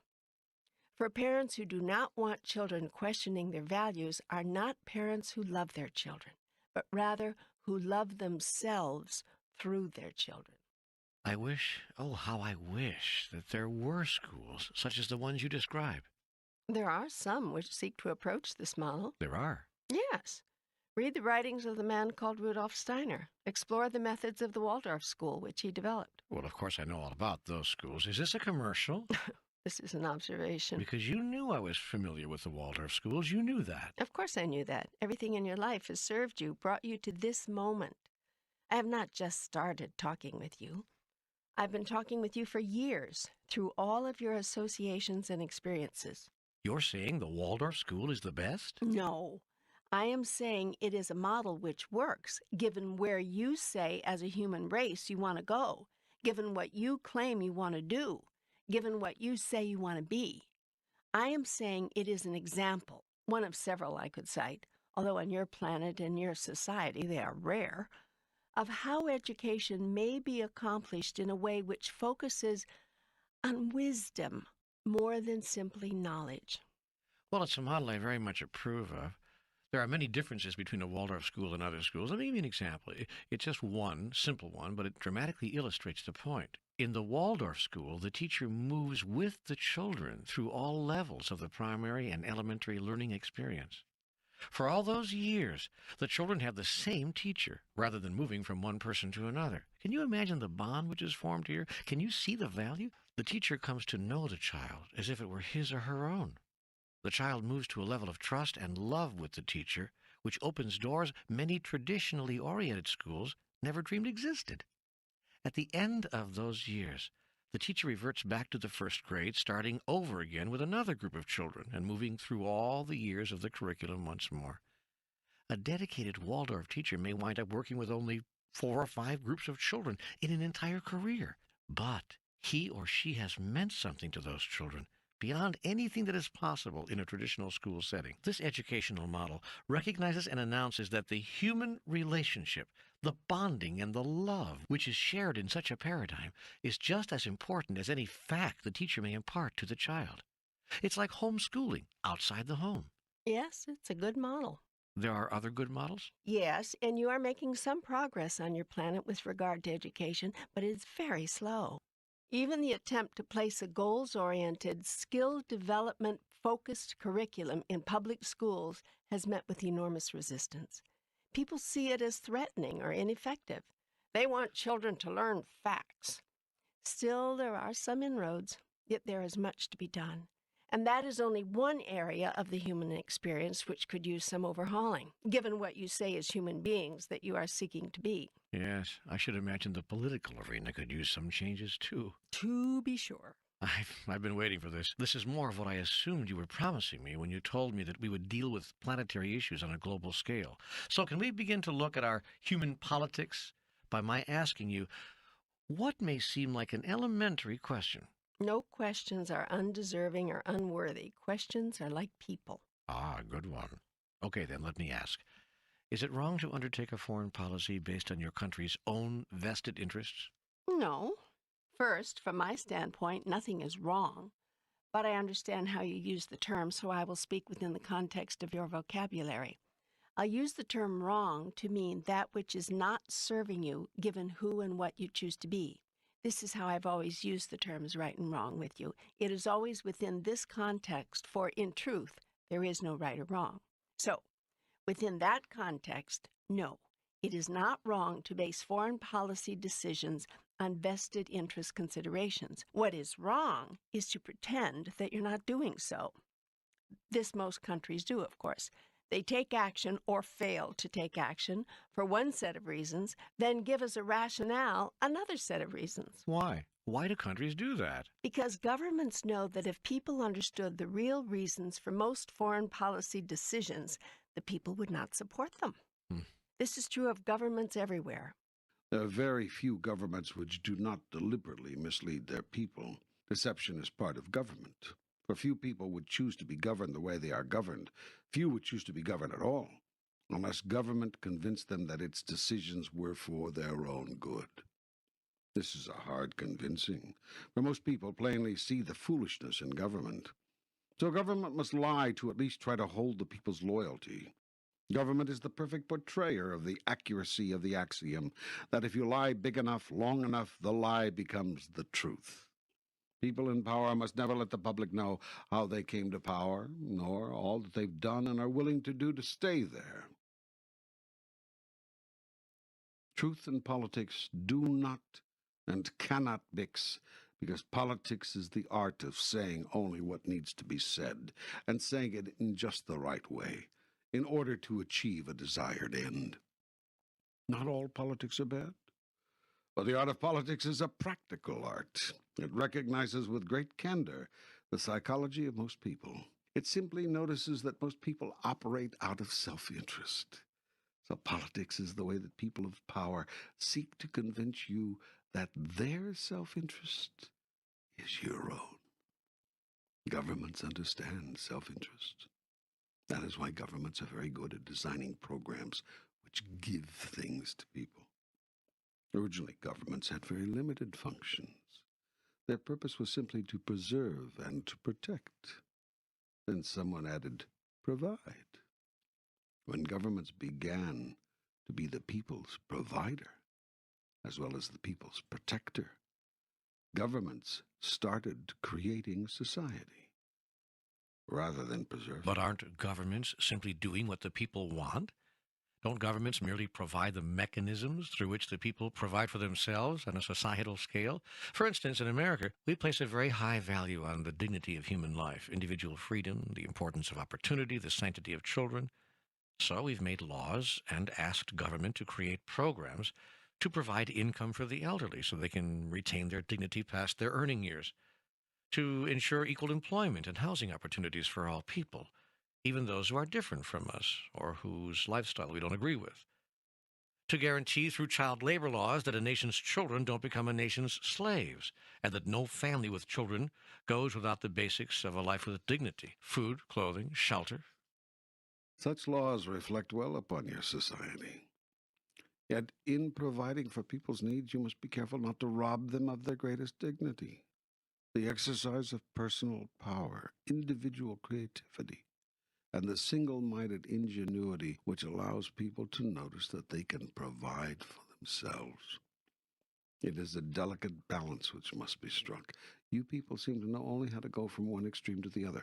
Either you want government to do it all for the people, or you want to kill all government programs and erase all government laws tomorrow. Yes, and the problem is that there are so many who can't provide for themselves in a society which gives the best life opportunities routinely to those holding the right credentials, or perhaps not holding the wrong ones, who can't provide for themselves in a nation where landlords won't rent to large families, companies won't promote women, justice is too often a product of status, access to preventive health care is limited to those with sufficient income, and where many other discriminations and inequalities exist on a massive scale.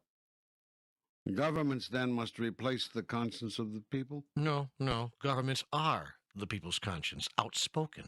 It is through governments that people seek, hope, and determine to correct the ills of society. That is well said, yet I repeat, you must take care not to smother yourself in laws, trying to guarantee people a chance to breathe. You cannot legislate morality. You cannot mandate equality. What is needed is a shift of collective consciousness, not an enforcer of collective conscience. Behavior and all laws and all government programs must spring from beingness, must be a true reflection of who you are. The laws of our society do reflect who we are. They say to everyone, this is how it is here in America. This is who Americans are. In the best of cases, perhaps. But more often than not, your laws are the announcements of what those in power think you should be but are not. The elitist few instruct the ignorant many through the law. Precisely. What's wrong with that? No, really. If there are a few of the brightest and best among us to look at the problems of society, of the world, and propose solutions, does that not serve the many? It depends on the motives of those few and on their clarity. Generally, nothing serves the many more than letting them govern themselves. Anarchy. It's never worked.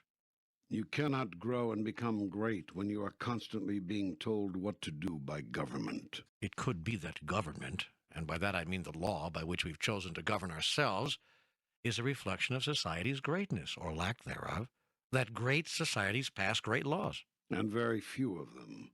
For in great societies, very few laws are necessary. Still, truly lawless societies are primitive societies where might is right. Laws are man's attempt to level the playing field, to ensure that what is truly right will prevail, weakness or strength notwithstanding. Without codes of behavior upon which we mutually agree, how could we coexist? I'm not suggesting a world with no codes of behavior, no agreements. I am suggesting that your agreements and codes be based on a higher understanding and a grander definition of self-interest. What most laws actually do say is what the most powerful among you have as their vested interest. Let's just look at one example. All right. Smoking. Hmm. Now, the law says you cannot grow and use a certain kind of plant, hemp, because, so government tells you, it is not good for you. Yet the same government says it is all right to grow and use another kind of plant, tobacco, not because it is good for you. Indeed, the government itself says it is bad, but presumably because you've always done so. The real reason that the first plant is outlawed and the second is not has nothing to do with health. It has to do with economics, and that is to say, power. Your laws, therefore, do not reflect what your society thinks of itself and wishes to be. Your laws reflect where the power is. No fair. No fair. You've picked a situation where the contradictions are apparent. Most situations are not like that. On the contrary, most are. Then what is the solution? To have as few laws, which are really limits, as possible. The reason the first weed is outlawed is only ostensibly about health. The truth is, the first weed is no more addictive and no more health risk than cigarettes or alcohol, both of which are protected by the law. Why is it then not allowed? Because if it were grown, half the cotton growers, nylon and rayon manufacturers, and timber products people in the world would go out of business. Hemp happens to be one of the most useful, strongest, toughest, longest-lasting materials on your planet. You cannot produce a better fiber for clothes, a stronger substance for ropes, an easier to grow and harvest source for pulp. You cut down hundreds of thousands of trees per year to give yourself Sunday papers so that you can read about the decimation of the world's forests. Hemp could provide you with millions of Sunday papers without cutting down one tree. Indeed, it could substitute for so many resource materials at 1/10 the cost. And that is the catch. Somebody loses money if this miraculous plant, which also has extraordinary medicinal properties, incidentally, is allowed to be grown. And that is why marijuana is illegal in your country. It is the same reason you've taken so long to mass-produce electric cars, provide affordable, sensible health care, or use solar heat and solar power in every home. You've had the wherewithal and the technology to produce all of these things for years. Why then do you not have them? Look to see who would lose money if you did. There you will find your answer. This is the great society of which you are so proud. Your great society is to be dragged, kicking and screaming, to consider the common good. Whenever common good or collective good is mentioned, everyone yells communism. In your society, if providing for the good of the many does not produce a huge profit for someone, the good of the many is more often than not ignored. This is true not only in your country, but also around the world. The basic question facing humankind, therefore, is, can self-interest ever be replaced by the best interests, the common interest of humankind? If so, how? In the United States, you have tried to provide for the common interest, the best interest, through laws. You failed miserably. Your nation is the richest, most powerful on the earth, and it has one of the highest infant mortality rates. Why? Because poor people cannot afford quality prenatal and postnatal care, and your society is profit-driven. I cite this as just one example of your miserable failure. The fact that your babies are dying at a higher rate than most other industrialized nations in the world should bother you. It does not. That says volumes about where your priorities are as a society. Other countries provide for the sick and needy, the elderly and infirm. You provide for the rich and wealthy, the influential and the well-placed. 85% of retired Americans live in poverty. Many of these older Americans, and most people on low income, use the local hospital emergency room as their family doctor, seeking medical treatment under only the most dire of circumstances and receiving virtually no preventive health maintenance care at all. There's no profit, you see, in people who have little to spend. They've worn out their usefulness. And this is your great society. Well, you make things sound pretty bad. Yet America has done more for the underprivileged and the unfortunate, both here and abroad, than any other nation on earth. America has done much. That is observably true. Yet do you know that as a percentage of its gross national product, the United States provides proportionately less for foreign aid than many much smaller countries? The point is that before you allow yourself to become too self-congratulatory, perhaps you should look at the world around you. For if this is the best your world can do for the less fortunate, you all have much to learn. You live in a wasteful, decadent society. You've built into virtually everything you make what your engineers call planned obsolescence. Cars cost 3 times as much and last a third as long. Clothes fall apart after the 10th wearing. You put chemicals in your food so they can stay on your shelf longer, even if it means your stay on the planet is shorter. You support, encourage, and enable sports teams to pay obscene salaries for ridiculous efforts, while teachers, ministers, and researchers fighting to find a cure for the diseases which kill you go begging for money. You throw away more food each day in your nation's supermarkets, restaurants, and homes than it would take to feed half the world. Yet this is not an indictment, merely an observation. And not of the United States alone, for the attitudes that sicken the heart are epidemic around the world.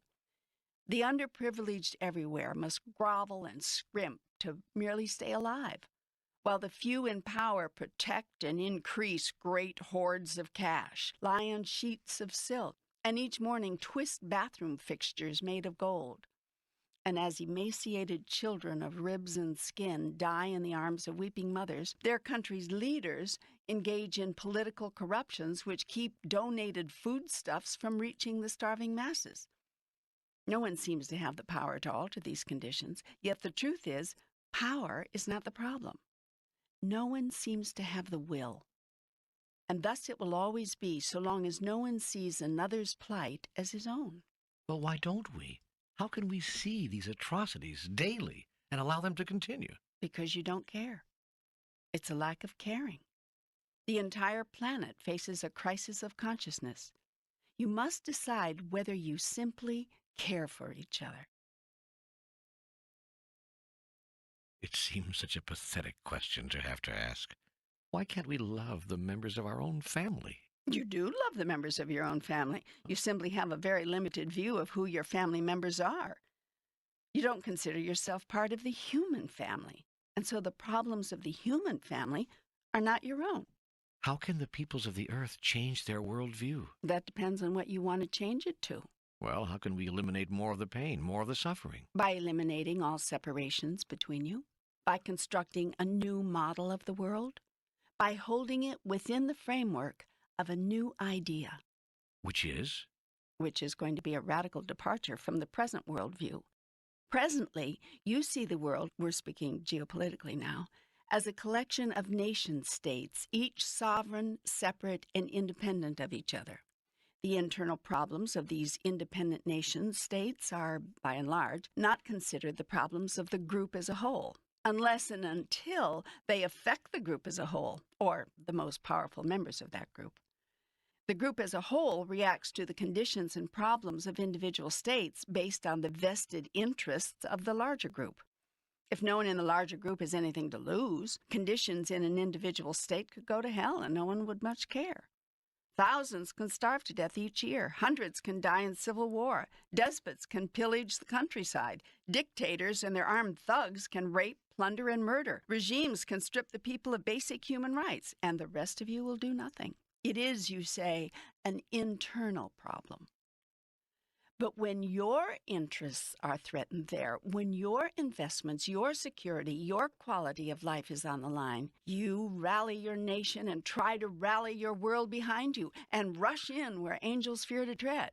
You then tell the big lie, claiming you are doing what you are doing for humanitarian reasons, to help the oppressed peoples of the world, when the truth is, you're simply protecting your own interests. The proof of this is where you do not have interests, you don't have concern. Hey, the world's political machinery operates on self-interest. What else is new? Something will have to be new if you wish your world to change. You must begin to see someone else's interests as your own.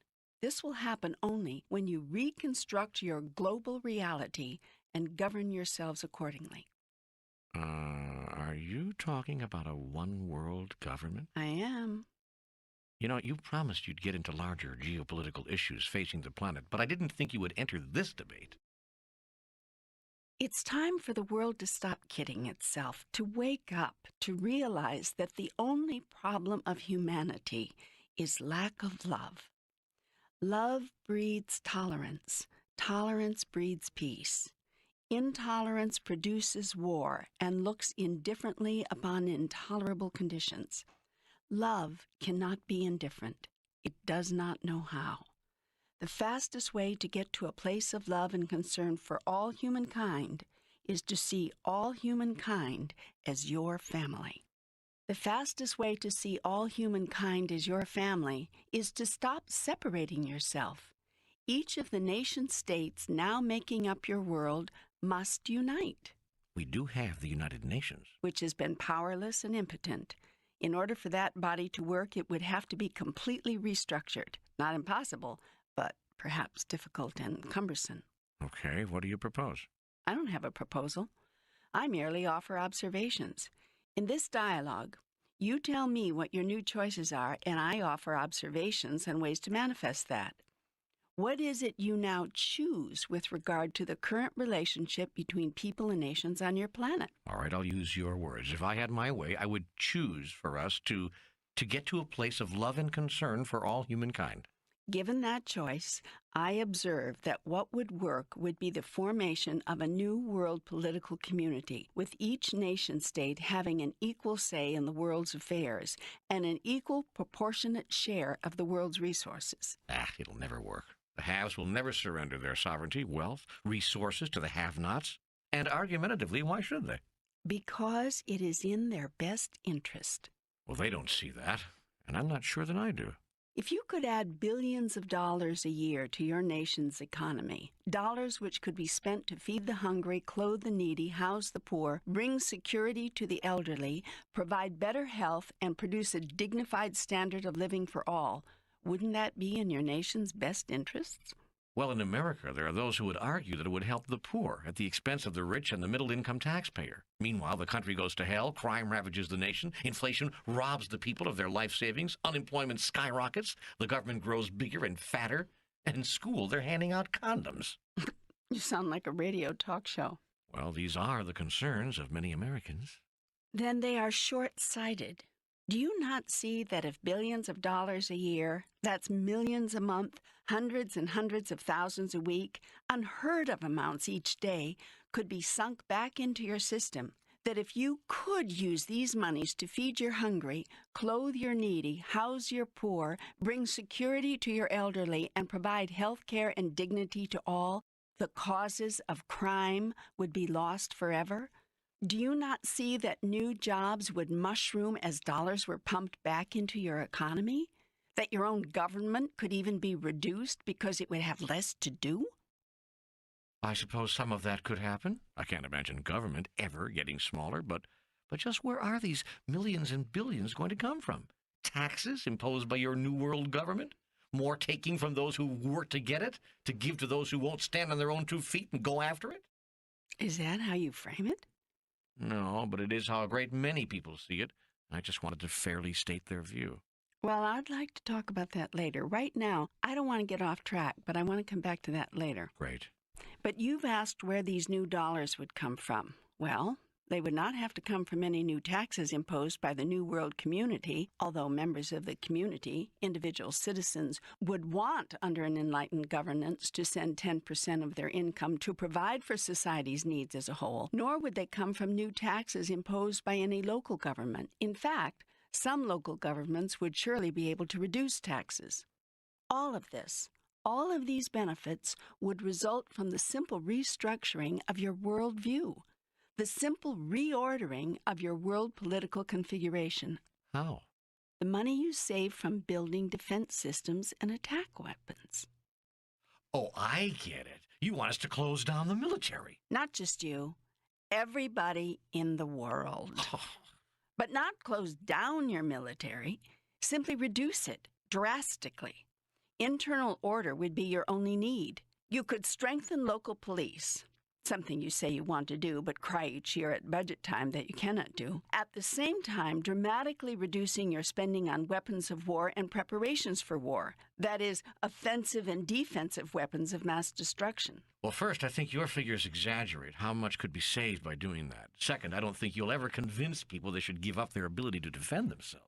Let's look at the numbers. As of March 1994, the world's governments spend about $1 trillion a year for military purposes. That's $1 million a minute worldwide. The nations that are spending the most could redirect the most to the other priorities mentioned. So larger, richer nations would see it in their best interest to do so, if they thought it was possible. But larger, richer nations cannot imagine going defenseless, for they fear aggression and attack from the nations which envy them and want what they have.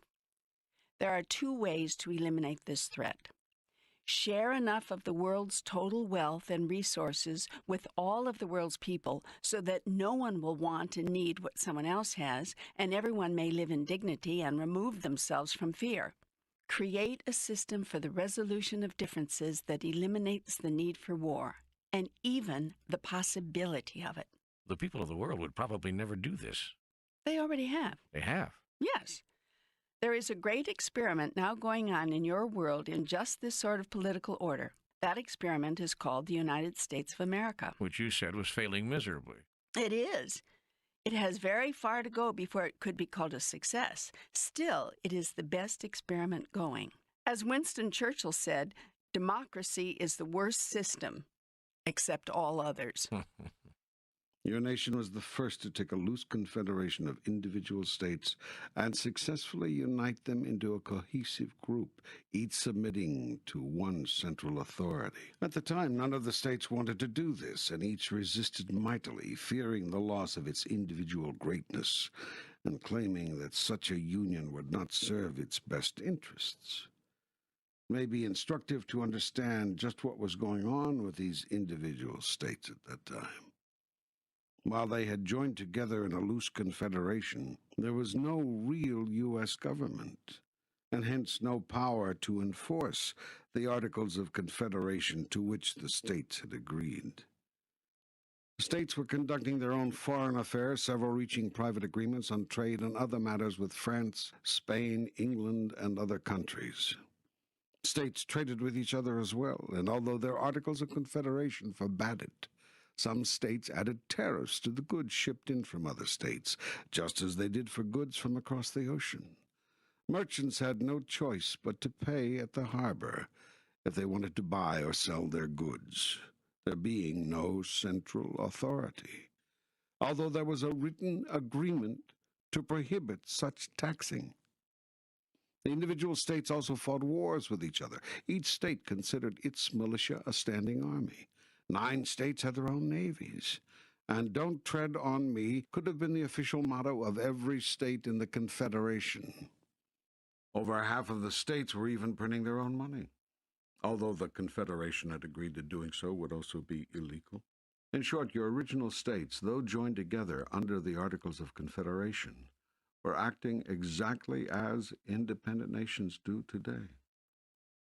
Although they could see that the agreements of their confederation, such as the granting to Congress the sole authority to coin money, were not working. They staunchly resisted creating and submitting to a central authority that could enforce these agreements and put some teeth into them. Yet in time, a few progressive leaders began to prevail. They convinced the rank and file that there was more to be gained by creating such a new federation than they would ever lose. Merchants would save money and increase profits because individual states could no longer tax each other's goods. Governments would save money and have more to put into programs and services that truly helped people because resources would not have to be used to protect individual states from each other. The people would have greater security and safety and greater prosperity too by cooperating with rather than fighting with each other.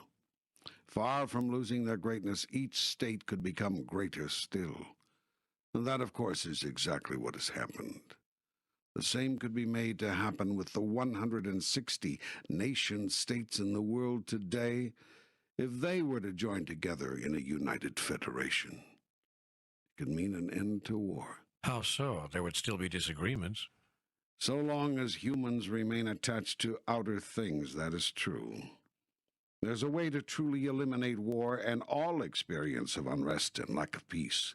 But that is a spiritual solution. We are here exploring a geopolitical one.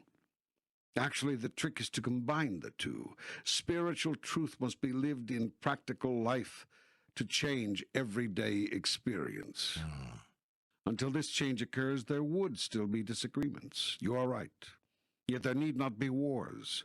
There need not be killing. Are there wars between California and Oregon over water rights? Between Maryland and Virginia over fishing? Between Wisconsin and Illinois? Ohio and Massachusetts? No. And why not? Have not various disputes and differences arisen between them? Through the years, I suppose so. You can bet on it. But these individual states have voluntarily agreed. It was a simple, voluntary agreement to abide by certain laws and abide by certain compromises on matters common to them, while retaining the right to pass separate statutes on matters relating to each individually. And when disputes between states do arise due to differing interpretations of the federal law, or someone simply breaking that law, the matter is taken to a court, which has been granted the authority, that is, given the authority by the states, to resolve the dispute. And if the current body of law does not provide a precedent or a means by which the matter can be brought through the courts to a satisfactory resolution, the states and the people in them send their representatives to a central government to try to create agreement on new laws that will produce a satisfactory circumstance, or at the very least, a reasonable compromise. This is how your federation works. A system of laws, a system of courts, empowered by you to interpret those laws, and a justice system, backed by armed might if needed, to enforce the decisions of those courts. Although no one could argue that the system doesn't need improving, this political concoction has worked for more than 200 years. There is no reason to doubt that the same recipe will work between nation-states as well. If this is so simple, why hasn't it been tried? It has. Your League of Nations was an early attempt. The United Nations is the latest. Yet one failed and the other has been only minimally effective because, like the 13 states of America's original confederation, the member nation-states, particularly the most powerful, are afraid they have more to lose than to gain from the reconfiguration. That is because the people of power are more concerned with holding on to their power than with improving the quality of life for all people. The haves know that such a world federation would inevitably produce more for the have-nots, but the haves believe this would come at their expense, and they're giving up nothing. Isn't their fear justified? And is wanting to hold on to what you have so long struggled for unreasonable? First, it is not necessarily true that to Give more to those who now hunger and thirst and live without shelter. Others must give up their abundance. As I pointed out, all you would have to do is take the $1 trillion spent annually worldwide for military purposes and shift that to humanitarian purposes, and you will have solved the problem without spending an additional penny or shifting any of the wealth from where it now resides to where it does not. Of course, it could be argued that those international conglomerates whose profits come from war and tools for war would be losers, as would their employees and all those whose abundance is derived from the world's conflict consciousness. But perhaps your source of abundance is misplaced. If one has to depend on the world living in strife in order for one to survive, perhaps this dependence explains why your world resists any attempt to create a structure for lasting peace. As for the second part of your question, wanting to hold on to what you have struggled so long to acquire, as an individual or as a nation, is not unreasonable if you come from an outside world consciousness. A what? If you derive your life's greatest happiness from experiences obtainable only in the outside world, the physical world outside of yourself, you will never want to give up an ounce of all that you've piled up as a person and a nation to make you happy. As long as those who have not see their unhappiness tied to the lack of material things, they too will get caught in the trap. They will constantly want what you have got, and you will constantly refuse to share it. That's why I said earlier that there is a way to truly eliminate war and all experience of unrest and lack of peace, but this is a spiritual solution. Ultimately, every geopolitical problem, just as every personal problem, breaks down to a spiritual problem. All of life is spiritual, and therefore all of life's problems are spiritually based and spiritually solved. Wars are created on your planet because somebody has something that somebody else wants. This is what causes someone to do something that somebody else does not want them to do. All conflict arises from misplaced desire.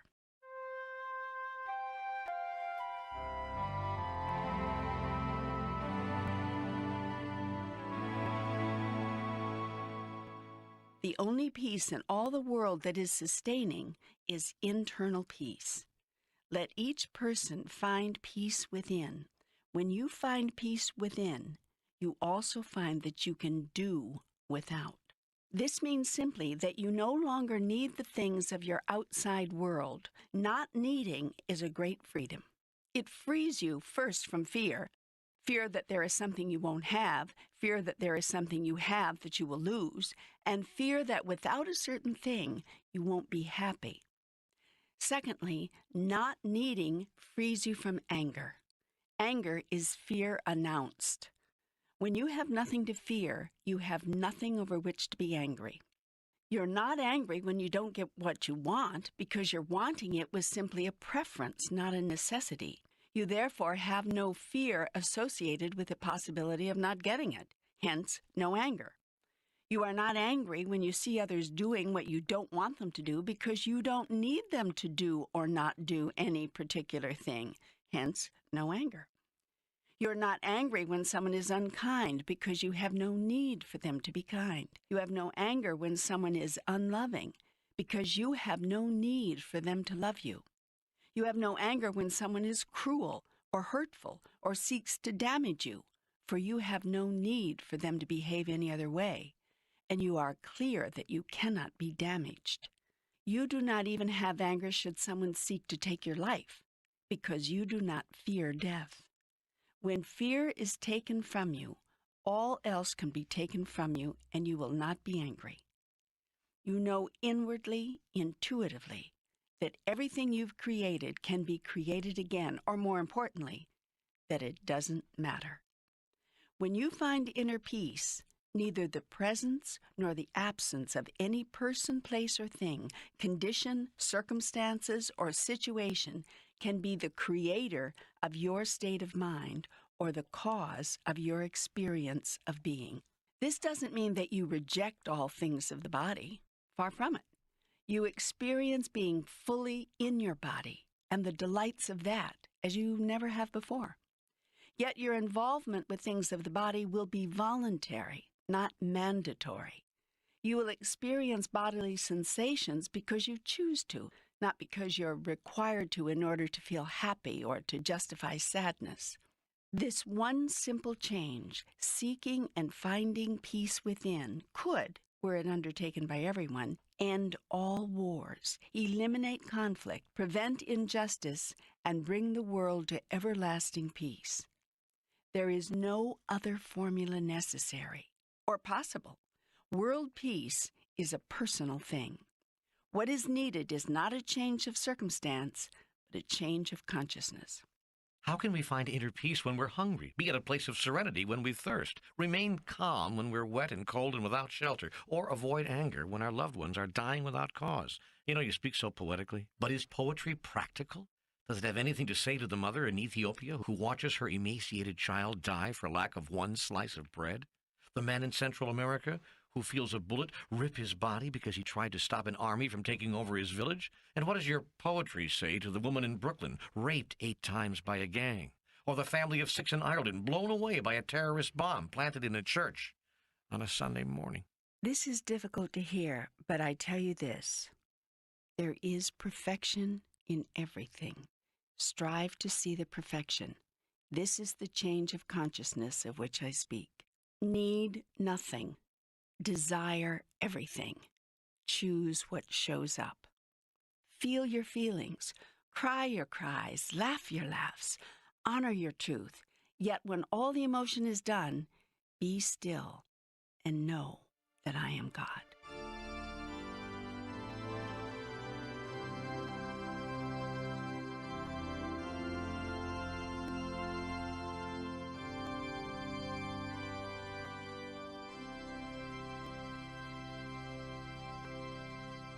In other words, in the midst of the greatest tragedy, see the glory of the process. Even as you die with a bullet through your chest, even as you are being gang raped. Now, this sounds like such an impossible thing to do, yet when you move to God consciousness, you can do it. You don't have to do it, of course. It depends on how you wish to experience the moment. In a moment of great tragedy, the challenge always is to quiet the mind and move deeply within the soul. You automatically do this when you have no control over it. Have you ever talked with a person who accidentally ran a car off a bridge or found himself facing a gun or nearly drowned? Often they will tell you that time slowed way down, that they were overcome by a curious calm, that there was no fear at all. Fear not, for I am with you. That is what poetry has to say to the person facing tragedy. In your darkest hour, I will be your light. In your blackest moment, I will be your consolation. In your most difficult and trying time, I will be your strength. Therefore have faith, for I am your shepherd. You shall not want. I will cause you to lie down in green pastures. I will lead you beside still waters. I will restore your soul and lead you in the paths of righteousness for my name's sake.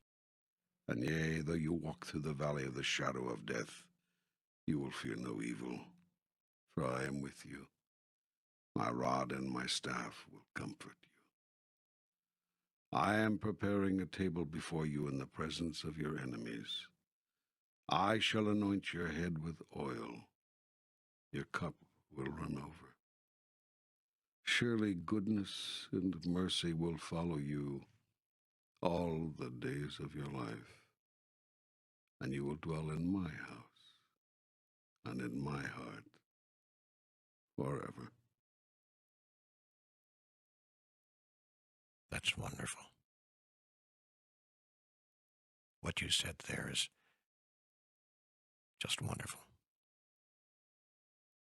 I wish the world could get that. I wish the world could understand, could believe. This program will help that. You are helping that. So you are playing a role, you are doing your part in raising the collective consciousness. That is what all must do. Yes.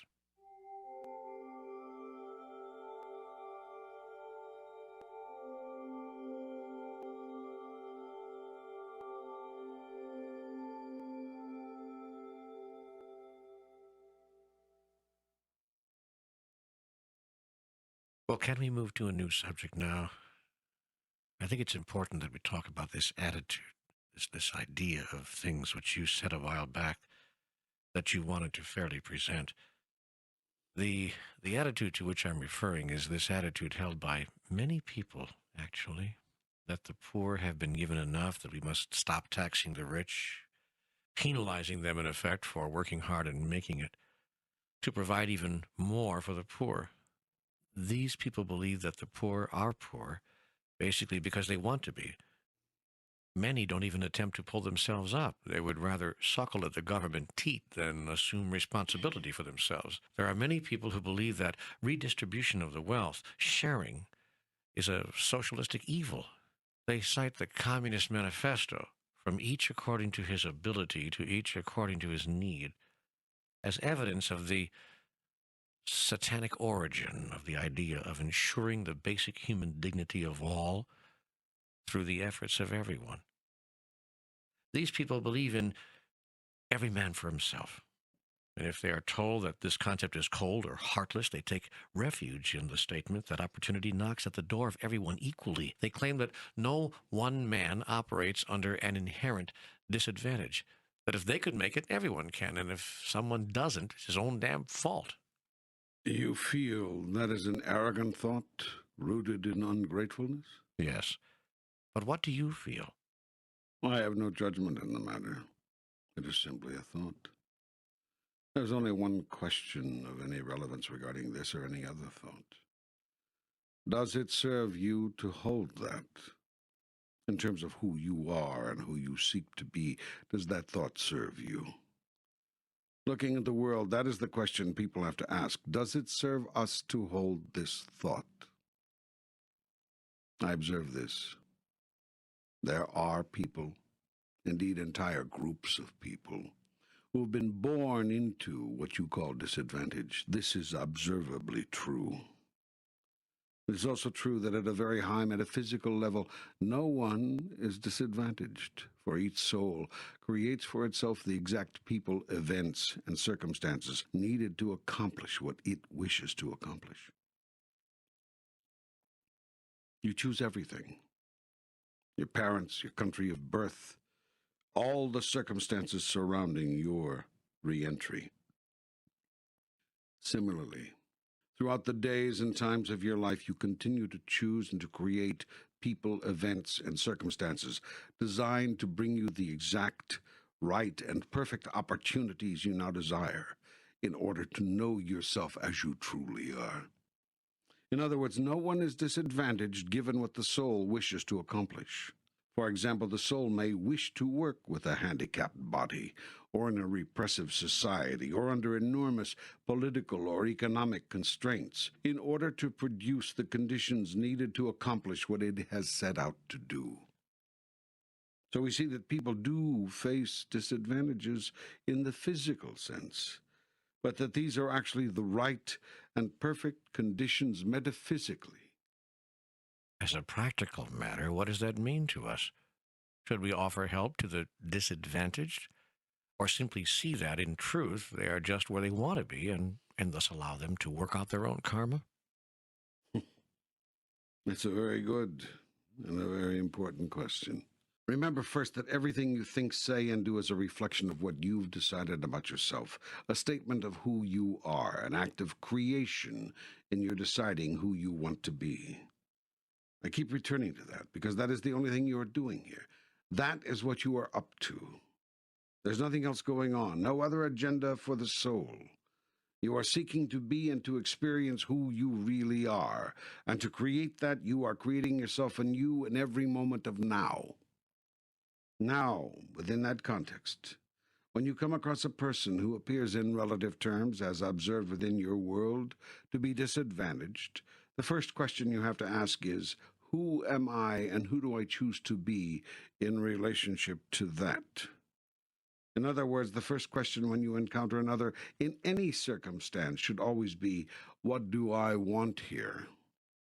Did you hear that? Your first question always must be, what do I want here? Not, what does the other person want here? That's the most fascinating insight I've ever received about the way to proceed in human relationships. It also runs against everything I've ever been taught. I know. But the reason your relationships are in such a mess is that you're always trying to figure out what the other person wants and what other people want, instead of what you truly want.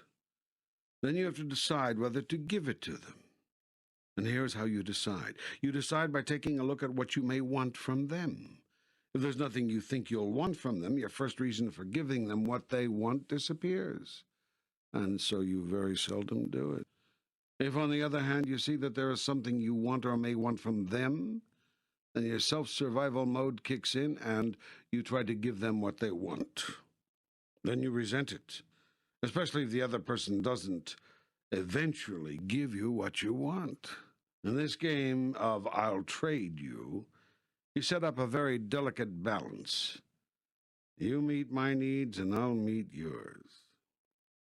That the purpose of all human relationships, relationships between nations as well as relationships between individuals, has nothing to do with any of this.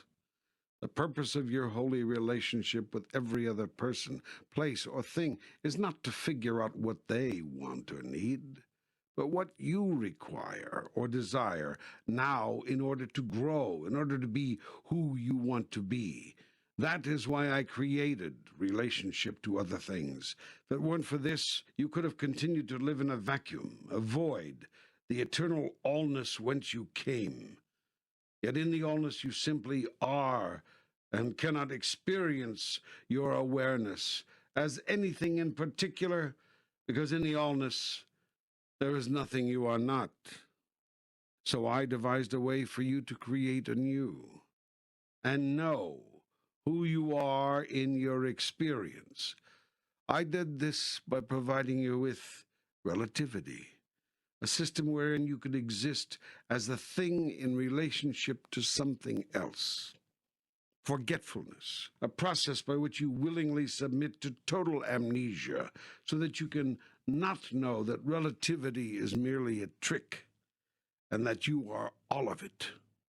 Consciousness, a state of being in which you grow until you reach full awareness, then becoming a true and living God, creating and experiencing your own reality, expanding and exploring that reality, changing and recreating that reality as you stretch your consciousness to new limits, or shall we say to no limit.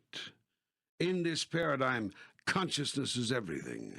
Consciousness, that of which you are truly aware, is the basis of all truth, and thus of all true spirituality. But what is the point of it all? First, you make us forget who we are so that we can remember who we are? Not quite. So that you can create who you are and who you want to be.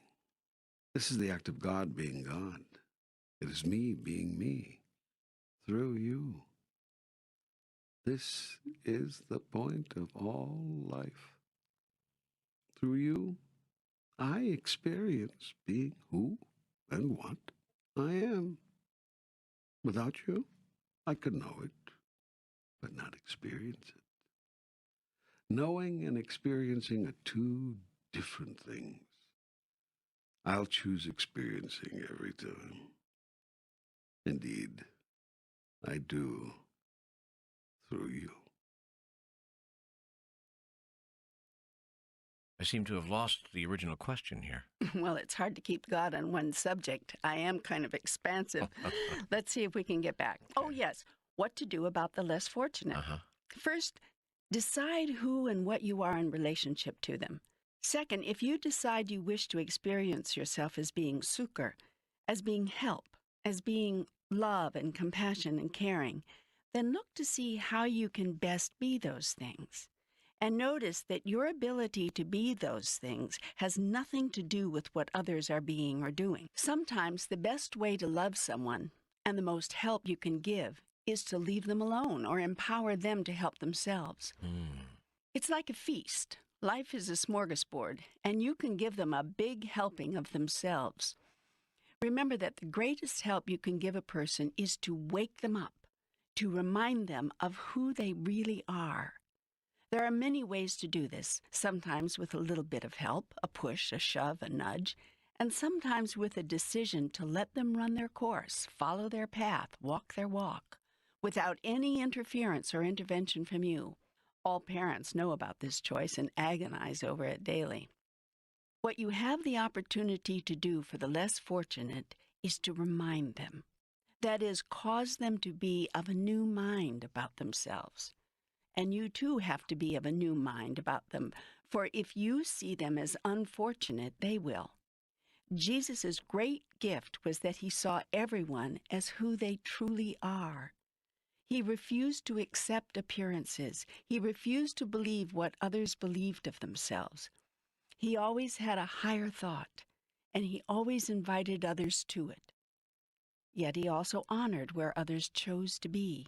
He did not require them to accept his higher idea, merely held it out as an invitation.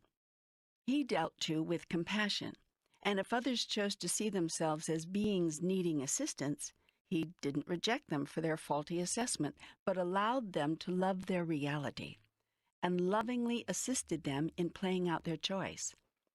For Jesus knew that for some, the fastest path to who they are was the path through who they are not. He didn't call this an imperfect path and thus condemn it.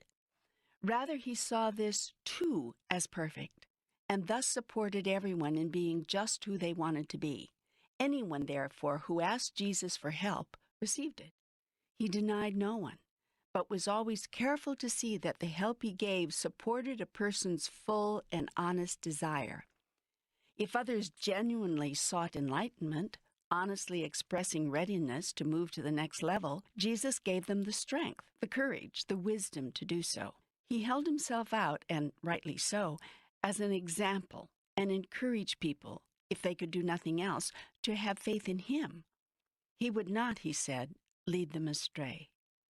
Many did put their faith in him, and to this day he helps those who call upon his name. For his soul is committed to waking up those who seek to be fully awake and fully alive in me. Yet Christ had mercy on those who did not. He therefore rejected self-righteousness and, as do I, made no judgments ever. Jesus' idea of perfect love was to grant all persons exactly the help they requested, after telling them the kind of help they could get. He never refused to help anyone, and least of all would he do so out of a thought that you made your bed, now lie in it. Jesus knew that if he gave people the help they asked for, rather than merely the help he wanted to give, that he was empowering them at the level at which they were ready to receive empowerment. This is the way of all great masters, those who have walked your planet in the past and those who are walking it now. Now I am confused. When is it disempowering to offer help? When does it work against rather than for another's growth? When your help is offered in such a way that it creates continued dependence rather than rapid independence. When you allow another, in the name of compassion, to begin to rely on you rather than rely on themselves, that is not compassion, that is compulsion. You have a power compulsion, because that sort of helping is really power tripping. Now, this distinction can be very subtle here, and sometimes you don't even know you are power tripping. You really believe you are simply doing your best to help another. Yet be careful that you're not simply seeking to create your own self-worth. For to the extent that you allow other persons to make you responsible for them, to that extent you have allowed them to make you powerful. And that, of course, makes you feel worthy. Yet this kind of help is an aphrodisiac which seduces the weak. The goal is to help the weak grow strong, not to let the weak become weaker. This is the problem with many government assistance programs, for they often do the latter rather than the former. Government programs can be self-perpetuating. Their objective can be every bit as much to justify their existence as to help those they are meant to assist. If there were a limit to all government assistance, people would be helped when they genuinely need help, but could not become addicted to that help, substituting it for their own self-reliance. Governments understand that help is power. That is why governments offer as much help to as many people as they can get away with. For the more people government helps, the more people help the government. Whom the government supports, supports the government. Then there should be no redistribution of wealth. The Communist Manifesto is satanic. Of course, there is no Satan, but I understand your meaning. The idea behind the statement, from each according to his ability, to each according to his need, is not evil. It is beautiful. It is simply another way of saying you are your brother's keeper. It's the implementation of this beautiful idea that can become ugly. Sharing must be a way of life, not an edict imposed by government. Sharing should be voluntary, not forced. But here we go again. At its best, government is the people, and its programs are simply mechanisms by which the people share with many others as a way of life. And I would argue that people, collectively through their political systems, have chosen to do so because people have observed, and history has shown, that the haves do not share with the have-nots.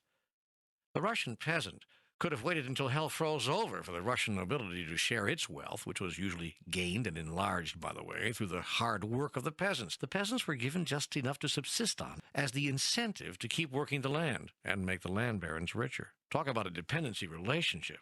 This was an I'll help you only if you help me arrangement, more exploitive and more obscene than anything ever invented by government. It was this obscenity against which the Russian peasants revolted. A government which ensured that all people were treated equally was born out of the people's frustration that the haves would not give to the have-nots of their own accord. It was as Marie Antoinette said of the starving masses clamoring beneath her window in rags while she lounged in a gold-inlaid tub on a bejeweled pedestal munching imported grapes. Let 'em eat cake. This is the attitude against which the downtrodden have railed. This is the condition causing revolution and creating governments of so-called oppression. Governments which take from the rich and give to the poor are called oppressive, while governments which do nothing while the rich exploit the poor are called repressive. Ask the peasants of Mexico, even today. It's said that 20 or 30 families, the rich and powerful elite, literally run Mexico, principally because they own it, while 20 or 30 million live in utter deprivation.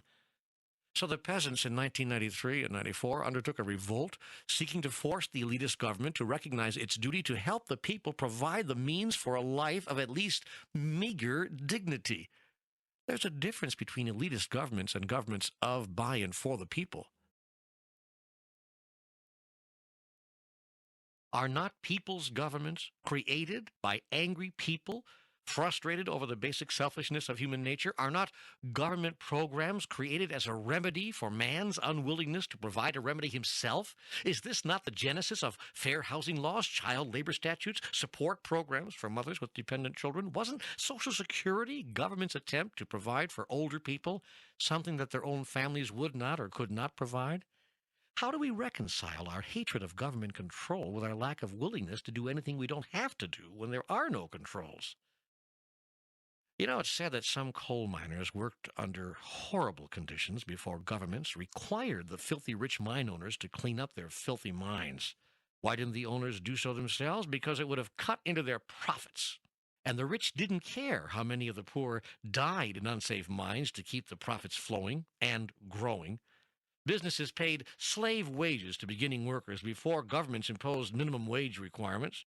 Those who favor going back to the good old days say, so what? They provided jobs, didn't they? And who's taking the risk anyway? The worker? No, the investor, the owner takes the risks. So let him get the biggest reward. Anyone who thinks that the workers on whose labors the owners depend should be treated with dignity is called a communist. Anyone who thinks that a person should not be denied housing because of skin color is called a socialist. Anyone who thinks that a woman should not be denied employment opportunities or promotion simply because she's the wrong sex is called a radical feminist. And when governments, through their elected representatives, move to solve these problems that people of power in society steadfastly refuse to solve themselves, those governments are called oppressive. Never by the people they help, incidentally, only by the people who refuse to provide the help themselves. Nowhere is this more evident than in healthcare. In 1992, an American president and his wife decided it was unfair and inappropriate for millions of Americans to have no access to preventative health care. That simple notion started a healthcare debate which catapulted even the medical profession and the insurance industry into the fray. The real question is not whose solution was better, the plan proposed by the administration or the plan proposed by private industry. The real question is, why didn't private industry propose its own solution long ago? I'll tell you why. Because it didn't have to. No one was complaining, and the industry was driven by profits. Profits, profits, profits. My point, therefore, is this. We can rail and cry and complain all we want. The plain truth is governments provide solutions when the private sector won't. We can also claim that governments are doing what they're doing against the wishes of the people, but so long as people control the government, as they still do to a large extent in the United States, the government will continue to produce and require solutions to social ills because the majority of the people are not rich and powerful, and therefore legislate for themselves what society will not give them voluntarily. Only in countries where the majority of people do not control the government does government do little or nothing about inequities. So then, the problem. How much government is too much government? And how much is too little? And where and how do we strike the balance? Whew! I've never seen you go on like this. That's as long as you've ever held the floor. Well, you said we were going to address some of the larger global problems facing the family of man. I think I've laid out a big one. Eloquently, yes. Everyone from Toynbee to Jefferson to Marx has been trying to solve it for hundreds of years. Okay, what's your solution? We are going to have to go backwards here. We're going to have to go over some old ground. Go ahead. Maybe I need to hear it twice. Then we'll start with the fact that I have no solution, and that is because I see none of this as problematical. It just is what it is, and I have no preferences regarding that. I'm merely describing here what is observable, what anyone can plainly see. Okay, you have no solution and you have no preference. Can you offer me an observation? I observe that the world has yet to come up with a system of government which provides a total solution, although the government in the United States has come the closest so far. The difficulty is that goodness and fairness are moral issues, not political ones. Government is the human attempt to mandate goodness and ensure fairness. Yet there's only one place where goodness is born, and that is in the human heart. There's only one place where fairness can be conceptualized, and that is in the human mind. There's only one place where love can be experienced truly, and that is in the human soul. Because the human soul is love. You cannot legislate morality. You cannot pass a law saying love each other. We are now going around in circles as we have covered all of this before. Still, the discussion is good, so keep plugging away at it. Even if we cover the same ground twice or three times, that is okay. The attempt here is to get to the bottom of it. See how you want to create it now. Well, then I'll ask the same question I asked before. Aren't all laws simply man's attempt to codify moral concepts? Is not legislation simply our combined agreement as to what is right and wrong? Yes, and certain civil laws, rules, and regulations are required in your primitive society. You understand that in non-primitive societies, such laws are unnecessary. All beings regulate themselves. In your society, you are still confronted with some very elementary questions. Shall you stop at the street corner before proceeding? Shall you buy and sell according to certain terms? Will there be any restrictions on how you behave with one another?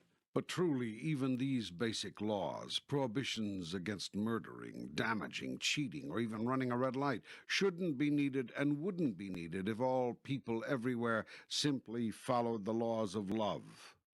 That is God's law. What is needed is a growth in consciousness, not a growth of government. You mean if we just followed the Ten Commandments, we'd be all right? There's no such thing as the Ten Commandments. God's law is no law. This is something you cannot understand. I require nothing. Is that what you're suggesting for this world? Complete anarchy? I am suggesting nothing.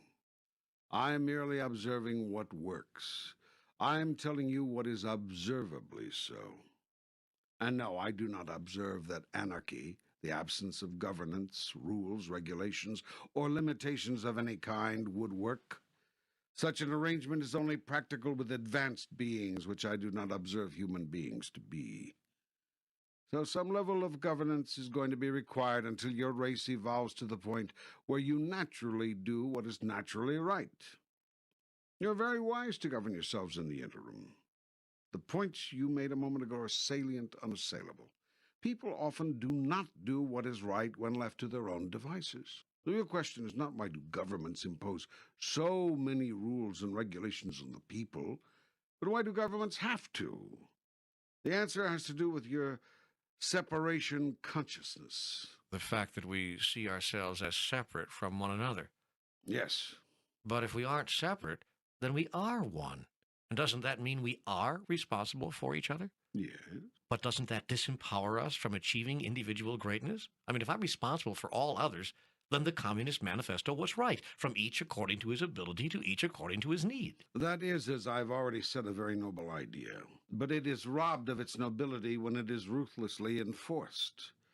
That was the difficulty with communism. Not the concept, but its implementation. But there are those who say that the concept had to be enforced because the concept violates the basic nature of man. You've hit the nail on the head. What needs to be changed is the basic nature of man. That's where the work must be done.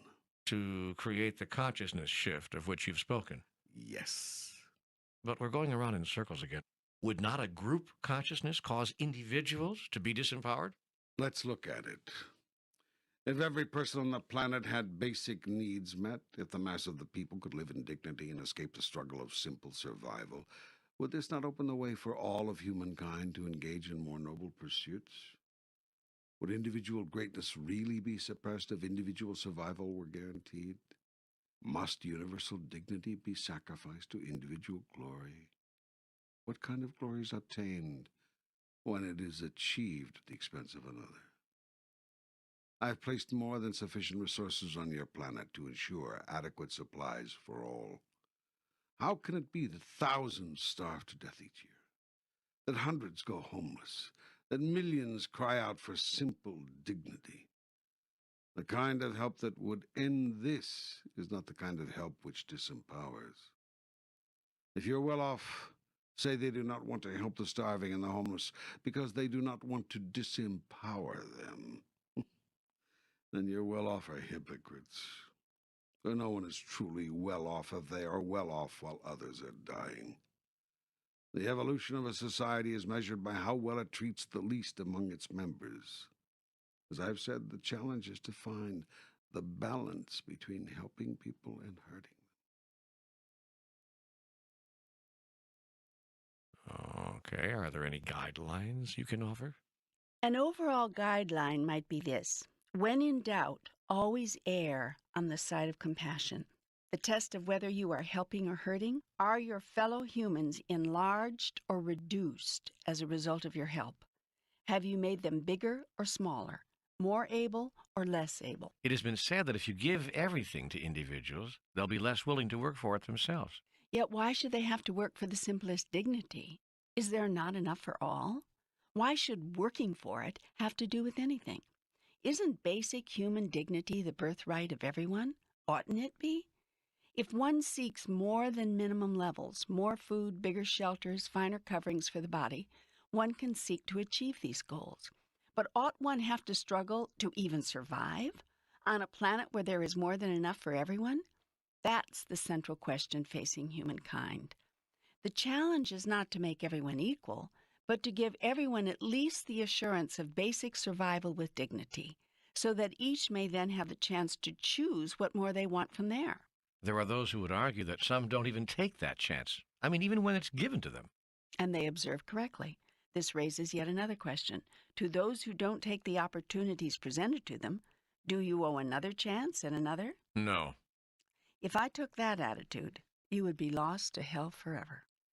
I tell you this. Compassion never ends. Love never stops. Patience never runs out in God's world.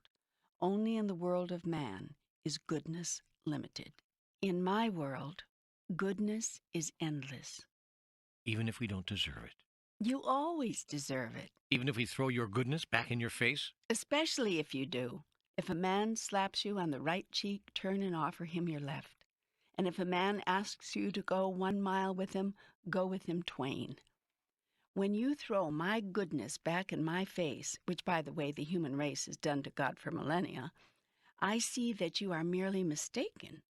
You do not know what is in your best interest. I have compassion because your mistake is based not in evil, but in ignorance. But some people are basically evil. Some people are intrinsically bad. Who told you that? It is my own observation. Then you cannot see straight. I've said it to you before. No one does anything evil given his model of the world. Put another way, all are doing the best they can at any given moment. All actions of everyone depend on the data at hand. I've said this before. Consciousness is everything. Of what are you aware? What do you know? But when people attack us, hurt us, damage us, even kill us for their own ends, isn't that evil?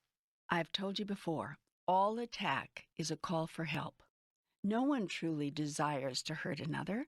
Those who do it, including your own governments, by the way, do it out of a misplaced idea that it is the only way to get something they want. I've already outlined the higher solution to this problem. Simply want nothing. Have preferences, but no needs.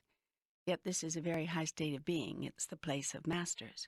In terms of geopolitics, why not work together as a world to meet the most basic needs of everyone? We're doing that, or trying. After all these thousands of years of human history, that's the most you can say. The fact is you've barely evolved at all. You still operate in a primitive every man for himself mentality. You plunder the earth, rape her of her resources, exploit her people, and systematically disenfranchise those who disagree with you for doing all of this, calling them the radicals. You do all this for your own selfish purposes because you've developed a lifestyle that you cannot maintain any other way. You must cut down millions of acres of trees each year, or you won't be able to have your Sunday paper. You must destroy miles of the protective ozone which covers your planet, or you cannot have your hairspray. You must pollute your rivers and streams beyond repair, or you cannot have your industries to give you bigger, better, and more. And you must exploit the least among you, the least advantaged, the least educated, the least aware, or you cannot live at the top of the human scale in unheard of and unnecessary luxury. Finally, you must deny that you are doing this, or you cannot live with yourself.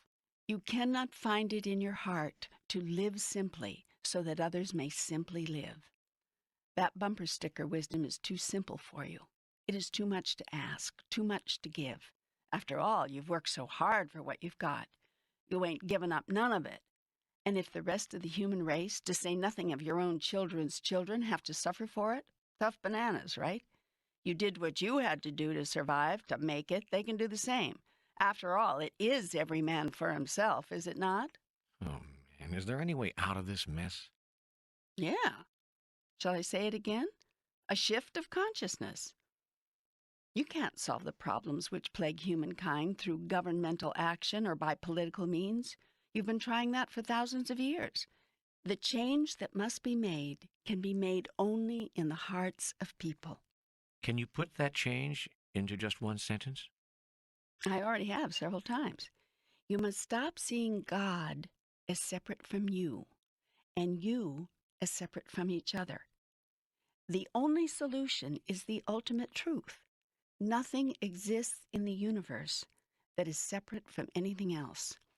Everything is intrinsically connected, irrevocably interdependent, interactive, interwoven into the fabric of all of life.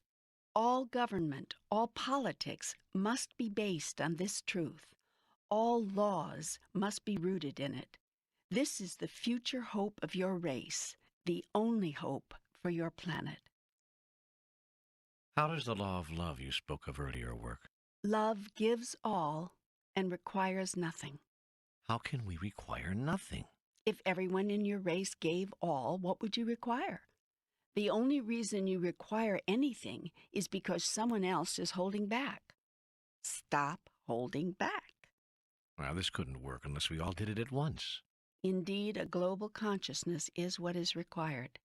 Yet how will that come about? Somebody has to start. The opportunity is here for you. You can be the source of this new consciousness. You can be the inspiration. Indeed, you must be. I must? Who else is there?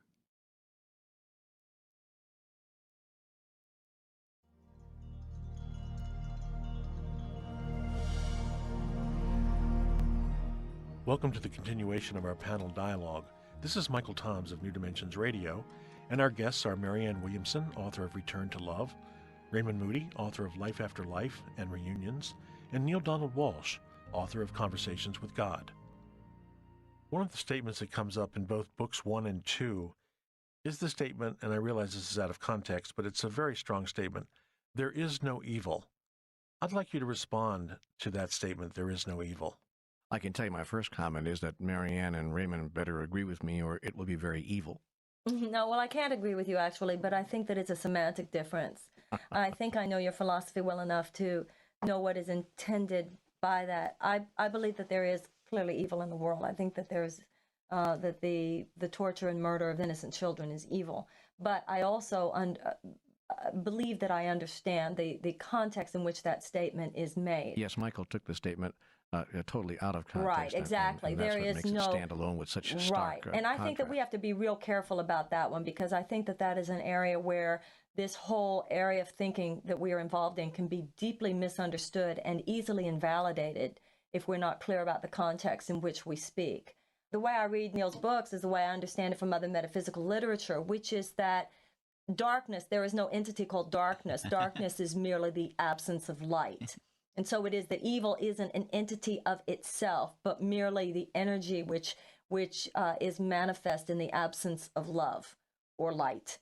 As a matter of fact, Book 1 in the CWG trilogy clearly says that the biggest evil would be to declare that there is no evil. Yeah, just think of all the darkness and truly the evil result that can result. I think that one of the things that's very important for this kind of work, and where I think Raymond and Neale and myself and all of us who are involved in these kinds of work have to be very careful, is that, you know, Martin Luther King Jr. once said that what we need are people who have tough minds and tender hearts. And it is true that some of the toughest minds in America today lack heart. But I think it is also true that some of the most open-hearted people are fuzzy thinkers.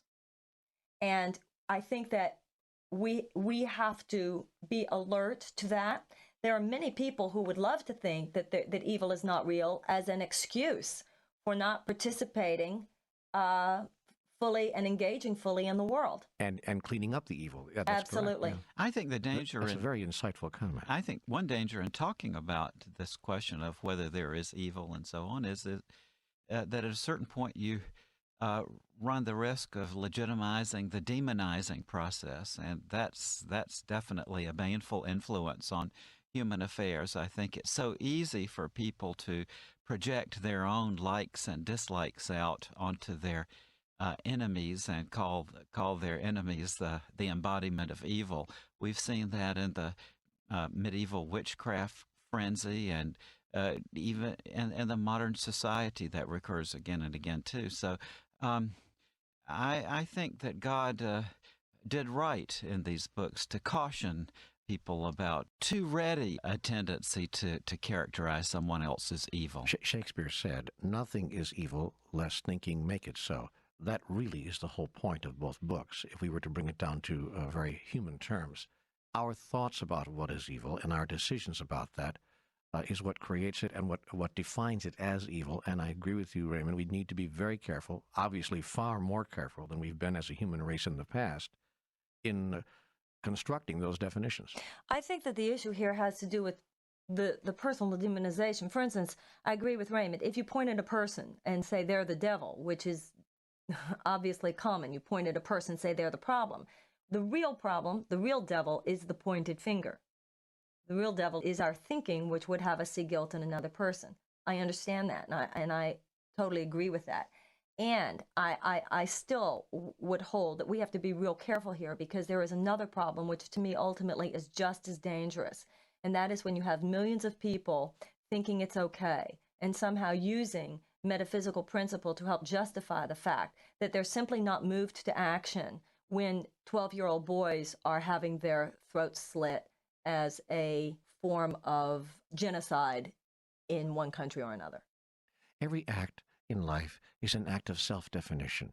Experiences that we encounter give us an opportunity to be and to declare, to decide and to announce, to become and to fulfill who we really are. If we are people who can look in the face of the kinds of experiences, the kinds of horrible, horrible human encounters that you're talking about, Marianne, if who we are in the face of that is someone who would ignore it, walk away from it, or try to rationalize it with some new age piece of fluff like there is no evil, then that's in fact who we are. I'm sorry to say I'd be disappointed if I made that statement about myself, and I am to some degree disappointed when I see other people making that kind of statement through their apathy and through their inaction. So I hear really what you're both saying, and as is always true in terribly complex matters like this, both of you, and for that matter my own comments, are all right. We're all correct on this. Because truth is not a soundbite. People have to hang long enough for the total conversation. Marianne, picking up on something you said, there are a lot of open hearts, but many of them are fuzzy thinkers. Could you describe what you mean by fuzzy thinking? I've got some very definite opinions on that one. Go for it. As a logician and a professor of logic for many years, I heartily endorsed what God had to say in Book 2 about the difficulty in our education being these days that we try to teach our kids what to think rather than how to think. And Thomas Jefferson said, "In a republican nation whose citizens are to be led by reason and persuasion, and not by force, the art of reasoning becomes of first importance." And that's something I worry a little bit about. First of all, I want to say that I am a media freak. I love television. I watch 2 or 3 hours of CNN every day. So I'm not putting the media down here. But I do feel a certain danger in what I see and the way that public discourse has shrunk, in effect, to the soundbite model of public discourse. There are many things, in fact, truths that just can't be formulated in a short sentence that's going to be gripping on the morning television shows. And I think that's something that we really need to be careful about because to go back again to that statement of Thomas Jefferson, the founding fathers saw very clearly that being a fairly good thinker and reasoner is a necessary part of being a functional citizen of a democracy. I think that what Raymond's talking about now is in my mind, almost the primary issue of our time, because I think the greatest darkness in America today is the deadening of the American mind. And I do believe that it starts with the public education system that has come to be more concerned with teaching people what to think rather than how to think. I personally believe that television, you know, Raymond, when you say you watch 3 hours of CNN, CNN is not typical of most television. And although I share with you a passion for C-SPAN, that's real different from most television fare, which I think has contributed to the Neale Postman in his book, Amusing Ourselves to Death, talks about Yes. how the linear thought processes of a generation have been destroyed by what most television is. And I also think it's interesting to note that people like us, if I could use that phrase, this whole idea of whatever we are, that's they like to label New Age as a way of marginalizing and peripheralizing us as far as I can see. Whatever this new consciousness work is that we're all involved in, it's interesting to me that there is so much projection onto it by those who would seek to invalidate it, that somehow it is less sophisticated thinking. So I think that for us to be quoting the Jeffersons of the world, and of course that's why he wanted universal education. He wanted universal education to save democracy. And in my mind, the people who most seek to undercut educational support are doing it for that very reason, because they know that it's true, because they know that you can't have control over masses of people when the masses of people are doing their own thinking. Michael, to me, fuzzy thinking, just to get in on this, means people who don't think but think they're thinking. Right. That's what's so dangerous about it. You know, if you think you're thinking, then that's very fuzzy thinking. And what I mean by that is that people who think the thoughts of others rather than thinking their own thoughts. And I absolutely and vehemently agree with Raymond and with what Marianne has just said. It is the central issue in this country today. People who think the thoughts of others and then repeat those thoughts, sometimes rather loudly, as their own, and would sadly even kill others in support of those thoughts, which were not even their own thoughts, but thoughts given to them by some other source. So people who think that they're thinking and aren't thinking at all, but are simply repeating the thoughts of others, their political party, their religion, their particular dogma, the views of their parents, whatever it might be. We need to divorce ourselves. Here we go again with we're not who we were yesterday. We need to get into the present moment and think for ourselves for a change. And that's why the comments in book 2 about what we need to do to change our educational system are so extraordinarily important. We have to teach young people that it's not about how we thought about things yesterday. You know, Neale and Raymond, something interesting to me that was in this morning's paper is in this category and how the media affects this. There is an argument going on in Congress right now concerning a $16 billion that they had agreed to spend on insurance, medical insurance for non-insured children. And so the big argument, the big question that is posed by the Republicans and the Democrats, it's just mimicked by the media. The big question, supposedly, in their minds anyway, is whether this will be spent as a federal programming or instead in lump sums given to the states, correct? State versus federal. But to me, the interesting thing is that the goal here is to ensure half of America's poor and uninsured children. The real question should be, why aren't we committing to insure all of them? Bravo. The real question should not be state versus federal. The real question should be, if you've got 20 million uninsured kids, why are we only talking 10 million? But people will you just see how powerful that's how the parties present it, then that's how the media picks up, and you have to really have an alert mind to say, what the hell is the question? This is the wrong question we're asking. Yes, you see, I'm reminded of Gloria, who was it now who said this? The wonderful statement on her deathbed. She said, what is the answer? And when no one could give her the answer, she said, in that case, what is the question? Right. We're not asking. The reason we're not getting meaningful answers in America today is because we're not asking the meaningful questions yet. And the power structure as it now exists, as your book makes very clear in book 2, its interests are not in line with asking the appropriate questions. Precisely right, much less giving the answers. Because the appropriate questions are not, as Conversations with God Part 2 makes very clear, the appropriate questions do not point to an economically based social structure. The appropriate questions are humanitarian questions rather than economic questions. And that's why the system as it now exists doesn't ask them. The system is absolutely out of control and crazy. I'm beginning to feel like one of those guys who sit around the barbershop talking about the good old days. But I swear, really, I think society has reached a point now in 1997 that is just absolutely incomprehensible to anyone, as far as I can know. I mean, to get back to the medical issue for a moment, the problem with the kids, unfortunately, is just a tiny slice of the huge pie of chaos that's going on about the medical system. Not just poor kids, but even people who are fairly well off in the suburbs constantly have the sword of Damocles hanging over our heads of, will an illness just wipe out everything you have? That's absolutely insane. And the doctors hate it and the patients hate it. But the technology just seems to be spinning out of control. How can I begin to be a part of the new consciousness? Be a light unto the world, and hurt it not.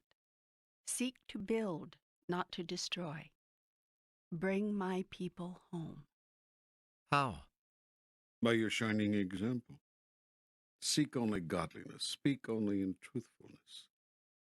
Act only in love. Live the law of love now and forevermore. Give everything. Require nothing. Avoid the mundane. Do not accept the unacceptable. Teach all who seek to learn of me. Make every moment of your life an outpouring of love. Use every moment to think the highest thought, say the highest word, do the highest deed. In this glorify your holy self, and thus too glorify me. Bring peace to the earth by bringing peace to all those whose lives you touch. Be peace. Feel and express in every moment your divine connection with the all, and with every person, place, and thing. Embrace every circumstance, own every fault, share every joy, contemplate every mystery, walk in every man's shoes, forgive every offense, including your own, heal every heart, honor every person's truth, adore every person's God, protect every person's rights, preserve every person's dignity, promote every person's interests, provide every person's needs, presume every person's holiness, present every person's greatest gifts, produce every person's blessing, and pronounce every person's future secure in the assured love of God. Be a living, breathing example of the highest truth that resides within you.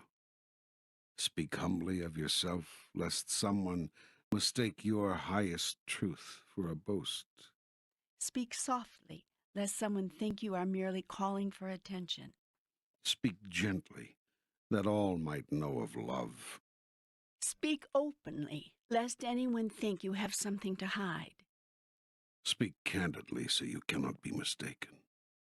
Speak often, so that your word may truly go forth. Speak respectfully, that no one be dishonored. Speak lovingly, that every syllable may heal. Speak of me with every utterance. Make of your life a gift. Remember always you are the gift. Be a gift to everyone who enters your life and to everyone whose life you enter. Be careful not to enter another's life if you cannot be a gift.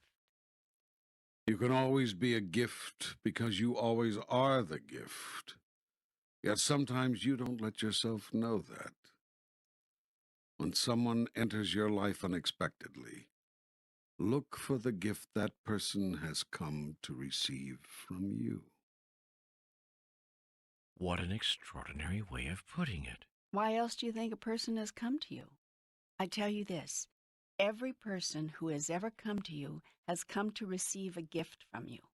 In so doing, he gives a gift to you, the gift of your experiencing and fulfilling who you are.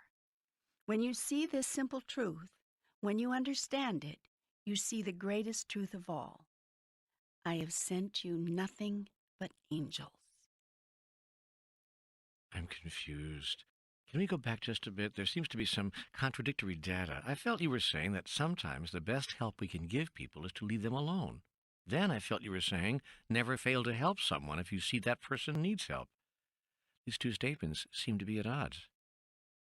Let me clarify your thinking on this. Never offer the kind of help that disempowers. Never insist on offering the help you think is needed. Let the person or people in need know all that you have to give. Then listen to what they want. See what they are ready to receive. Offer the help that is wanted. Often the person or people will say or exhibit by their behavior that they just want to be left alone. Despite what you think you'd like to give, leaving them alone might be the highest gift you can then offer. If at a later time something else is wanted or desired, you will be caused to notice if it is yours to give. If it is, then give it. Yet strive to give nothing which disempowers. That which disempowers is that which promotes or produces dependency. In truth, there is always some way you can help others which also empowers them. Completely ignoring the plight of another who is truly seeking your help is not the answer. For doing too little no more empowers the other than doing too much. To be of higher consciousness, you may not deliberately ignore the genuine plight of brothers or sisters, claiming that to let them stew in their own juice is the highest gift you can give them. That attitude is righteousness and arrogance at the highest level. It merely allows you to justify your non-involvement.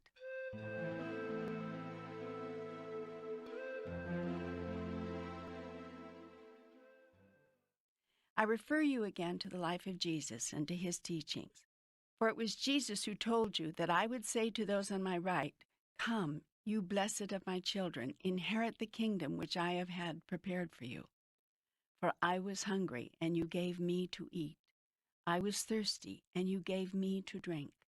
I was homeless, and you found me shelter. I was naked, and you clothed me. I was ill, and you visited me. I was in prison, and you brought me comfort. And they will say to me, 'Lord, when did we see you hungry and feed you, or thirsty and give you drink? And when did we see you homeless and find you shelter, or naked and clothe you? And when did we see you ill or in prison and comfort you?' And I will answer them, replying, 'Verily, verily, I say unto you, inasmuch as you have done it to the least of these, my brethren, so have you done it to me.' This is my truth, and it still stands for all the ages." I love you, you know that. I know you do, and I love you. Since we are discussing larger aspects of life on a planetary scale, as well as reviewing some of the elements of our individual lives, I would like to ask you about the environment. What do you want to know? Is it really being destroyed, as some environmentalists claim?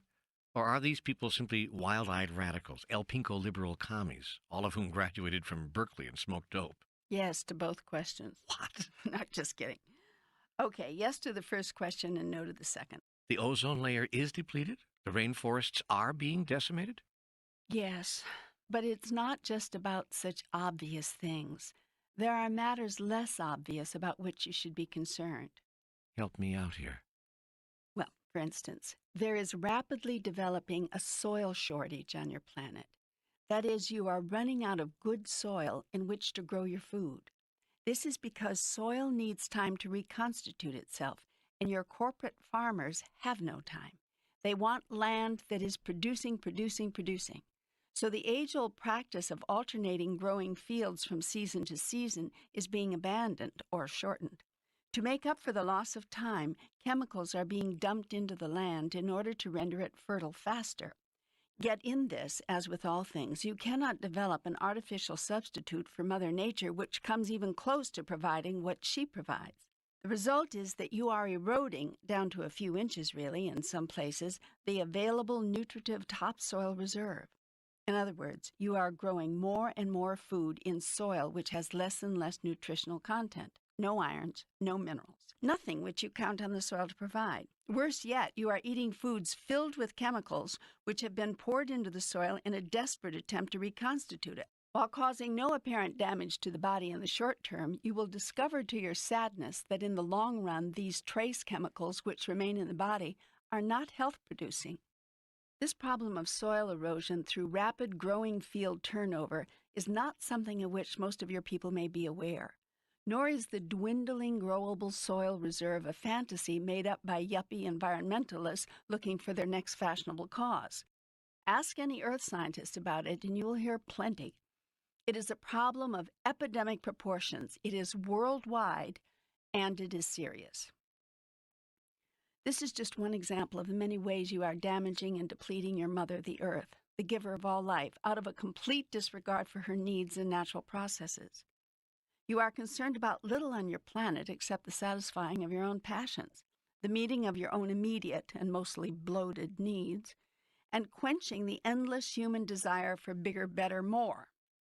Yet you might do well as a species to ask, when is enough enough? Why do we not listen to our environmentalists? Why do we not heed their warnings? In this, as in all really important matters affecting the quality and style of life on your planet, there is a pattern which is easily discernible. You have coined a phrase in your world which answers the question perfectly. Follow the money trail. Oh, man, how can we ever hope to solve these problems when fighting something as massive and insidious as that? Simple. Eliminate money. Eliminate money? Yes. Or at the very least, eliminate its invisibility. I don't understand. Most people hide the things they are ashamed of or don't want other people to know about. That is why the largest number of you hide your sexuality, and that is why nearly all of you hide your money. That is to say, you are not open about it. You consider your money to be a very private matter, and therein lies the problem. If everyone knew everything about everybody's money situation, there would be an uprising in your country and on your planet, the likes of which you've never seen. And in the aftermath of that, there would be fairness and equity, honesty, and true for the good of all priority in the conduct of human affairs. It's now not possible to bring fairness or equity, honesty, or the common good to the marketplace because money is so easy to hide. You can actually physically take it and hide it. There are also all manner of means by which creative accountants can cause corporate money to be hidden or to disappear. Since money can be hidden, there's no way for anyone to know exactly how much anyone else has or what they are doing with it. This makes it possible for a plethora of inequity, if not to say double dealing, to exist. Corporations can pay two people vastly different wages for doing the same job, for instance. They can pay one person $57,000 a year, while paying the other $42,000 a year for performing the exactly identical function, giving one employee more than the other simply because the first employee has something the second employee does not. What's that? A penis. Oh. Yes. Oh, indeed. But you don't understand. Having a penis makes the first employee more valuable than the second. Quicker-witted, smarter by half, obviously more capable. I don't remember constructing you that way. I mean, so unequal in abilities. Well, you did, and I'm surprised you don't know it. Everyone on this planet knows it. We better stop this now or people will think we're really serious. You mean we're not? Well, we are. I mean, the people on the planet are. That's why women can't be Roman Catholic or Mormon priests, or show up on the wrong side of the Wailing Wall in Jerusalem, or climb to the top job in Fortune 500 companies, or pilot airliners. Yes, we get the point. And my point is that pay discrimination, at least, would be much more difficult to get away with if all money transactions were made visible instead of hidden. Can you imagine what would happen in every workplace on the globe if all companies were forced to publish all the salaries of all the employees? Not the salary ranges for particular job classifications, but the actual compensation awarded to each individual. Well, there goes playing two ends against the middle right out the window. Yep. And there goes what he doesn't know won't hurt him. Yep. And there goes, hey, if we can't get it for 1/3 less, why should we pay more? And there goes apple polishing and kissing up to the boss and the inside track and company politics. And much, much more would disappear from the workplace and from the world through the simple expedient of uncovering the money trail. Think of it. If you knew exactly how much money each of you holds and the real earnings of all your industries and corporations and each of their executives, as well as how each person and corporation is using the money it has, don't you think that would change things? Think about this.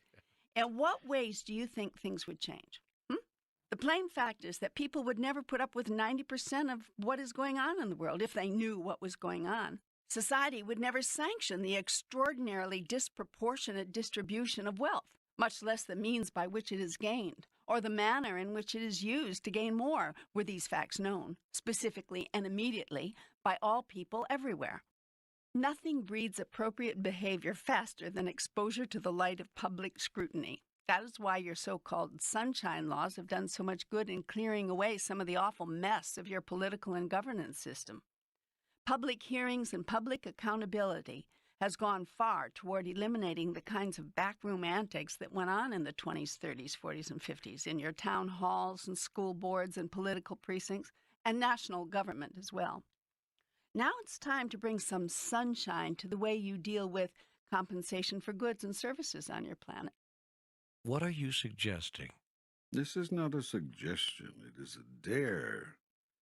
I dare you to throw out all your money, all your papers and coins and individual national currencies and start over. Develop an international monetary system that is wide open, totally visible, immediately traceable, completely accountable. Establish a worldwide compensation system by which people would be given credits for services rendered and products produced, and debits for services used and products consumed. Everything would be on the system of credits and debits. Returns on investments, inheritances, winnings of wagers, salaries and wages, tips and gratuities, everything. And nothing could be purchased without credits. There would be no other negotiable currency, and everyone's records would be open to everyone else. It has been said, show me a man's bank account and I'll show you the man. This system comes close to that scenario. People would, or at least could, know a great deal more about you than they know now. But not only would you know more about each other, you would know more about everything. More about what corporations are paying and spending, and what their cost is on an item, as well as their price. Can you imagine what corporations would do if they had to put 2 figures on every price tag? The price and their cost? Would that bring prices down, or what? Would that increase competition and boost fair trade? You can't even imagine the consequences of such a thing. Under the new Worldwide Compensation System, WCS, the transfer of debits and credits would be immediate and totally visible. That is, anybody and everybody could inspect the account of any person or organization at any time. Nothing would be kept secret. Nothing would be private. The WCS would deduct 10% of all earnings each year from the incomes of those voluntarily requesting such a deduction. There would be no income tax, no forms to file, no deductions to figure, no escape hatch to construct, or obfuscation to manufacture. Since all records would be open, everyone in the society would be able to observe who was choosing to offer the 10% for the general good of all, and who was not. This voluntary deduction would go towards support of all the programs and services of the government, as voted on by the people. The whole system would be all very simple, all very visible. And the world would never agree to such a thing. Of course not. And do you know why?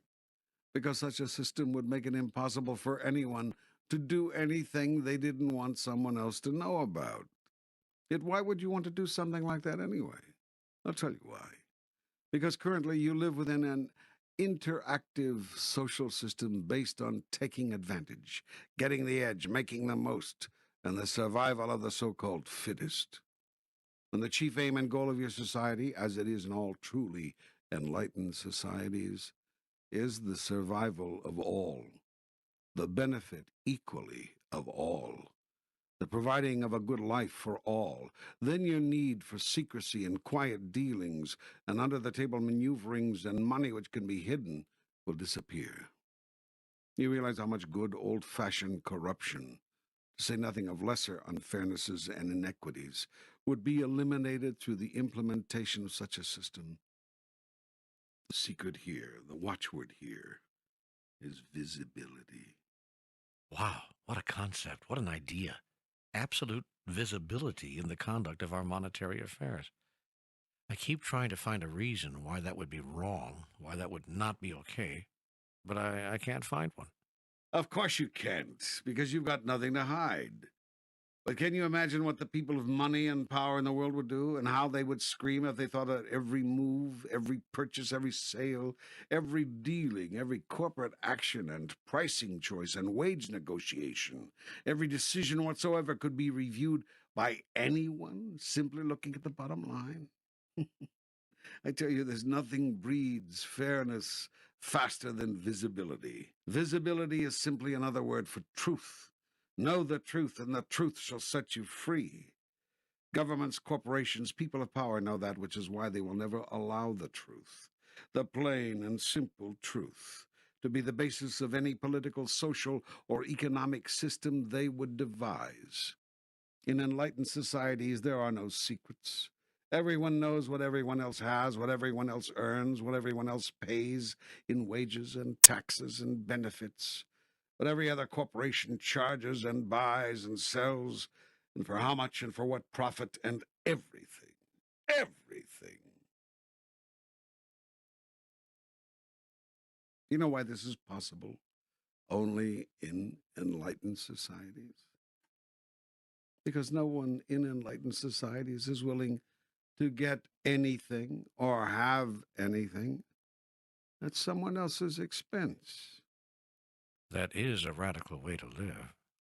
It seems radical in primitive societies, yes. In enlightened societies, it seems obviously appropriate. I'm intrigued by this concept of visibility. Could it extend beyond monetary affairs? Might it be a watchword for our personal relationships as well? One would hope so.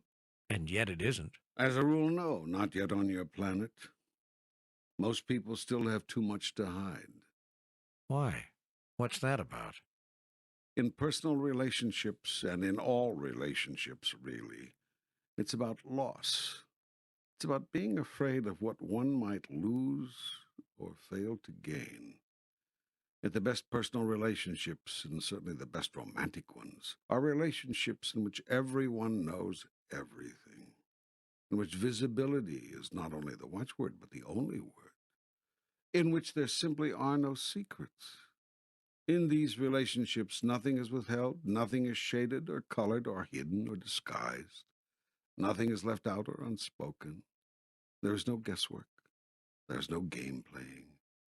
No one is doing a dance, running a number, or shining you on. Yeah, but if everyone knew everything we were thinking, others. Hold it. This isn't about having no mental privacy, no safe space in which to move through your personal process. That's not what I'm talking about here. This is about simply being open and honest in your dealings with another. This is about simply telling the truth when you speak and about withholding no truth when you know it should be spoken. This is about never again lying or shading or verbally or mentally manipulating or twisting your truth into the 101 other contortions which typify the largest number of human communications. This is about coming clean, telling it like it is, giving it to them straight. This is about ensuring that all individuals have all the data and know everything they need to know on a subject. This is about fairness and openness and, well, visibility. Yet this does not mean that every single thought, every private fear, every darkest memory, every fleeting judgment, opinion, or reaction must be placed on the table for discussion and examination. That is not visibility, that is insanity. That will make you crazy. We are talking here about simple, direct, straightforward, open, honest, complete communication. Yet even at that, it is a striking concept and a little used one. You can say that again. Yet even at that, it is a striking concept. A little used one, yeah. You should have been in vaudeville. Are you kidding? I am. Well, seriously, this is a magnificent idea. I mean, imagine an entire society built around the principle of visibility. Are you sure it would work? I'll tell you something. Half the world's ills would go away tomorrow. Half the world's worries, half the world's conflicts, half the world's anger, half the world's frustration. Oh, there would be anger and frustration at first, make no mistake about that, when it was finally discovered just how much the average person is being played like a fiddle, used like a disposable commodity, manipulated, lied to, and downright cheated. There would be plenty of frustration and anger. But visibility would clean most of that up within 60 days, make it go away. Let me invite you again. Just think about it. You think you could live a life like this? No more secrets, absolute visibility? If not, why not? What are you keeping from others that you don't want them to know? What are you saying to someone that isn't true? What are you not saying to someone that is? Has lying by omission or commission brought your world where you really want it to be? Has manipulation of the marketplace, of a particular situation, or simply of a person, through silence and secrecy really benefited us? Is privacy really what makes our governmental, corporate, and individual lives work? What would happen if everybody could see everything? Now, there is an irony here. Don't you see that this is the one thing you fear about your first meeting with God? Don't you get that what you've been afraid of is that the gig is up, the game is over, the tap dance is finished, the shadow boxing is done, and the long, long trail of deceits, big and small, has come to quite literally a dead end. Yet the good news is that there is no reason for fear, no cause to be scared. No one is going to judge you. No one is going to make you wrong. No one is going to throw you into the everlasting fires of hell. And to you Roman Catholics, no, you won't even go to purgatory. And to you Mormons, no, you won't be trapped forever in the lowest heaven, unable to get to the highest heaven, nor will you be labeled sons of perdition and banished forever to realms unknown. And to you, well, you get the picture. Each of you has constructed within the framework of your own particular theology some idea, some concept of God's worst punishment. I hate to tell you this, because I see the fun you're having with the drama of it all, but, well, just ain't no such thing. Perhaps when you lose the fear of having your life become totally visible at the moment of your death, you can get over the fear of having your life become totally visible while you are living it. Boy, wouldn't that be something? Yeah, wouldn't it, though? So here's the formula to help you get started. Go back to the first volume of this audio program and review again the 5 levels of truth-telling. Determine to memorize this model and implement it. Seek the truth, say the truth, live the truth every day. Do this with yourself and with every person whose life you touch. Then get ready to be naked. Stand by for visibility. Ooh, this feels scary. This feels real scary. Look to see what you're afraid of. I'm afraid everyone will leave the room. I'm afraid no one will like me anymore. I see.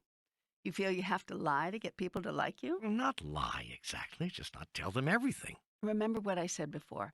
This is not about blurting out every little feeling, thought, idea, fear, memory, confession, or whatever. This is simply about always speaking the truth, showing yourself completely. With your dearest loved one, you can be physically naked, can you not? Yes? Then why not be emotionally naked as well? Well, the second is much harder than the first. I understand that. That doesn't fail to recommend it, however, for the rewards are great. Well, you've certainly brought up some interesting ideas. Abolish hidden agendas, build a society on visibility, tell the truth all the time to everyone about everything. Whew. On these few concepts, entire societies have been constructed, enlightened societies. I haven't found any. I wasn't speaking of your planet Oh. or even your solar system. Oh. But you don't have to leave the planet or even leave your house to begin experiencing what such a new thought system would be like. Start in your own family, in your own home. If you own a business, start in your own company. Tell everyone in your firm exactly what you make, what the company is making and spending, and what each and every employee makes. You'll shock the hell out of them. I mean that quite literally. You will shock the hell right out of them. If everyone who owned a company did this, work would no longer be a living hell for so many because a greater sense of equity, fair play, and appropriate compensation would automatically come to the workplace. Tell your customers exactly what a product or service costs you to provide. Put those 2 numbers on your price tag, your cost and your price. Can you still be proud of what you're asking? Do you encounter any fear that someone will think you are ripping them off should they know your cost-price ratio? If so, look to see what kind of adjustment you want to make in your pricing to bring it back down into the realm of basic fairness rather than get what you can while the getting's good. I dare you to do this. I dare you. It will require complete change in your thinking. You'll have to be just as concerned with your customers or clients as you are with yourself. Yes, you can begin to build this new society right now, right here, today. The choice is yours. You can continue to support the old system, the present paradigm, or you can blaze the trail and show your world a new way. You can be that new way in everything, not just in business, not just in your personal relationships, not just in politics or economics or religion or this aspect or that of the overall life experience, but in everything. Be the new way. Be the higher way. Be the grandest way. Then you can truly say, I am the way and the life. Follow me. If the whole world followed you, would you be pleased with where you took it? Let that be your question for the day.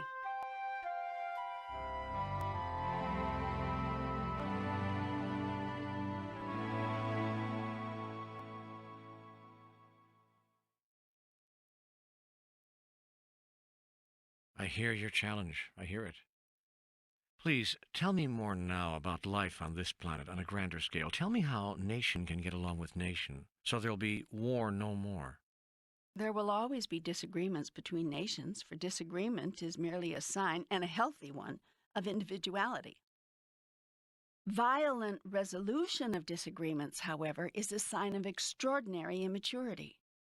There is no reason in the world why violent resolution cannot be avoided, given the willingness of nations to avoid it.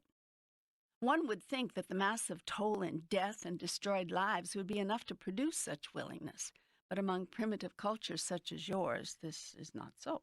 As long as you think you can win an argument, you will have it. As long as you think you can win a war, you will fight it. What is the answer to all of this? I don't have an answer. I only have... I know. An observation. Yes. I observe now what I observed before. A short-term answer could be to establish what some have called a one-world government, with a world court to settle disputes, one whose verdicts may not be ignored, as happens with the present world court, and a world peacekeeping force to guarantee that no one nation, no matter how powerful or how influential, can ever again aggress upon another. Yet understand that there may still be violence upon the earth. The peacekeeping force may have to use violence to get someone to stop doing so. As I noted in Book 1, failure to stop a despot empowers a despot. Sometimes the only way to avoid a war is to have a war. Sometimes you have to do what you don't want to do in order to ensure that you won't have to keep on doing it. This apparent contradiction is part of the divine dichotomy, which says that sometimes the only way to ultimately be a thing, in this case peaceful, may be at first to not be it. In other words, often the only way to know yourself as that which you are is to experience yourself as that which you are not. It is an observable truth that power in your world can no longer rest disproportionately with any individual nation, but must rest in the hands of the total group of nations existing on this planet. Only in this way can the world finally be at peace, resting in the secure knowledge that no one despot, no matter how big or powerful his individual nation, can or will ever again infringe upon the territories of another nation, nor threaten her freedoms. No longer need the smallest nations depend upon the goodwill of the largest nations, often having to bargain away their own resources and offer their prime lands for foreign military bases in order to earn it. Under this new system, the security of the smallest nations will be guaranteed not by whose back they scratch, but by who is backing them. All 160 nations would rise up should one nation be invaded. All 160 nations would say no should one nation be violated or threatened in any way. Similarly, nations would no longer be threatened economically, blackmailed into certain courses of action by their bigger trading partners, required to meet certain guidelines in order to receive foreign aid, or mandated to perform in certain ways in order to qualify for simple humanitarian assistance. Yet there are those among you who would argue that such a system of global governance would erode the independence and the greatness of individual nations. The truth is, it would increase it, and that is precisely what the largest nations, whose independence is assured by power, not by law or justice, are afraid of. For then no longer would only the largest nation always get its way automatically, but the considerations of all nations would have to be heard equally. And no longer would the largest nations be able to control and hoard the mass of the world's resources, but would be required to share them more equally, render them accessible more readily, provide their benefits more uniformly to all the world's people.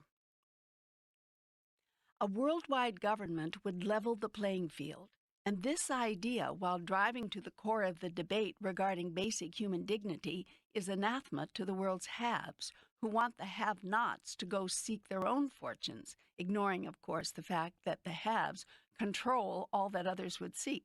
Yet it feels as though we're talking about redistribution of wealth here. How can we maintain the incentive of those who do want more and are willing to work for it if they know they must share with those who do not care to work that hard? First, it's not merely a question of those who want to work hard and those who don't. That is a simplistic way to cast the argument, usually constructed in that way by the haves. It is more often a question of opportunity than willingness. So the real job, and the first job in restructuring the social order, is to make sure each person and each nation has equal opportunity. That can never happen so long as those who currently possess and control the mass of the world's wealth and resources hold tightly to that control. Yes, I mentioned Mexico. And without wanting to get into nation bashing, I think this country provides an excellent example of that. A handful of rich and powerful families control the wealth and resources of that entire nation and have for 40 years. Elections in this so-called Western democracy are a farce because the same families have controlled the same political party for decades, assuring virtually no serious opposition. Result, the rich get richer and the poor get poorer.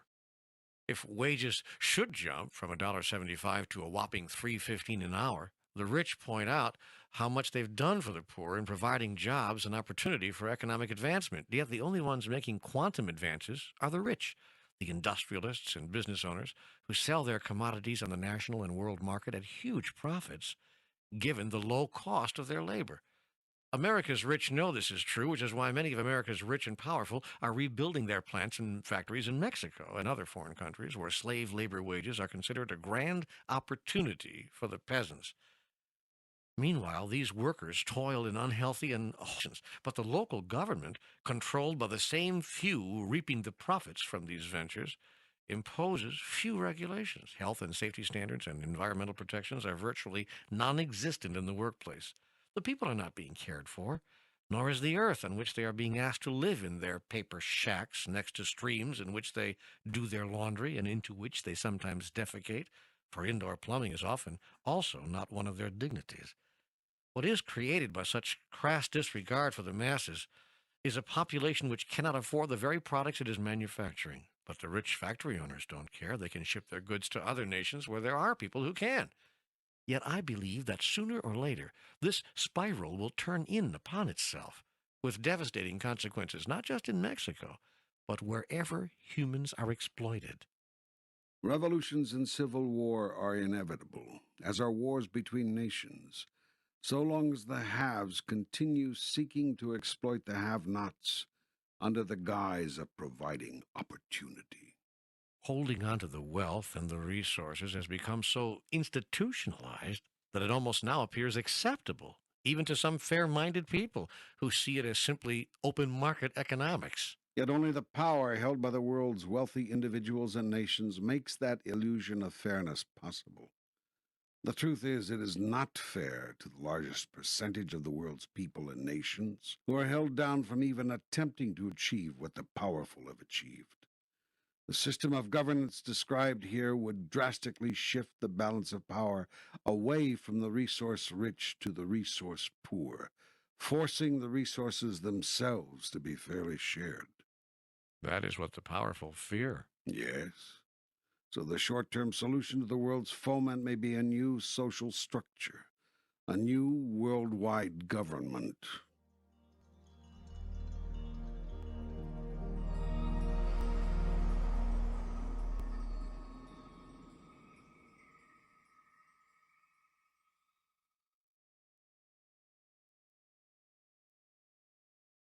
There have been those leaders among you who have been insightful enough and brave enough to propose the beginnings of such a new world order.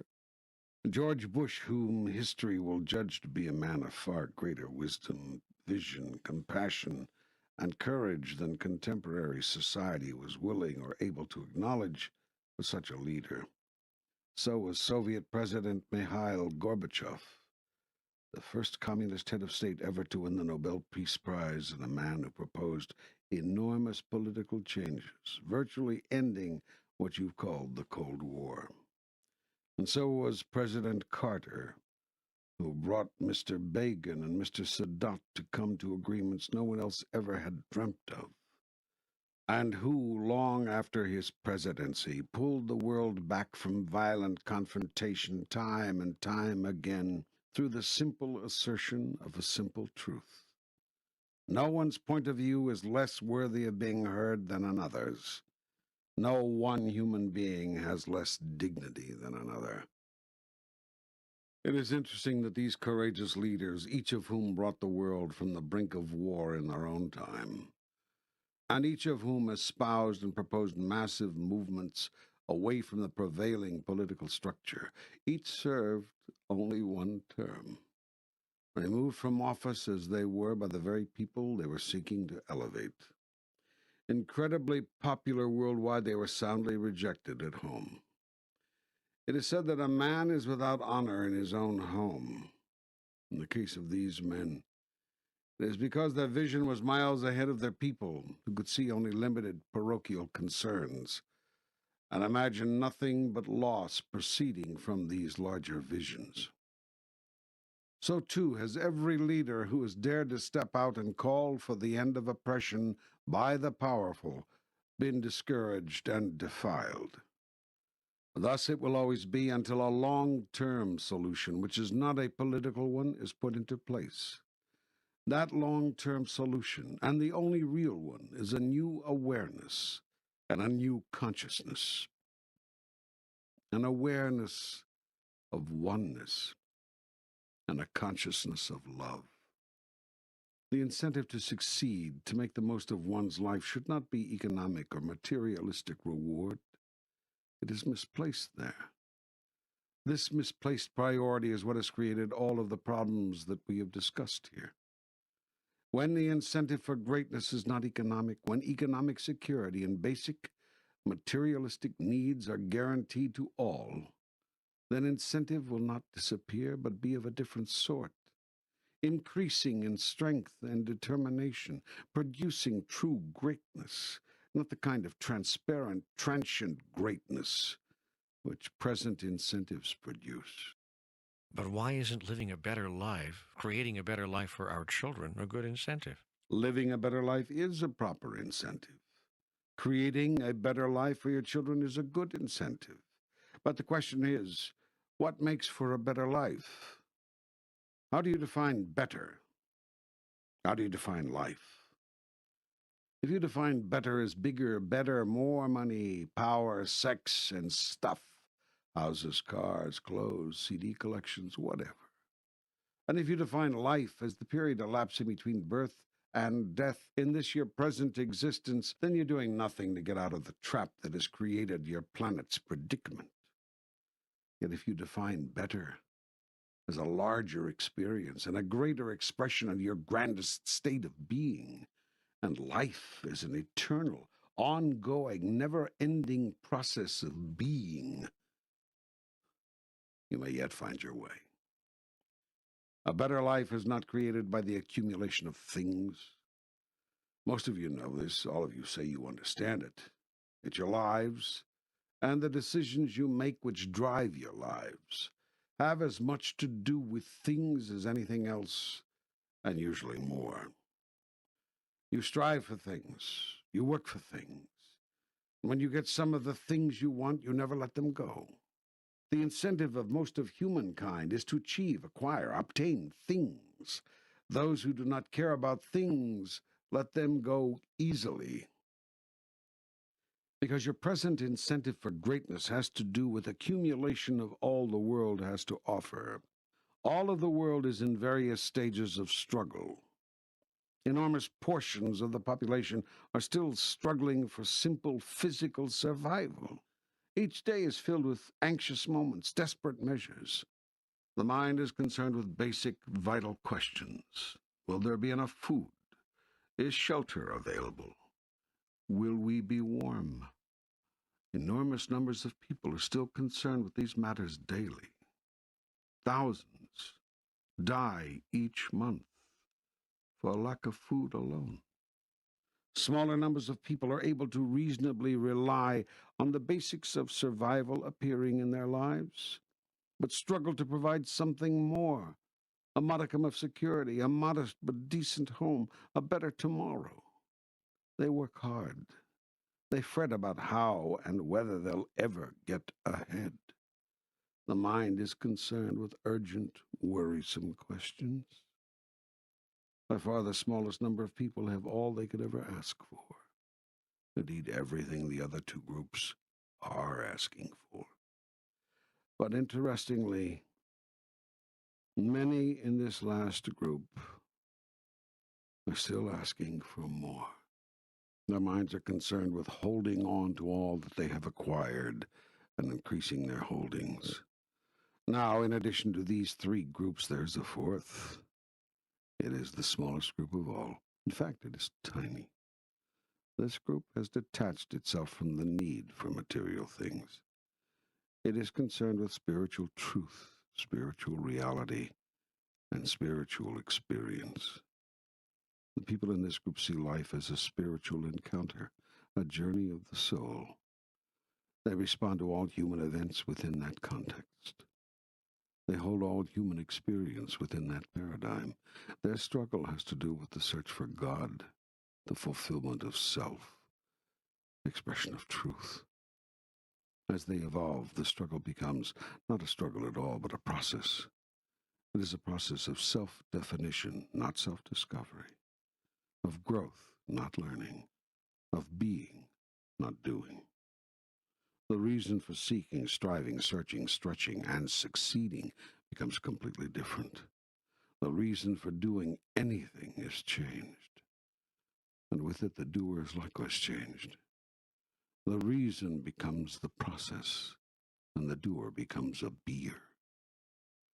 Whereas before, the reason for reaching, for striving, for working hard all of one's life was to provide worldly things, now the reason is to experience heavenly things.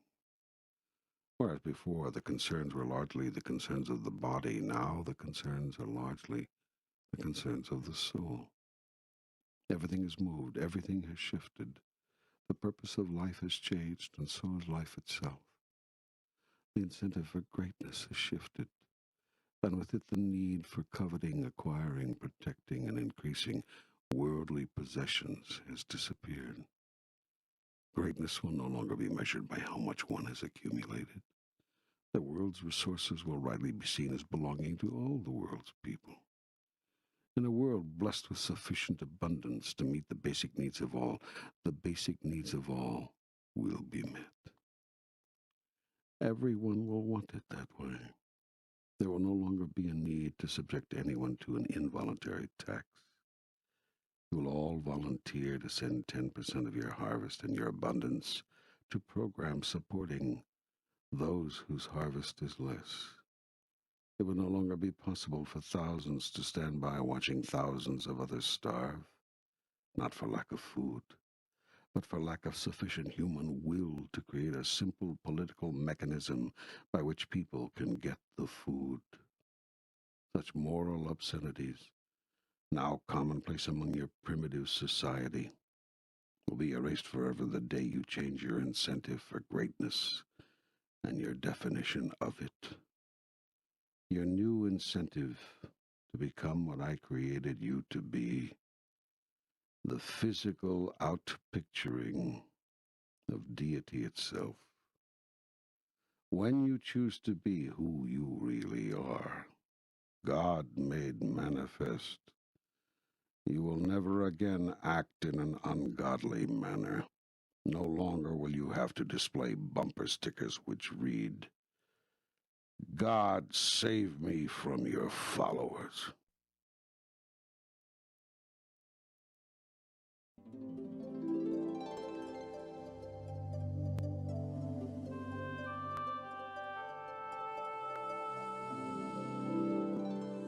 Let me see if I'm tracking this. What seems to be emerging here is a world view of equality and equanimity, where all nations submit to one world government and all people share in the world's riches. Remember, when you talk about equality, that we're meaning equal opportunity, not equality in fact. Actual equality will never be achieved, and be grateful that's so. Why? Because equality is sameness, and the last thing the world needs is sameness. No, I'm not arguing here for a world of automatons, each receiving identical allotments from a big brother central government. I am speaking of a world in which two things are guaranteed: the meeting of basic needs and the opportunity to go higher. With all your world's resources, with all your abundance, you have not yet managed those two simple things. Instead, you have trapped millions on the lowest end of the socioeconomic scale and devised a worldview that systematically keeps them there. You are allowing thousands to die each year for lack of simple basics. For all the world's magnificence, you have not found a way to be magnificent enough to stop people from starving to death, much less stop killing each other. You actually let children starve to death right in front of you. You actually kill people because they disagree with you. You are primitive. Phew. And we think we're so advanced. The first mark of a primitive society is that it thinks itself advanced. The first mark of a primitive consciousness is that it thinks itself enlightened. So let's summarize it. The way we get to the first step on the ladder, where these two fundamental guarantees are accorded everyone, Is through two shifts, two changes, one in your political paradigm, one in your spiritual.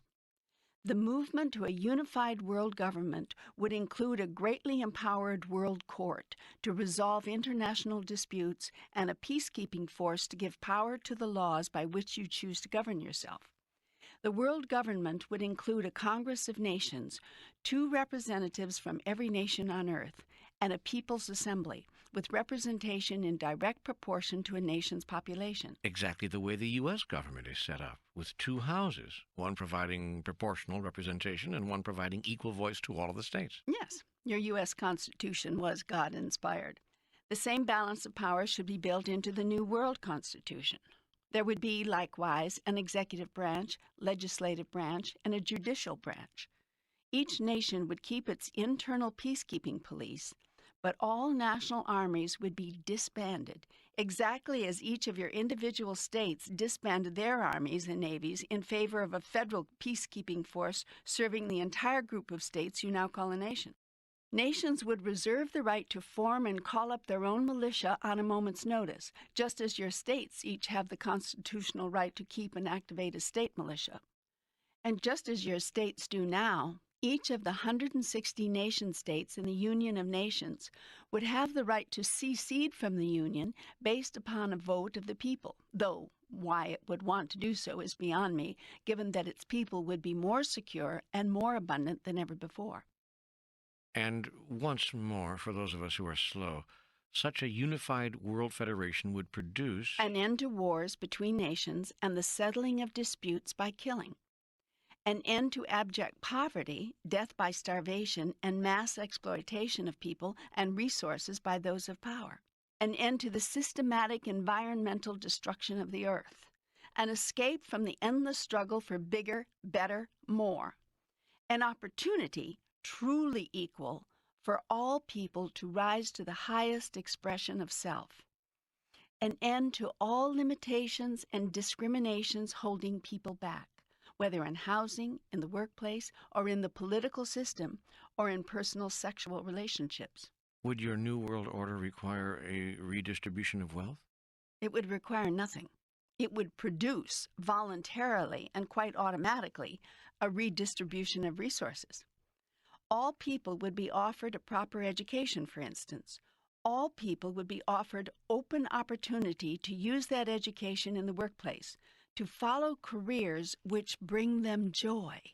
All people would be guaranteed access to health care whenever and however needed. All people would be guaranteed they won't starve to death or have to live without sufficient clothing or adequate shelter. All people would be granted the basic dignities of life so that survival would never again be the issue, so that simple comforts and basic dignities were provided all human beings. Even if they did nothing to earn it? Your thought that these things need to be earned is the basis for your thought that you have to earn your way to heaven. Yet you cannot earn your way into God's good graces, and you do not have to, because you are already there. This is something you cannot accept because it is something you cannot give. When you learn to give unconditionally, which is to say, love unconditionally, then will you learn to receive unconditionally. This life was created as a vehicle through which you might be allowed to experience that. Try to wrap yourself around this idea. People have a right to basic survival, even if they do nothing, even if they contribute nothing. Survival with dignity is one of the basic rights of life. I have given you enough resources to be able to guarantee that to everyone. All you have to do is share. But what would happen to people? I mean, what would stop people from simply wasting their lives, lollygagging around, collecting benefits? First of all, it's not yours to judge what is a life wasted. Is a life wasted if a person does nothing but lie around thinking of poetry for 70 years, then comes up with a single sonnet which opens a door of understanding and insight for thousands of people? Is a life wasted if a person lies, cheats, schemes, damages, manipulates, and hurts others all his life, but then remembers something of his true nature as a result of it? Remembers perhaps something he has been spending lifetimes trying to remember, and thus evolves at last to the next level? Is that life wasted? It's not for you to judge the journey of another soul. It's for you to decide who you are, not who another has been or has failed to be. So you ask what would stop people from simply wasting their lives, lollygagging around collecting benefits, and the answer is nothing. But do you really think this would work? You don't think those who are contributing wouldn't begin to resent those who are not? Yes, they would, if they're not enlightened. Yet enlightened ones would look upon the non-contributors with great compassion, not resentment. Compassion? Yes, because the contributors would realize that non-contributors are missing the greatest opportunity and the grandest glory, the opportunity to create and the glory of experiencing the highest idea of who they really are. And the contributors would know that this was punishment enough for their laziness, if indeed punishment were required, which it's not. But wouldn't those who are really contributing be angry at having the fruits of their labor taken from them and given to the lazy ones? You're not listening. All would be given minimal survival portions. Those who have more would be given an opportunity to contribute 10% of their earnings in order to make this possible. As to how income would be decided, the open marketplace would determine the value of one's contribution, just as it does today in your country. But then we would still have the rich and the poor just as we do today. That's not equality. But it is equal opportunity, for everyone would have the opportunity to live a basic existence without worries of survival. And everyone would be given an equal opportunity to acquire knowledge, develop skills, and use his or her natural talents in the joy place. The joy place? Yeah, that's what the workplace will then be called. But wouldn't there still be envy? Envy, yes. Jealousy, no. Envy is a natural emotion urging you to strive to be more. It is the 2-year-old child yearning and urging herself to reach that doorknob which your big brother can reach. There's nothing wrong with that. There's nothing wrong with envy. It is a motivator. It is pure desire. It gives birth to greatness. Jealousy, on the other hand, is a fear-driven emotion, making one willing for the other to have less. It is an emotion often based in bitterness. It proceeds from anger and leads to anger, and it kills. Jealousy can kill. Anyone who's been in a jealous triangle knows that. Jealousy kills. Envy gives birth. Those who are envious will be given every opportunity to succeed in their own way. No one will be held back economically, politically, socially. Not by reason of race, gender, or sexual orientation. Not by reason of birth, class status, or age. Nor for any reason at all. Discrimination for any reason will simply no longer be tolerated. And yes, there may still be the rich and the poor, but there will no longer be the starving and the destitute. You see, the incentive won't be taken out of life, merely the desperation. But what will guarantee that we'll have enough contributors to carry the non-contributors? The greatness of the human spirit. Oh? Contrary to your apparent dire belief, the average person will not be satisfied with subsistence levels and nothing more. In addition, the whole incentive for greatness will change when the second paradigm shift, the spiritual shift, takes place. What would cause such a shift? It hasn't occurred yet in the 2,000-year history Try 2 billion-year history. of the planet, so why should it occur now? Because with the shift away from material survival, with the elimination of the need to succeed mightily in order to acquire a modicum of security, there will be no other reason to achieve, to stand out, to become magnificent, save the experience of magnificence itself. And that will be sufficient motivation? The human spirit rises. It does not fall in the face of true opportunity. The soul seeks a higher experience of itself, not a lower. Anyone who has experienced true magnificence, if only for a moment, knows this. Well, how about power then? In this special reordering, there would still be those with inordinate wealth and power. Financial earnings would be limited. Oh boy, here we go again. You want to explain how that would work before I explain why it won't? Yes. Just as there would be lower limits on income, so would there be upper limits. First, nearly everyone will tithe 10% of their income to the world government.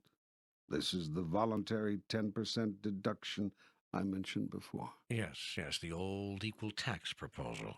In your present society at this time, it would have to take the form of a tax because you are not sufficiently enlightened to see that voluntary deduction for the general good is in your best interest. Yet when the shift in consciousness I have been describing occurs, such an open, caring, freely offered deduction from your harvest will be seen by you as obviously appropriate. I have to tell you something. Do you mind if I interrupt you here to tell you something? No, go right ahead. Thanks. This conversation is seeming very strange to me. I never thought I'd have a conversation with God in which God would start recommending political courses of action. I mean, really, how do I convince people that God is for the flat tax? Indeed. Well, I see you keep insisting on seeing it as a tax. But I understand that. Because the concept of simply offering to share 10% of your abundance seems so foreign to you. Nevertheless, why do you find it difficult to believe I would have an idea about this? Well, because I thought God was non-judgmental, had no opinion, didn't care about such things. Wait, let me get this straight. In our last conversation, I answered all sorts of questions about what makes relationships work, questions about right livelihood, questions about diet even. How does that differ from this? I don't know. It just seems different. I mean, do you really have a political point of view? Are you a card-carrying Republican? What a truth to come out of this book. God is a Republican. You'd rather I be a Democrat? Good God. Cute. No, I'd rather you be apolitical. I am apolitical. I have no political point of view whatsoever. Oh, sort of like Bill Clinton. Hey, good. Yeah. Now you're being cute. I like humor, don't you? Well, I guess I just didn't expect God to be humorous or political. Or anything human, eh? Okay, let me place this into context for you once again. I have no preference in the matter of how you conduct your life. My only desire is that you experience yourself fully as a creative being so that you might know who you really are. Good, I understand that. So far, so good. Every question I have answered here and every inquiry to which I responded in Book One has been heard, responded to, within the context of what you, as a creative being, say you are attempting to be and do. For instance, in Book One, you asked me many questions about how you could finally make relationships work. Do you remember? Yes, of course. Did you find my answers so problematic? Did you find it difficult to believe that I would have a point of view on this? I never thought about it. I just listened to the answers. Yes, you see, I was placing my answers within the context of your questions. That is, given that you desire to be or do so-and-so, what is a way to go about that?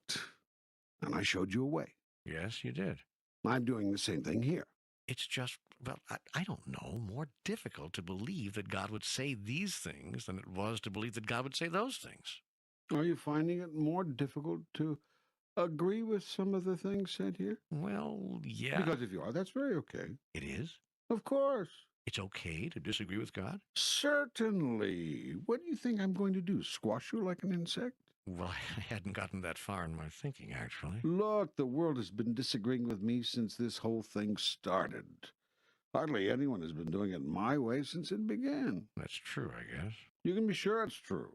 Have people been following my instructions, left with you through hundreds of teachers over thousands of years, the world would be a much different place. So, if you wish to disagree with me now, go right ahead. Besides, I could be wrong. What? I said, besides, I could be wrong. Oh my goodness. You're not taking this all as gospel, are you? You mean that I'm not supposed to put any stock in this dialogue? Oops. Hold it. I think you've missed a big part of all this. Let's go back to square one. You're making this all up. Oh. Oh, wow. Well, that's a relief. You see, for a while there, I thought I was actually getting some real guidance here. The guidance you are getting is to follow your heart. Listen to your soul. Hear yourself. Even when I present you with an option, an idea, a point of view, you are under no obligation to accept that as your own. If you disagree, then disagree. That is the whole point of this exercise. The idea wasn't for you to substitute your dependency on everything and everyone else with a dependency on this book. The idea was to cause you to think for yourself. And that is who I am right now. I am you thinking. I am you thinking out loud. You mean this material is not coming from the highest source? Of course it is. And here's the one thing you still cannot believe. You are the highest source. And here's the one thing you still apparently do not grasp. You are creating it all of your life, right here, right now. You are creating it, not me. You. So are there some answers to these purely political questions that you do not like? Then change them. Do it now, before you start hearing them as gospel, before you start making them real, before you start calling your last thought about something more important, more valid, more true than your next thought. Remember, it's always your new thought that creates your reality, always. Now, do you find anything in this political discussion of ours that you want to change? Well, not really. I'm sort of agreeing with you as it happens. I just didn't know what to make of all of this. Make of it what you wish. Don't you get it? That's what you're doing with all of life. Okay. All right. I think I've got it. I would like to continue with this conversation, if only to see where it's going. Fine, then let's do that. Well, you were about to say... I was about to say that in other societies, enlightened societies, the putting aside of a set amount of what one receives, what you call income, to be used for the general good of the society itself is a rather common practice. Under the new system we have been exploring for your society, everyone would earn as much each year as they could, and they would retain what they earn up to a certain limit. What limit? An arbitrary limit agreed to by everyone. And anything above that limit? Would be contributed to the World Charitable Trust in the name of the contributor, so all the world would know its benefactors. Benefactors would have the option of direct control over the disbursement of 60% of their contribution, providing them the satisfaction of putting most of their money exactly where they want it. The other 40% would be allocated to programs legislated by the World Federation and administered by it. If people knew, though, that after a certain income limit, everything would be taken from them, what would be their incentive to keep working? What would cause them not to stop in midstream once they reach their income limit? Some would, so what? Let them stop. Mandatory work above the income limit with contributions to the World Charitable Trust would not be required. The money saved from the elimination of mass production of weapons of war would be sufficient to supply everyone's basic need. The 10% tithe of all that is earned worldwide on top of those savings would elevate all of society, not just the chosen few, to a new level of dignity and abundance. And the contribution of earnings above the agreed-upon limit would produce such widespread opportunity and satisfaction for everyone that jealousy and social angers would virtually disintegrate. So some would stop working, especially those who saw their life activity as real work. Yet those who saw their activity as absolute joy would never stop. Yes, well, not everyone can have a job like that. Untrue, everyone can. Joy at the workplace has nothing to do with function and everything to do with purpose. The mother who wakes up at 4 o'clock in the morning to change her baby's diapers understands this perfectly. She hums and coos to the baby, and for all the world, it doesn't look like what she is doing is any work at all. Yet it is her attitude about what she is doing. It is her intention with regard to it. It is her purpose in undertaking this activity, which make the activity a true joy. I've used this example of motherhood before because the love of a mother for her child is as close as you may be able to come to understanding some of the concepts of which I'm speaking. Still, what would be the purpose? I don't get the purpose of eliminating limitless earning potential. Wouldn't that rob the human experience of one of its greatest opportunities, one of its most glorious adventures? You'd still have the opportunity and the adventure of earning a ridiculous amount of money. The upper limit on attainable income would be very high, more than the average person, the average 10 people would ever need. And the amount of income you could earn would not be limited, simply the amount you would choose to retain for personal use. The remainder, everything say over $25 million a year, I use a strictly arbitrary figure to make a point, would be spent for programs and services benefiting all humankind.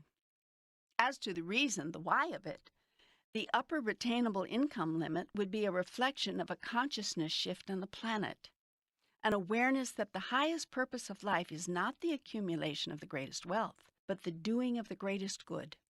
And a corollary awareness that indeed the concentration of wealth, not the sharing of it, is the largest single factor in the creation of the world's most persistent and striking social and political dilemmas. But the opportunity to amass wealth, unlimited wealth, is the cornerstone of the capitalistic system, a system of free enterprise and open competition that has produced the greatest society the world has ever known. The problem is you really believe that. No, I don't. I mouthed it there on behalf of all those who do believe it. Those who do believe it are terribly deluded and see nothing of the current reality on your planet. In the United States, the top 1.5% hold more wealth than the bottom 90%. The net worth of the richest 834,000 people is nearly $1 trillion greater than the poorest 84 million combined. So, they've worked for it. You Americans tend to see class status as a function of individual effort. Some have made good, so you assume that anybody can. That view is simplistic and naive. It assumes that everyone has equal opportunity, when in fact, in America, just as in Mexico, the rich and powerful strive and contrive to hold on to their money and their power and to increase it. So, what's wrong with that? They do so by systematically eliminating competition, by institutionally minimizing true opportunity, and by collectively controlling the flow and the growth of wealth. This they accomplish through all manner of devices, from unfair labor practices which exploit the masses of the world's poor, to good old boy network competitive practices which minimize and all but destroy a newcomer's chances of entering the inner circle of the successful. Then they seek to control public policy and governmental programs around the world to further ensure that the masses of people remain regulated, controlled, and subservient. I don't believe that the rich do this. Not the largest number of them. There may be a handful of conspirators, I suppose, but In most cases, it isn't rich individuals who do it. It's the social systems and institutions they represent. Those systems and institutions were created by the rich and powerful, and it is the rich and powerful who continue to support them. By standing behind such social systems and institutions, individuals can wash their hands of any personal responsibility for the conditions which oppress the masses while favoring the rich and powerful. For example, let's go back to healthcare in America. Millions of America's poor have no access to preventative medical care. One cannot point to any individual doctor and say, this is your doing, it's your fault, that in the richest nation on earth, millions cannot get in to see a doctor unless they're in dire straits in an emergency room. No individual doctor is to blame for that, yet all doctors benefit. The entire medical profession and every allied industry enjoys unprecedented profits from a delivery system which has institutionalized discrimination against the working poor and the unemployed. And that's just one example of how the system keeps the rich rich and the poor poor. The point is that it is the rich and powerful who support such social structures and staunchly resist any real effort to change them. They stand against any political or economic approach which seeks to provide true opportunity and genuine dignity to all people. Most of the rich and powerful, taken individually, are certainly nice enough people with as much compassion and sympathy as anyone. But mention a concept as threatening to them as yearly income limits, even ridiculously high limits such as $25 million annually, and they start whining about usurpation of individual rights, erosion of the American way, and lost incentives. Yet what about the right of all people to live in minimally decent surroundings, with enough food to keep from starving, enough clothing to stay warm? What about the right of people everywhere to have adequate health care? The right not to have to suffer or die from relatively minor medical complications, which those with money overcome with a snap of a finger. The resources of your planet, including the fruits of the labors of the masses of the indescribably poor who are continually and systematically exploited, belong to all the world's people, not just those who are rich and powerful enough to do the exploiting. And here is how the exploitation works. Your rich industrialists go into a country or an area where there's no work at all, where the people are destitute, where there is abject poverty. The rich set up a factory there, offering those poor people jobs, sometimes 10, 12, and 14-hour day jobs at substandard, if not to say subhuman wages. Not enough, mind you, to allow those workers to escape the rat-infested villages, but just enough to let them live that way as opposed to having no food or shelter at all. And when they are called on it, these capitalists say, hey, they've got it better than before, don't they? We've improved their lot. The people are taking the jobs, aren't they? Why, we've brought them opportunity. And we're taking all the risk. And how much risk is there in paying people 75 cents an hour to manufacture sneakers which are going to sell for $125 a pair? Is this risk-taking or exploitation, pure and simple? Such a system of rank obscenity could exist only in a world motivated by greed, where profit margin, not human dignity, is the first consideration. Those who say that relative to the standards in their society, those peasants are doing wonderfully, are hypocrites of the first order. They would throw a drowning man a rope, but refuse to pull him to shore. Then they would brag that a rope is better than a rock. Rather than raising the people to true dignity, these haves give the world's have-nots just enough to make them dependent, but not enough to ever make them truly powerful. For people of true economic power have the ability to then impact and not merely be subject to the system. And that's the last thing the creators of the system want. So the conspiracy continues. And for most of the rich and powerful, it's not a conspiracy of action, but a conspiracy of silence.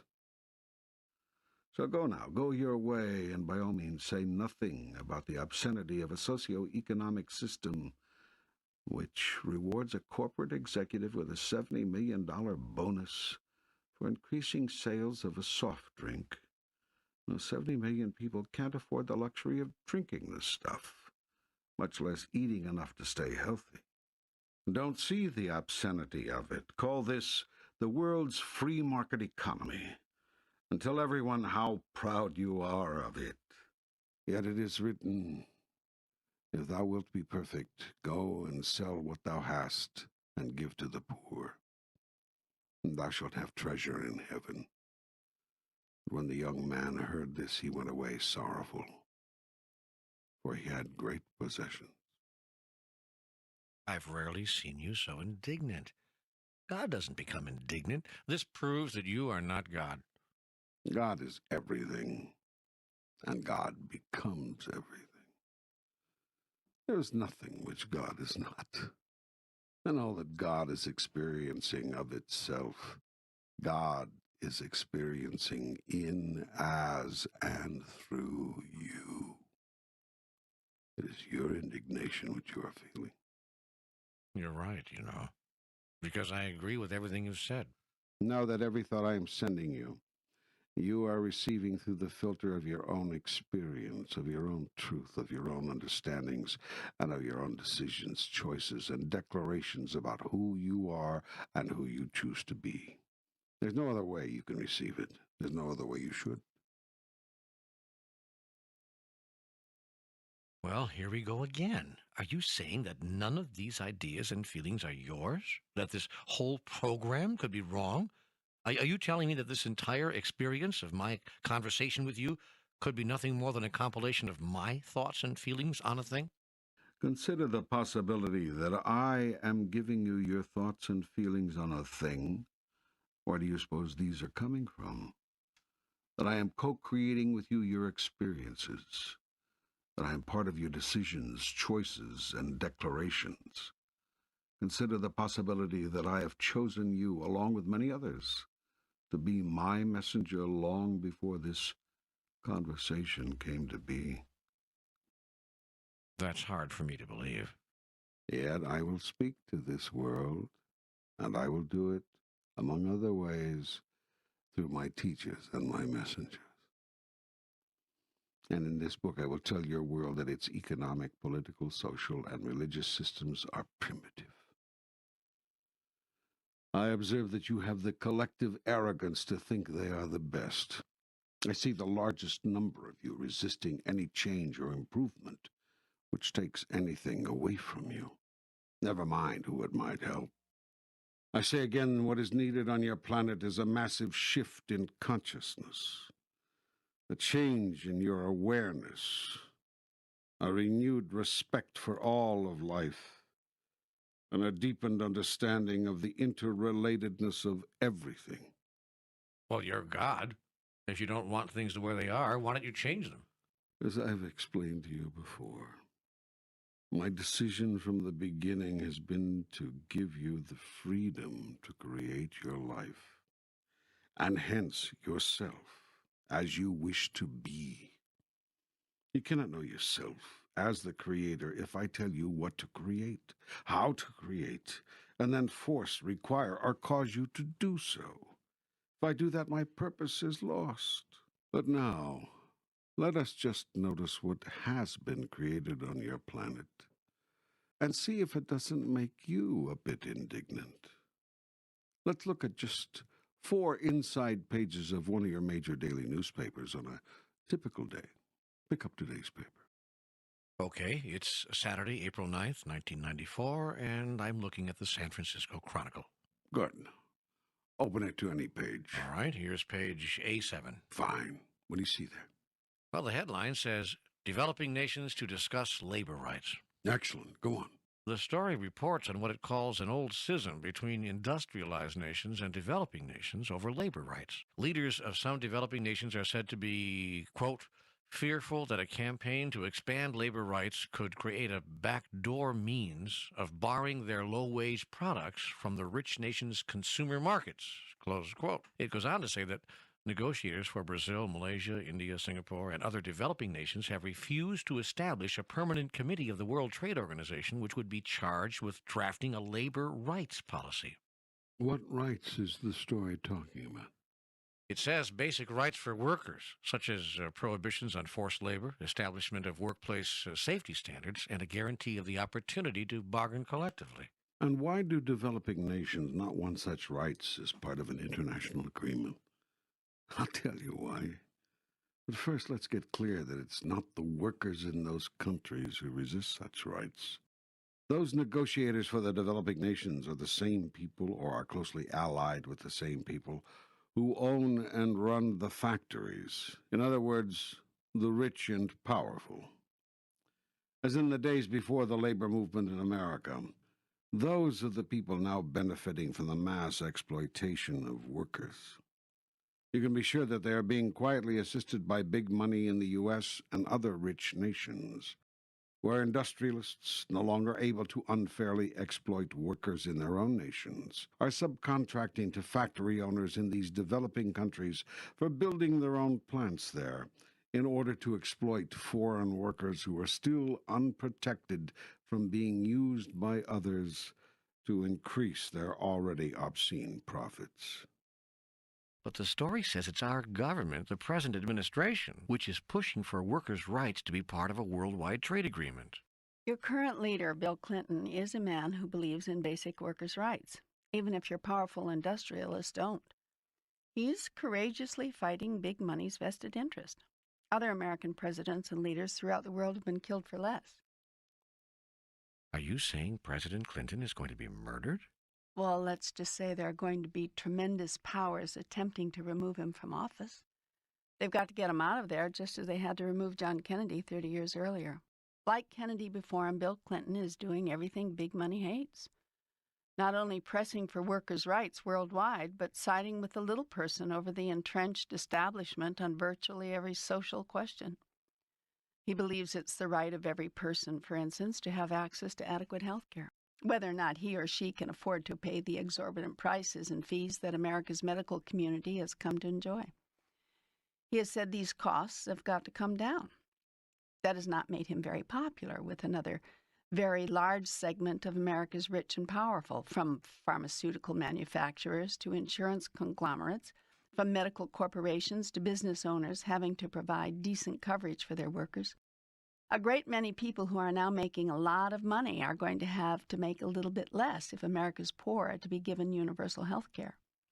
This is not making Mr. Clinton the most popular man in town, at least not among certain elements who have already proven in this century that they have the ability to remove a president from office. Are you saying? I'm saying that the struggle between the haves and the have-nots has been going on forever and is epidemic on your planet. It will ever be thus so long as economic interests, rather than humanitarian interests, run the world, so long as man's body and not man's soul is man's highest concern. Well, I guess you're right. On page A14 of the same paper, there's a headline, Recession Spawns Anger in Germany. The lower headline reads, With joblessness at post-war high, rich and poor grow further apart. Yeah, and what does this story say? Well, it says there's great foment among the country's laid-off engineers, professors, scientists, factory workers, carpenters, and cooks. It says the nation has encountered some economic setbacks, and there are widespread feelings this hardship has not been fairly distributed. That's correct. It has not been. Does the story say what has caused so many layoffs? Yes, it says the angry employees are, quote, workers whose employers have moved to countries where labor is cheaper. Aha. I wonder whether many people reading your San Francisco Chronicle on this day saw the connection between the stories on pages A7 and A14. Ah, the story also points out that when layoffs come, female workers are the first to go. Mm-hmm. It says women comprise more than half of the jobless nationwide and nearly 2/3 in the East. Of course. Well, I continue to point out, though most of you do not want to see it or admit it, that your socioeconomic mechanism systematically discriminates against classes of people. You are not providing equal opportunity, all the while you are loudly protesting that you are. You need to believe your fiction about this, though, in order to keep feeling good about yourself, and you generally resent anyone who shows you the truth. You will all deny the evidence, even as it is being presented to you. Yours is a society of ostriches. Well, what else is in the newspaper in this day? On page A4 is a story announcing new federal pressure to end housing bias. It says federal housing officials are putting together a plan that would force the most serious efforts ever to eliminate racial discrimination in housing. What you must ask yourself is, why must such efforts be forced? We have a Fair Housing Act which bars discrimination in housing on the basis of race, color, religion, sex, national origin, disability, or family composition. Yet many local communities have done little to eliminate such bias. Many people in this country still feel that a person ought to be able to do what he wants to do with his private property, including rent to or not rent to whomever he chooses. Yet if everyone who owned rental property were allowed to make such choices, and if those choices tended to reflect a group consciousness and a generalized attitude towards certain categories and classes of people, then entire segments of the population could be systematically eliminated from any opportunity to find decent places in which to live. And in the absence of decent, affordable housing, land barons and slumlords would be able to charge exorbitant prices for terrible dwellings, providing little or no upkeep. And once again, the rich and powerful exploit the masses, this time under the guise of property rights. Well, property owners should have some rights. Yet when do the rights of the few infringe upon the rights of the many? That is, and always has been, the question facing every civilized society. Does there come a time when the higher good of all supersedes individual rights? Does society have a responsibility to itself? Your fair housing laws are your way of saying yes. All the failures to follow and enforce those laws are the rich and powerful's way of saying no. All that counts are our rights.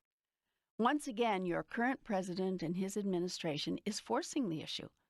Not all American presidents have been so willing to confront the rich and powerful on yet another front.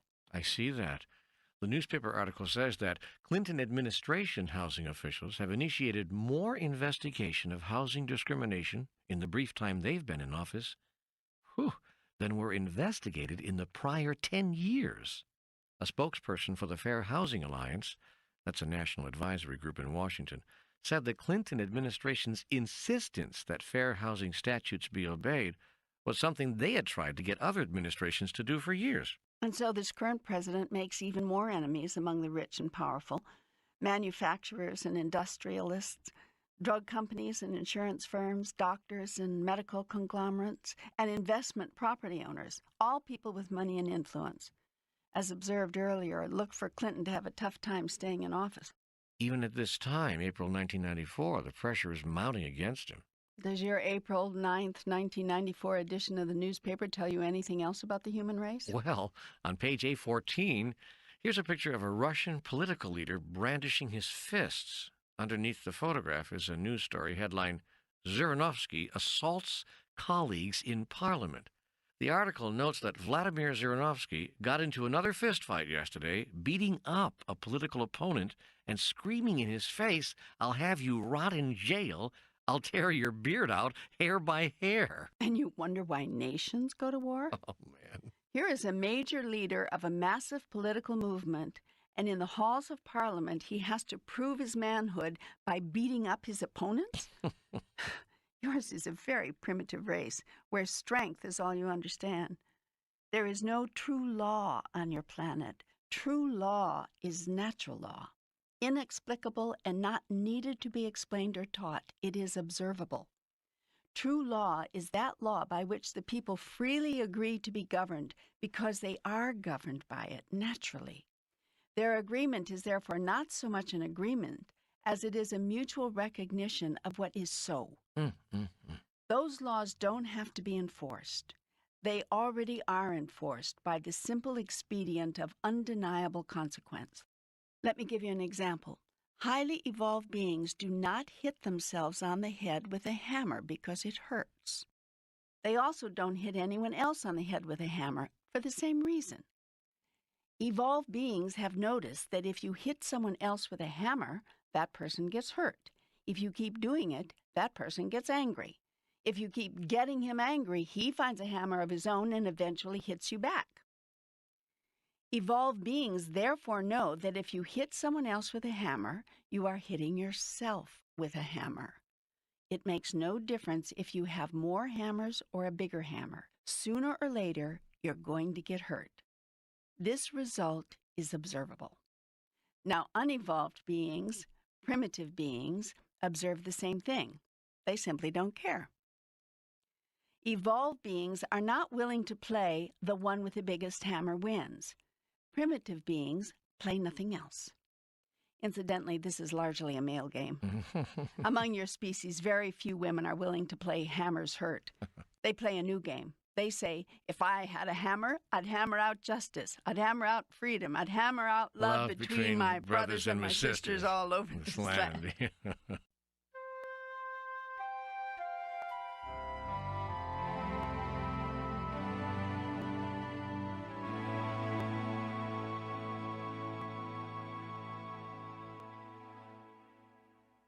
Are you saying women are more evolved than men? I'm making no judgment one way or the other on that. I simply observe.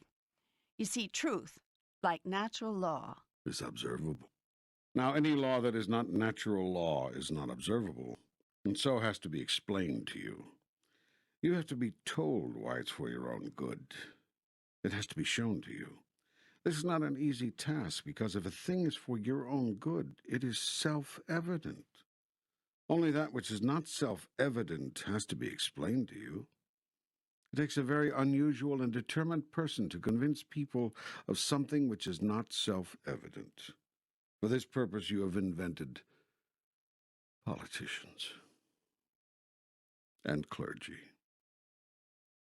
Scientists don't say much. They're usually not very talkative. They don't have to be. If they conduct an experiment and it succeeds, they simply show you what they've done. The results speak for themselves, so scientists are usually quiet types, not given to verbosity. It is not necessary. The reason for their work is self-evident. Furthermore, if they try something and fail, they have nothing to say. Not so with politicians. Even if they failed, they talk. In fact, sometimes the more they fail, the more they talk. The same is true of religions. The more they fail, the more they talk.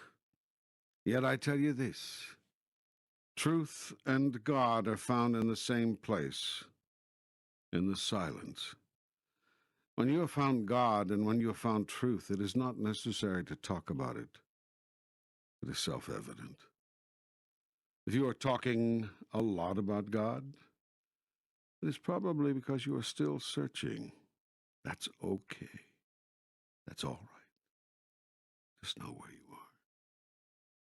But teachers talk about God all the time. That's all we talk about in this program. You teach what you choose to learn. And yes, this program does speak about me, as well as about life, which makes this program a very good case in point. You have engaged yourself in writing this because you are still searching. Yes. Indeed. And the same is true of those who are listening to it. But we were on the subject of creation. You asked me at the beginning of this chapter why. If I didn't like what I was seeing on earth, I didn't change it. I have no judgment about what you do. I merely observe it and from time to time describe it.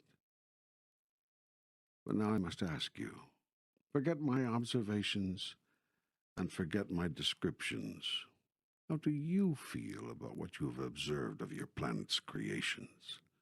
You've taken just one day's stories out of the newspaper, and so far you've uncovered nations refusing to grant basic rights to workers, the rich getting richer and the poor getting poorer in the face of a depression in Germany, the government having to force property owners to obey fair housing laws in the United States, a powerful leader telling political opponents, "I'll have you rot in jail. I'll tear your beard out hair by hair," while punching them in the face on the floor of the national legislature in Russia. Anything else this newspaper has to show me about your civilized society? Well, there's a story on page A13, headlined Civilians Suffer Most in Angolan Civil War. The drophead says in rebel areas, top guns live in luxury while many thousands starve. Enough. I'm getting the picture.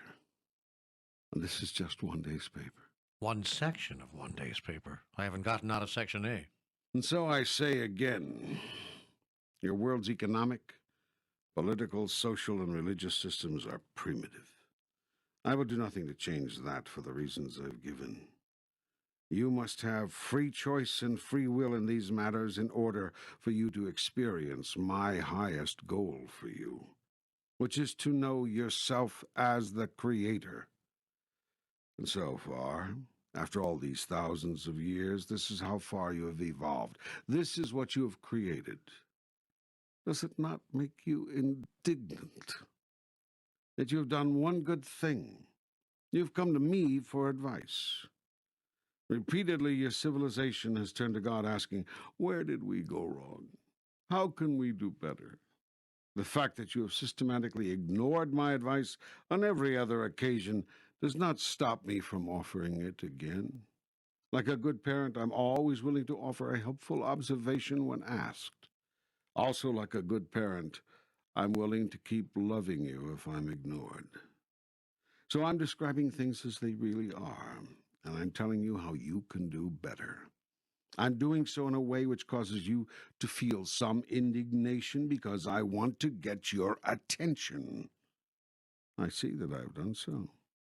What could cause the kind of massive consciousness shift of which you've spoken now repeatedly? There's a slow chipping away happening. We are gradually stripping the block of granite which is the human experience of its unwanted excess, as the sculptor chips away to create and reveal the true beauty of the final carving. We? You and I, through our work, and a great many others, messengers all, the writers, the artists, the television and movie producers, the musicians, the singers, the actors, the dancers, the teachers, the shamans, the gurus, the politicians, the leaders. Yes, there are some very good ones, some very sincere ones. The doctors, the lawyers. Yes, there are some very good ones, some very sincere ones. The moms and dads and grandmas and grandpas in living rooms and kitchens and backyards all over America and all around the world. You are the forebearers, the harbingers, and the consciousness of many people is shifting because of you. Will it take a worldwide calamity? A disaster of gargantuan proportions, as some have suggested? Must the Earth tilt on its axis, be hit by a meteor, swallow its continents whole before its people will listen? Must we be visited by beings from outer space, or scared out of our minds, before having sufficient sight to realize that we are all one? Is it required that we all face the threat of death before we can be galvanized to find a new way to live? Such drastic events are not necessary, but could occur. Will they occur? Do you imagine that the future is predictable, even by God? I tell you this, your future is creatable, created as you want. But earlier, you said that in the true nature of time, there is no future, that all things are happening in the instant moment, the forever moment of now. That is true. Well, are there earthquakes and floods and meteors hitting the planet right now, or aren't there? Don't tell me that as God you don't know. Do you want these things to happen? Of course not. But you said everything that's going to happen already has happened, is happening now. That is true. But the eternal moment of now is also forever changing. It is like a mosaic, one that is always there but constantly shifting. You can't blink because it'll be different when you open your eyes. Watch, look. See? There it goes again. I am constantly changing. What makes you change? Your idea about me. Your thought about all of it is what makes it change instantly. Sometimes the change in the all is subtle, virtually indiscernible, depending on the power of the thought. But when there is an intense thought or a collective thought, then there is tremendous impact, incredible effect. Everything changes. So, will there be the kind of major earth-wide calamity you speak of? I don't know. Will there? You decide. Remember, you are choosing your reality now. I choose for it not to happen. Then it will not happen, unless it does. Oh, here we go again. Yes, you must learn to live within the contradiction, and you must understand the greatest truth. Nothing matters. Nothing matters? I'll explain that another time. Well, okay, but I don't like to have to wait on these things. There's so much here for you to absorb already. Give yourself some time. Give yourself some space. Oh, can we not leave yet? I sense you're leaving. You always start talking like that when you're getting ready to leave. I'd like to talk about a few other things, such as, for instance, beings from outer space. Are there such things? You want to know if there's intelligent life elsewhere in the universe? Yes, of course. Is it as primitive as ours? Some of the life forms are more primitive, some less so, and some are far more advanced. Have we been visited by extraterrestrial beings? Yes, many times. For what purpose? To inquire, in some cases to gently assist. How do they assist? Oh, they give a boost now and then. For instance, surely you're aware that you've made more technological progress in the past 75 years than in all of human history before that. Yeah, I suppose so. Do you imagine that everything from CAT scans to supersonic flight to computer chips you embed in your body to regulate your heart all came from the mind of man? Well, yes. Well, then why didn't man think them up thousands of years before now? Well, I don't know. The technology wasn't available, I guess. I mean, one thing leads to another, after all, but the beginning technology wasn't there until it was. It's all a process of evolution. You don't find it strange that in this billion-year process of evolution, somewhere around 75 to 100 years ago, there was a huge comprehension explosion? You don't see it as outside the pattern that many people now on the planet have seen the development of everything from radio to radar to radionics in their lifetime? You don't get that what has happened here represents a quantum leap? A step forward of such magnitude and such proportion as to defy any progression of logic? What are you saying? I'm saying consider the possibility you've been helped. If we're being helped technologically, why aren't we being helped spiritually? Why aren't we being given some assistance with this consciousness shift? You are. We are? What do you think this program is? Hmm. In addition, every day, new ideas, new thoughts, new concepts are being placed in front of you. The process of shifting the consciousness, increasing the spiritual awareness of an entire planet is a slow process. It takes time and great patience, lifetimes, generations. Yet, slowly you're coming around. Gently you're shifting. Quietly. There's change. And you're telling me that beings from outer space are helping us with that? Indeed. They're among you now, many of them. They've been helping for years. Then why don't they make themselves known, reveal themselves? Wouldn't that render their impact twice as great? Their purpose is to assist in the change they see that most of you desire, not create it. To foster, not force. Were they to reveal themselves, you would be forced, by the sheer power of their presence, to accord them great honor and give their words great weight. It is preferred that the mass of people come to their own wisdom. Wisdom which comes from within is not nearly so easily discarded as wisdom which comes from another. You tend to hang on a lot longer to that which you've created than to that which you've been told. Will we ever see them? Ever come to know these extraterrestrial visitors as who they really are? Oh, yes. The time will come when your consciousness will rise and your fear will subside, and then they will reveal themselves to you. Some of them have already done so, with a handful of people. What about the theory, now becoming more and more popular, that these beings are actually malevolent? Are there some who mean us harm? Are there some human beings who mean you harm?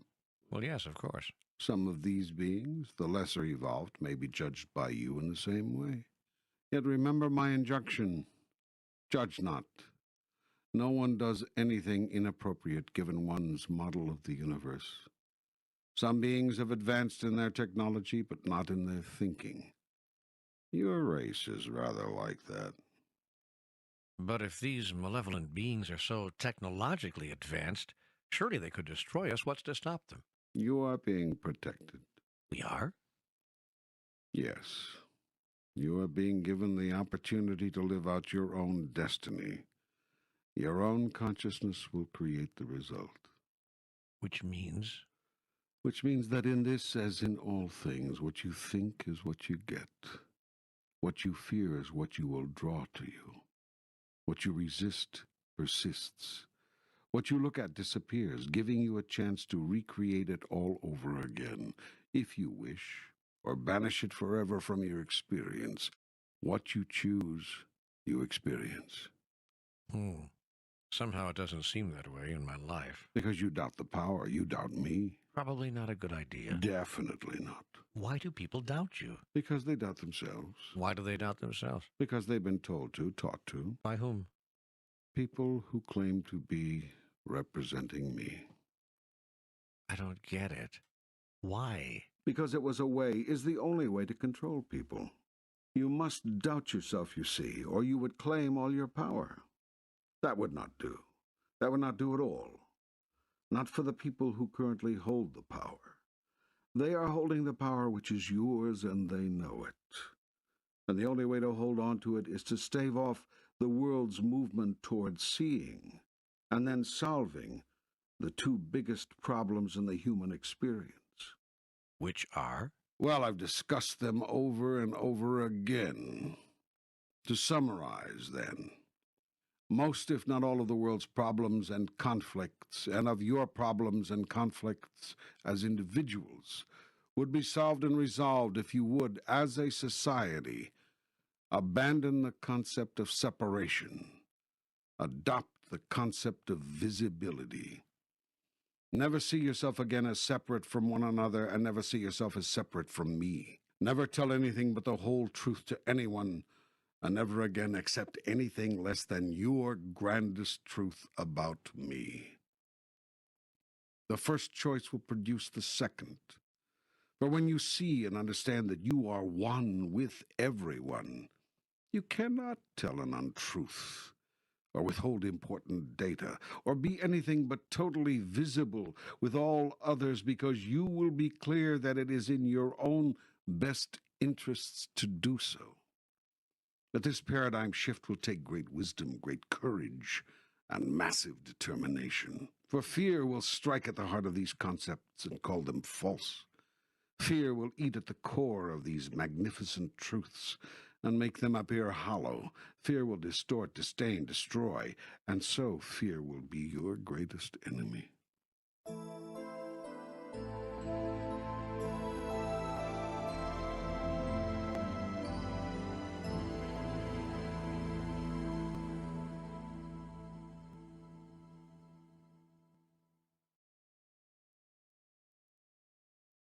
Yet you will not have, cannot produce, the society for which you have always yearned and of which you have always dreamed, unless and until you see with wisdom and clarity the ultimate truth, that what you do to others, you do to yourself. What you fail to do for others, you fail to do for yourself.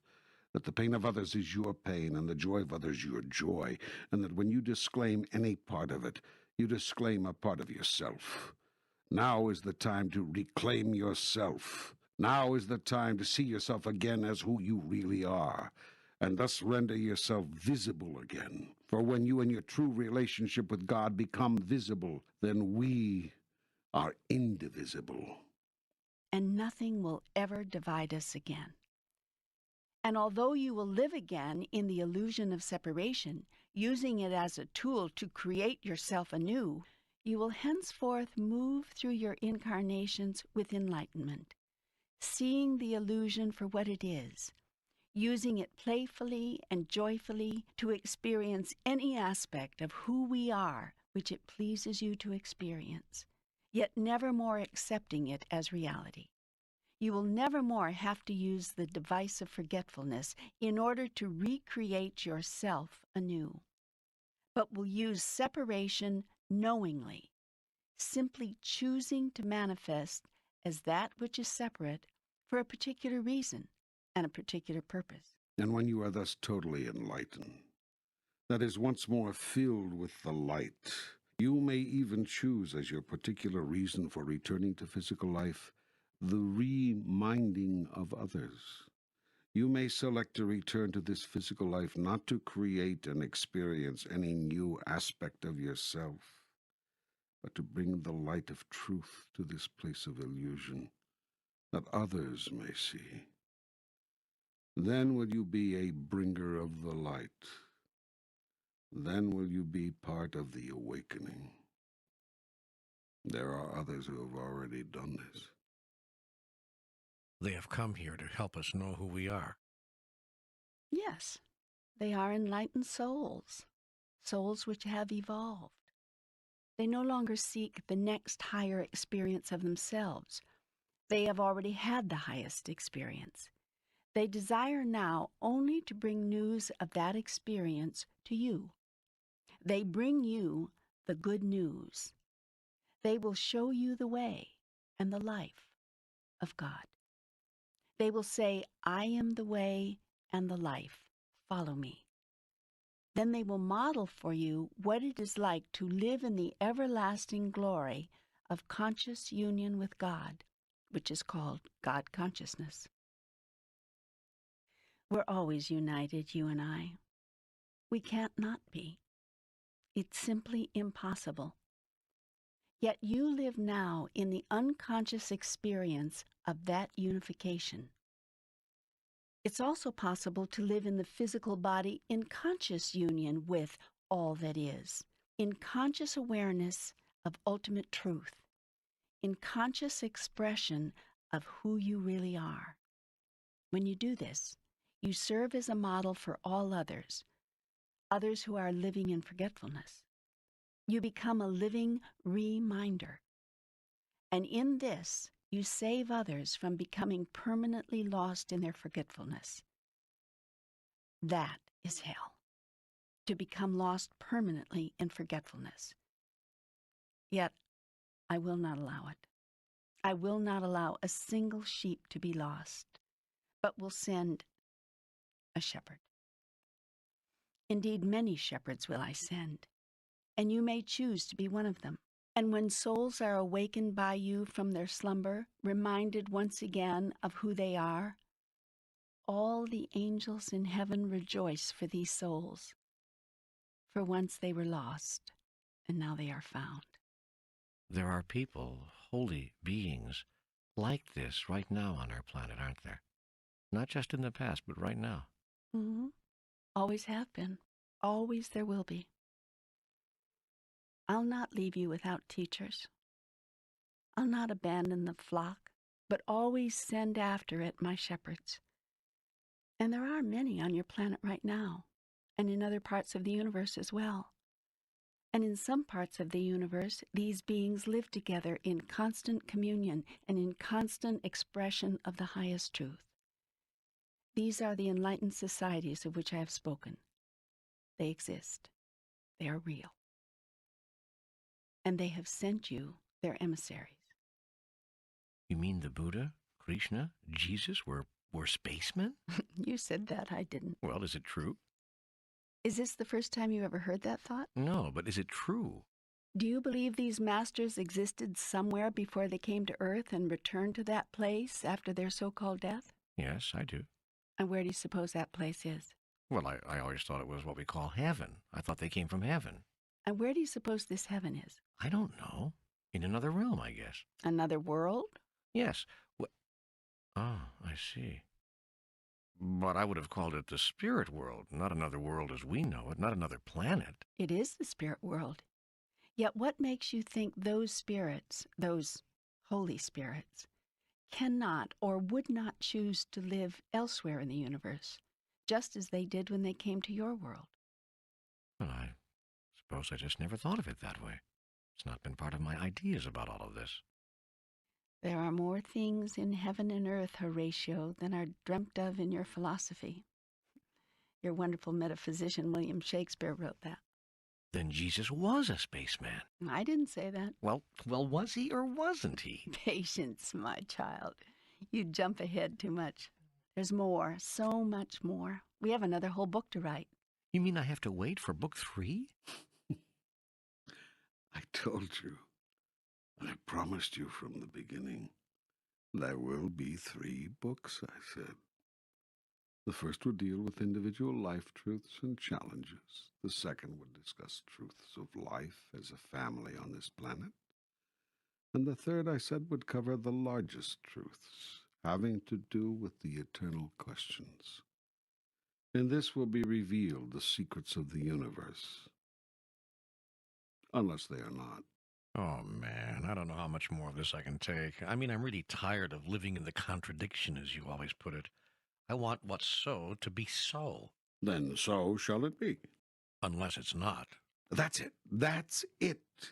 You've got it. Now you understand the divine dichotomy. Now you see the whole picture. Now you comprehend the plan.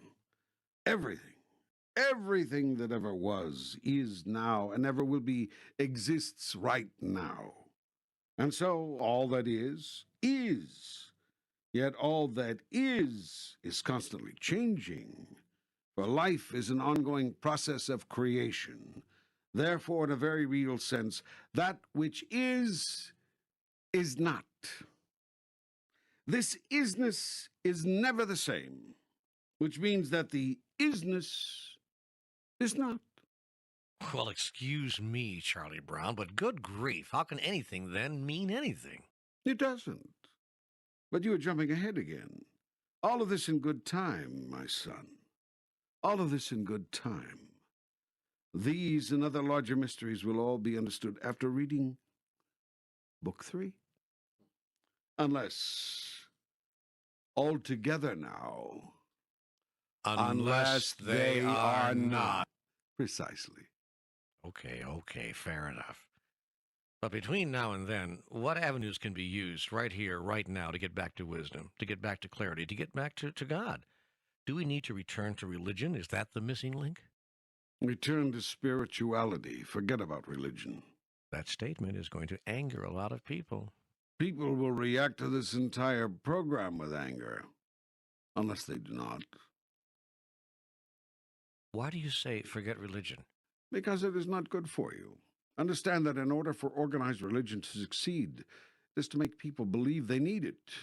In order for people to put faith in something else, they must first lose faith in themselves. So the first task of organized religion is to make you lose faith in yourself. The second task is to make you see that it has the answers you do not. And the third and most important task is to make you accept its answers without question. If you question, you start to think. If you think, you start to go back to that source within. Religion can't have you do that, because you're liable to come up with an answer different from what it has contrived. So religion must make you doubt yourself, must make you doubt your own ability to think straight. The problem for religion is that very often this backfires, for if you cannot accept without doubt your own thoughts, how can you not doubt the new ideas about God which religion has given you? Pretty soon you even doubt my existence, which ironically you never doubted before. When you were living by intuitive knowing, you may not have had me all figured out, but you definitely knew I was there. It is religion which has created agnostics. Any clear thinker who looks at what religion has done must assume religion has no God. For it is religion which has filled the hearts of men with fear of God. For once man loved that which is in all its splendor. It is religion which has ordered men to bow down before God. For once man rose up in joyful outreach. It is religion which has burdened man with worries about God's wrath, or once man sought God to lighten his burden. It is religion which told man to be ashamed of his body and its most natural functions, or once man celebrated those functions as the greatest gifts of life. It is religion which taught you that you must have an intermediary in order to reach God. Or once you thought yourself to be reaching God by the simple living of your life in goodness and in truth. And it is religion which commanded humans to adore God, where once humans adored God because it was impossible not to. Everywhere religion has gone, it has created disunity, which is the opposite of God.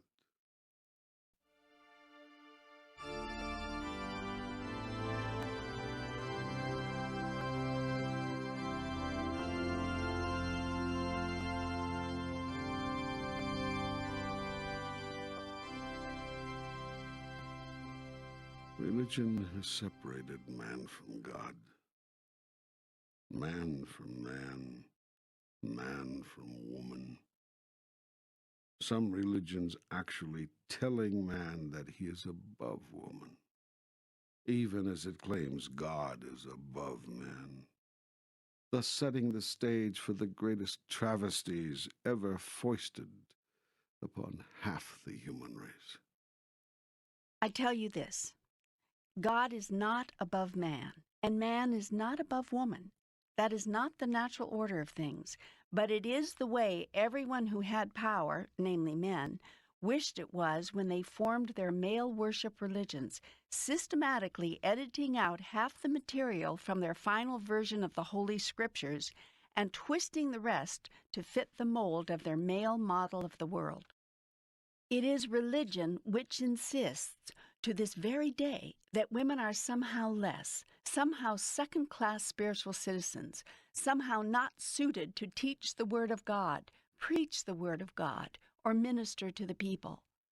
Like children, you are still arguing over which gender is ordained by me to be my priests. I tell you this, you are all priests, every single one of you. There is no one person or class of people more suited to do my work than any other. But so many of your men are just like your nations, power-hungry. They do not like to share power, merely exercise it. And they have constructed the same kind of God, a power-hungry God, a God who does not like to share power but merely exercise it. Yet I tell you this, God's greatest gift is the sharing of God's power. I would have you be like me. But we cannot be like you. That would be blasphemy. Blasphemy is that you have been taught such things. I tell you this, you have been made in the image and likeness of God. It is that destiny you came to fulfill. You did not come here to strive and to struggle and to never get there, nor did I send you on a mission impossible to complete. Believe in the goodness of God, and believe in the goodness of God's creation, namely, your holy selves. You said something earlier which intrigued me. Absolute power demands absolutely nothing. Is this the nature of God? You have now understood. I have said God is everything, and God becomes everything. There is nothing which God is not, and all that God is experiencing of itself, God is experiencing in, as, and through you. In my purest form, I am the absolute. I am absolutely everything, and therefore I need, want, and demand absolutely nothing. On this absolutely pure form, I am as you make me. It is as if you were finally to see God and say, well, what do you make of that? Yet no matter what you make of me, I cannot forget and will always return to my purest form. All the rest is a fiction. It is something you are making up. There are those who would make me a jealous God. But who could be jealous when one has and is everything? There are those who would make me a wrathful God. But what could cause me to be angry when I cannot be hurt or damaged in any way? There are those who would make me a vengeful God. But on whom would I take vengeance, since all that exists is me? And why would I punish myself for simply creating?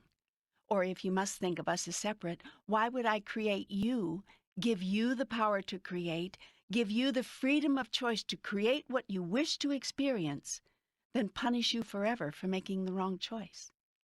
I tell you this, I would not do such a thing. And in that truth lies your freedom from the tyranny of God. In truth, there is no tyranny, except in your imagination. You may come home whenever you wish. We can be together again whenever you want. The ecstasy of your union with me is yours to know again. At the drop of a hat, at the feel of the wind on your face, at the sound of a cricket under diamond skies on a summer night. At the first sight of a rainbow and the first cry of a newborn babe, at the last ray of a spectacular sunset and the last breath in a spectacular life. I am with you always, even unto the end of time. Your union with me is complete. It always was, always is, and always will be. You and I are one, both now and even forevermore. Go now and make of your life a statement of this truth. Cause your days and nights to be reflections of the highest idea within you. Allow your moments of now to be filled with the spectacular ecstasy of God made manifest through you. Do it through the expression of your love, eternal and unconditional, for all those whose lives you touch. Be a light unto the darkness and curse it not. Be a bringer of the light. You are that. So be it.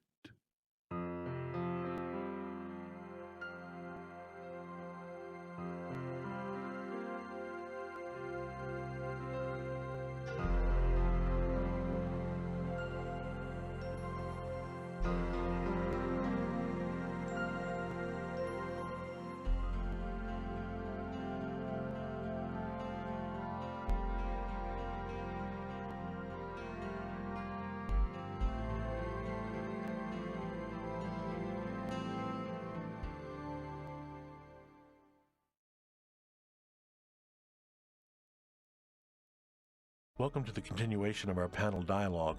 This is Michael Toms of New Dimensions Radio, and our guests are Marianne Williamson, author of Return to Love, Raymond Moody, author of Life After Life and Reunions, and Neale Donald Walsch, author of Conversations with God. One of the reasons that I love Conversations with God Part 2 is because it, in a way that is very unique and very new, presents a very radical political message. And I mean radical in the best sense, because I believe the truth is radical in a way that I believe people can hear without shutting down in fear or in denial. That's where America seems stuck to me. You know, we have a president talking about how these are the best of times, things that Conversations with God Part 2 is full of. And America has now decided to just pretend that it's not happening. But you have to look at what is before you can effectively deal with what is. And that's why I really think Conversations with God Part 2 is such a wonderful addition and contribution to the debate, because we will not be serving anyone if all we do is pour pink paint over everything and say that life is rosy. Well, speaking of Book 2 and what all three of you have been talking about the last few minutes with regard to political and social problems that we have in society, not only in this society, but in societies all over the world, brings to mind a quote from Book 2, and I'd like to just share that with you now and have you respond to it. The quote is, "Ultimately, every geopolitical problem, just as every personal problem, breaks down to a spiritual problem.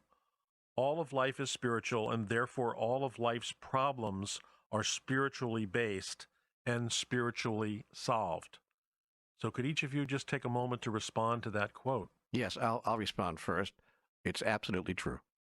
The author speaks. As the saying goes, thank you for sharing, Neale.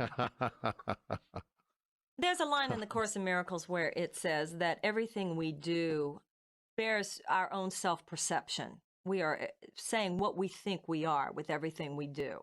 And in the world today, most everything done geopolitically bears witness to our perception of ourselves as material beings rather than spiritual beings, and economically oriented rather than relationship-oriented people.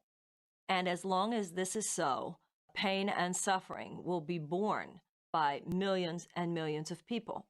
And so to make the shift, to me, what that line means in part is the necessity for us to make the shift from identifying ourselves to ourselves and others as purely material, economically based people to spiritual, humanitarian, and relationship based people. And until we make that primary shift in thinking, all world conditions will, in one way or another, certainly on a large scale, reflect that mistake within our minds. And there's another shift that's desperately important, and I use the word, I think, advisedly.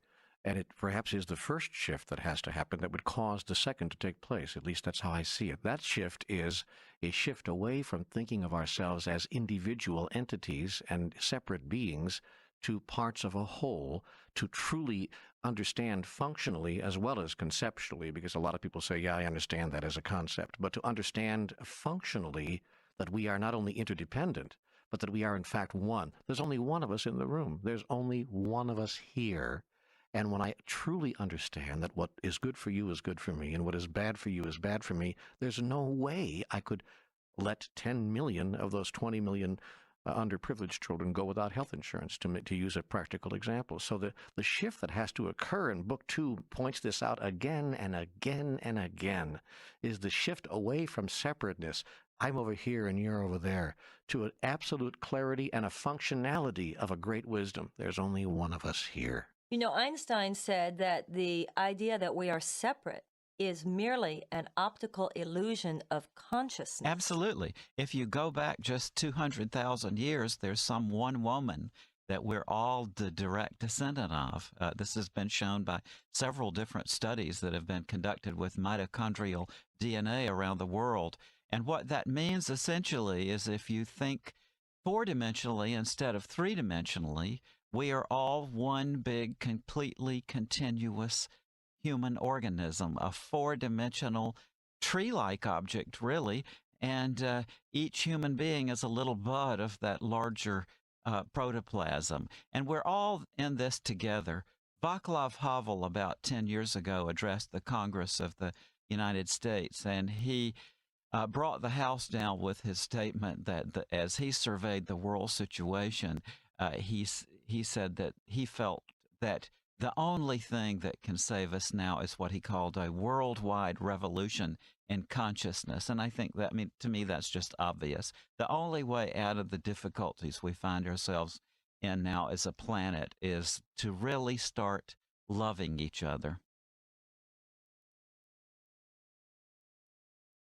You know, one of the reasons actually that Neale and I met was because of our common interest in politics. And there is so much talk about politics in Conversations with God Part 2. You know, Raymond, when you mentioned Václav Havel, it seems very interesting to me that Americans are able to embrace a spiritually based political message if it comes from a non-American. Yes. Notice that. Václav Havel says it, we're all, oh, they're so fabulous. Nelson Mandela says it, oh, it's oh so fabulous. But if an American says it, we have to be really alert to this.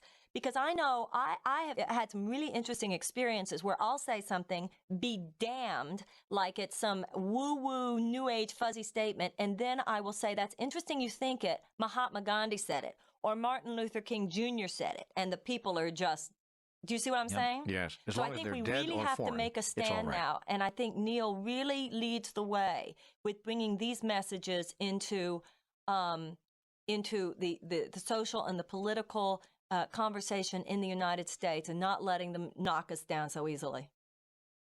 Yeah, one of the things that our foundation is doing, and we're putting it together now for 1999, we're going to be putting together the International Symposium on the Integration of Spirituality and Governance. We hope that Václav Havel will be there, in fact, and Nelson Mandela and others as well. We hope that it will be a worldwide experience, not only taking place in one central location where the main symposium will occur, but also in hamlets and towns and villages and cities all over the world simultaneously, one weekend where spiritual and political leaders in every town, hamlet, and city on the globe will sit down at the same time and talk about ways that we can take our highest commonly held spiritual values and overlay them upon our systems of governance so that we do ask the right questions at last. I tell you, Neale, just your saying it makes me feel really excited. You know, Marianne, a playoff of what you were saying about not respecting those who speak of the Spirit if they're American. I'm thinking of Jimmy Carter, who appears to be more respected outside of the United States Precisely. for who he is than he is inside the United States. Or I think also, in addition to that, we like it when he says it as long as he's not in political power anymore. Yeah, that's right. And that's really kind of what I mean. We really want this talk, but we don't want it in our leaders. And until we're willing to make that shift, that it's not just an ex-American leader and a South African leader or a Czechoslovakian leader or a Polish leader, but that it's actually an American leader saying it. You see, the best thing Jimmy Carter did was to get out of office. And as long as he was in the White House, he was terribly ineffective, even when he did extraordinary things, like he did with Sadat and Begin, extraordinary things, and produced a miracle. People said, well, it was the wrong thing and he didn't do it right, and he was criticized roundly. An extraordinary mirror, just as Marianne points out. But you know, Neale, I have some questions about that I wonder. I know on one hand, he was rejected because in the United States, we're still tied to this Rambo image of strength. Yeah. And we are more concerned about the Rambo image of strength than the fact that the hostages came home alive. I understand all that. But there's another thing that I keep thinking, and of course there is no absolute answer to this, but about Jimmy Carter. It seems to me that when Jimmy Carter ran for president, he made it very clear how important God was to him. People voted for him. The country basically said, go in there with all your faith context, we'll go for it. But when he got to Washington, he stopped explaining the larger faith-based context. And I think that made him lose people more than the actions. I think sometimes the conservatives, obviously in America, need to walk their talk. But I think sometimes people with the most progressive vision need to talk their walk. And I think that Carter, perhaps, and once again, there's no absolute answer to this, but it occurs to me that if perhaps he had let us in a little more on his thinking, particularly the spiritual aspects to it, as he does so freely now, he might not have lost the nation quite the way he did. That's an extraordinary insight, and I hadn't thought about it until you just said it, and I think I agree with you. I think it's absolutely true that he stopped talking about that aspect of the decision-making process because I think he felt that the system required him to. I think he had advisors saying, for heaven's sake, Jimmy, don't for what the last thing you're going to go out there and do is say, I'm making this, I'm taking this action because it's right, because it's spiritually and correct, and because it's the higher consciousness thing to do. But it's interesting because we voted for him. Basically, to me, America's vote for him as president was saying, we know you're going to do that and we're okay with it. Yeah. I think it's universally true. Now that you bring it up, I noticed that it's universally true, or at least I observe it's true. We expect the highest ideas and the most grandiose concepts from all of our politicians when they're running for office. And when they get into office, we really make it difficult for them to actualize those. That's happened to more people than Jimmy Carter.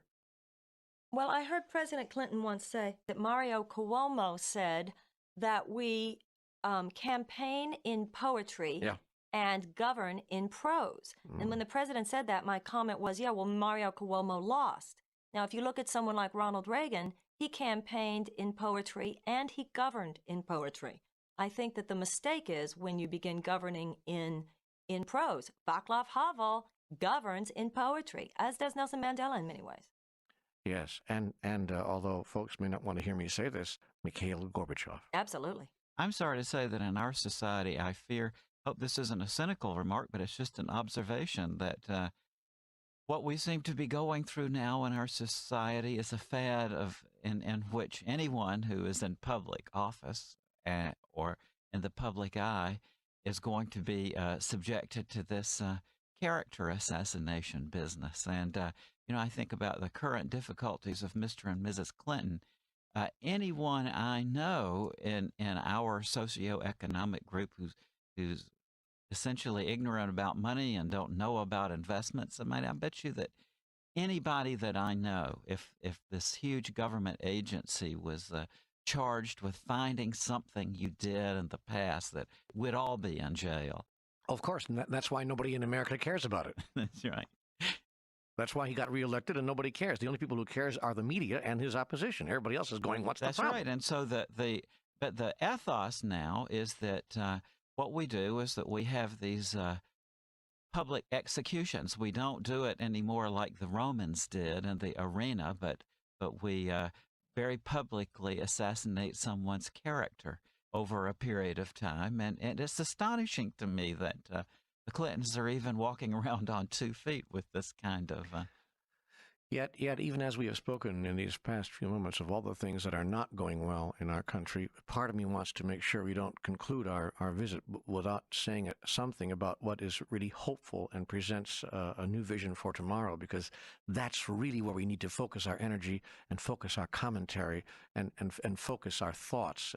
It's about the morrow. It's about tomorrow and tomorrow and tomorrow, and the role we choose to play in creating the tomorrow of which we all dream and of which we know we are all capable. There's a line in the Course in Miracles that says, "Look at the crucifixion, but do not dwell on it." I think that Neale is correct that we must not dwell on these things, but we must look at these things. See, the beauty of Conversations with God, Book 2, is that it does both. It lays out the problem, but it also says, okay, folks, here is the vision. Here is the hope. Here is the way. And we as individuals need to do and say the same thing. We need to have the courage to stand up, each of us individually, and say to our families, to our communities, even to our nation, if we dare to, here is the problem, and here is the vision, and here is the hope, and here is the way. Bobby Kennedy had an enormously important thing to say, which I've carried with me all of my life. He said that some people look at things the way they are and ask why. I look at things the way they could be, and I ask why not. It's interesting that you mentioned Bobby Kennedy, because he's basically the last white liberal that really spoke in a moral context. And he's also the last white liberal that really had a piece of America's heart. So I think that there's something there about our being willing to speak politically and more specifically and practically about the conditions of the country and the world, and not being afraid of doing so in a spiritual or moral context. People think that they are powerless to provide a solution, to provide a vision. I'm here to tell you that that is not what's so, and I hope that every single person who is listening to this dialogue right now will renew their own determination to play the largest role they ever imagined they could or would play in creating and sustaining and empowering and energizing a new vision for the life of all of us. If that isn't what happens as a result of this dialogue, as a result of these books, then it's just the latest hot read, and it's just my 15 minutes in the sun, and it's got to be more than that. It's got to be more than that, or it means nothing. The tools are there, I think, for a genuine revolution in consciousness, and personally, I'm very optimistic. I think that if you go back 1,000 years, 2,000 years, we all know that in tribal cultures around the world, there were shamans and so on who had these extraordinary powers of entering altered states of awareness. The plain fact to me is that now these are things that we're all capable of. Shamanism was an inherently closed activity, and it was kept secret by its practitioners and passed on to the next group of trainees and so on. But I think in the information age, this information is definitely going to get out, and I feel quite confident that within the next 5 or 10 years, essentially the situation will exist where all of us can be visionaries. The techniques of altering consciousness and enhancing spiritual life are widely available now and widely publicized, and I feel more and more people are taking advantage of that. I feel very optimistic.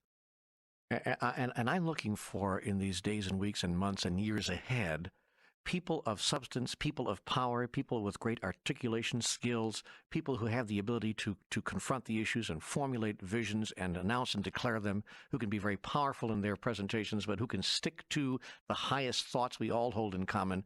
I'm speaking, I guess, of people who are spiritually based, who are coming from a place of high consciousness, and who can step forward in the public arena and provide the kind of vision that we all need.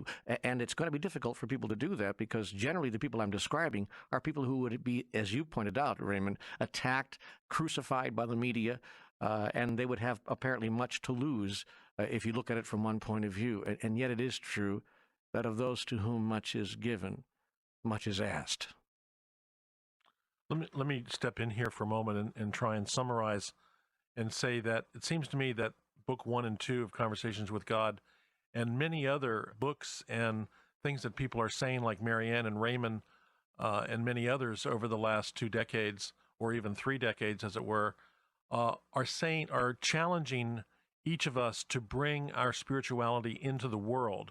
That's what I hear you, all three of you, saying in these last few minutes, about that what's important is not to keep it in a closet anymore, but recognizing that the Spirit is already present and is out there, that we need to, each of us in our own way, is to make the Spirit visible in our own lives and make it visible in everyone else's life. Because if it's not visible in our lives, it can't be visible to anyone else. And that's the bottom line message of book 2, Michael. Absolutely. And I must confess, 10 years ago, 15 years ago, I had what I call a couch potato model of spirituality. That was something you watched in other people as and heard other people's fantastic experiences and so on. I think naturally, as we get into midlife, and tens of millions of people in the United States are now the baby boomers, there's a natural opening of spirituality. And I think our society is in a uniquely privileged position to be able to take advantage of that. I think that there's a psychological syndrome out there. I really care, therefore I don't have to do anything. And I think that that's what we have to address now. We are beginning to see, at first the change was from, I'm not in touch with what my heart feels, to we must be in touch with what our heart feels. And now the next, it seems to me, big step is that we have to go from knowing what our heart is saying to doing what our heart is telling us to do. And I think, as Neale said, that's when you really get the wheat and the chaff. The big issue is not whether or not you're in touch with your heart. The real issue is to deal with the personal risk involved in dealing with the character assassination, the public humiliation, invalidation that both of you were referring to, that comes about if we really stand up. We're talking here about practical spirituality. Yeah. Earlier in the conversation, I don't know if both of you were talking, I think Raymond said something about this idea that miracles happen before and don't happen now, and that we have to counter that. I think it's not only that God it has not stopped being in process, but much like you're talking about, not only are miracles not over, prophecy is not over. And I think that there is a new prophetic voice seeking to emerge in the world today. I don't think it's a soloist. I think it's a choir. But it's time for everybody to really sing our notes and really sing our songs, because otherwise what will happen is what happened in the 60s. If it's personality-based rather than principle-based, then the old order can just kill 1, 2, or 3 leaders, and the whole impulse is stymied for a few decades. Yes. But if it's enough of a choir rather than just amazing soloists, then they're, just getting rid of a few soloists won't stymie it anyway. Bravo, bravo. Well said. I'd like to say on behalf of Neale and Raymond and myself that we hope that some of the ideas that we have discussed here have opened places in your mind, or awakened or resonated with thoughts that you were already thinking or that you were on the verge of thinking. And our hope is that these thoughts will serve you in opening yourself to higher modes of not only thinking but being, and walking this world in such a way as to join with all the millions of others who are desiring, as we so desire, to make this world a better place. If we do that, if we allow these moments to be the defining moments of our life and of what we are co-creating on this planet, then these days and times and everything we do in them, every thought, every word, every action we take, will truly be a magnificent conversation with God.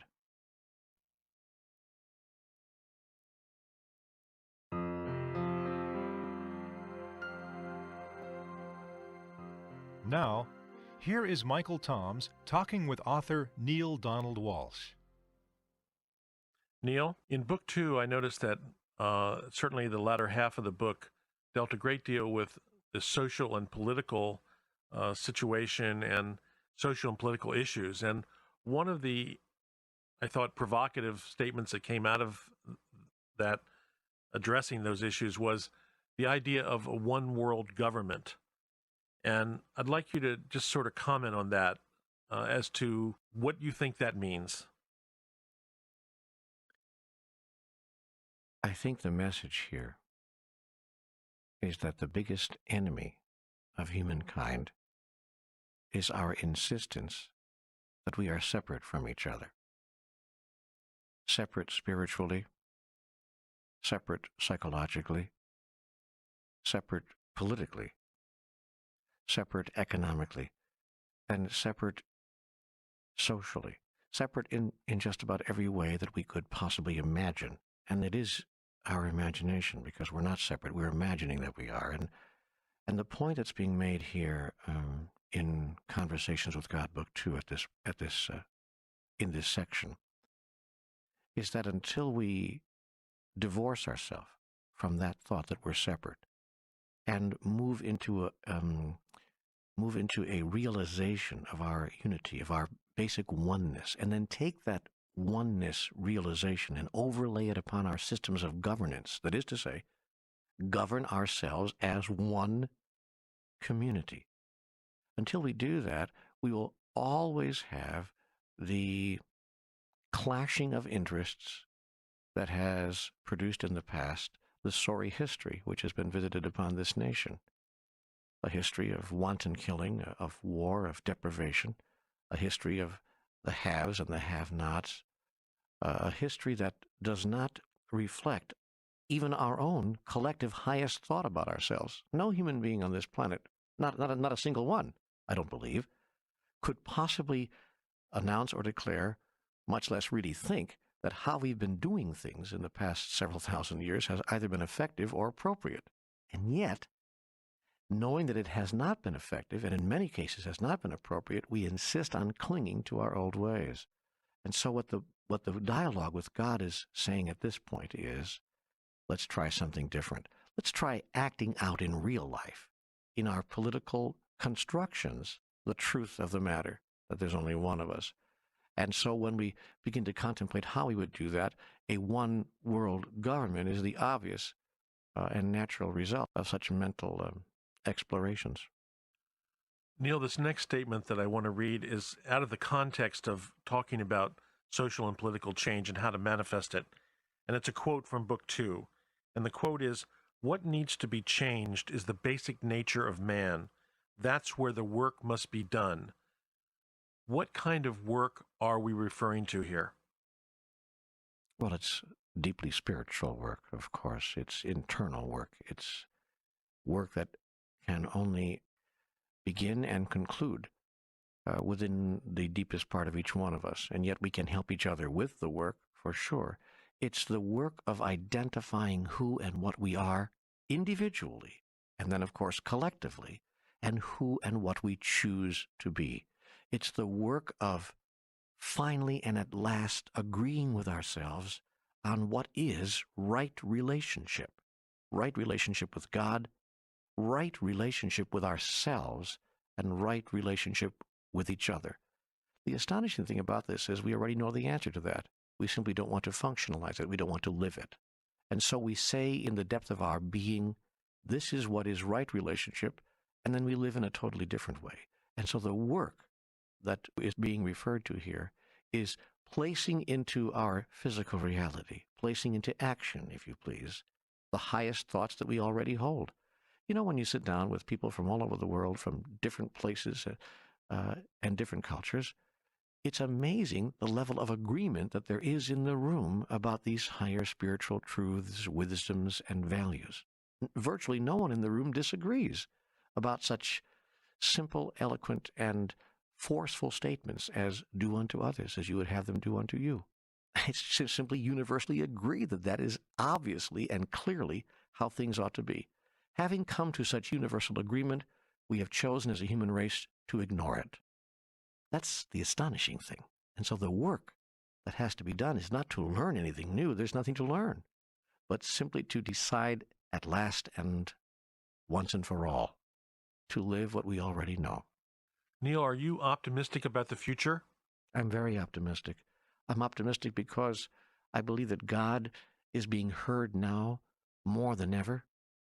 These books, the Conversations with God books, have sold over 1 million copies.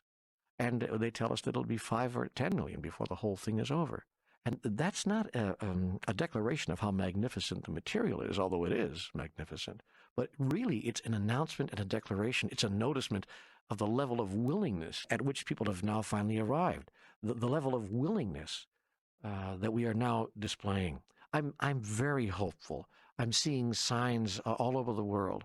I'm hearing words spoken by people that I'd never heard before. And I'm seeing actions taken everywhere I look that point to a hopeful future and a better tomorrow. But we can't let up and we can't lose hope.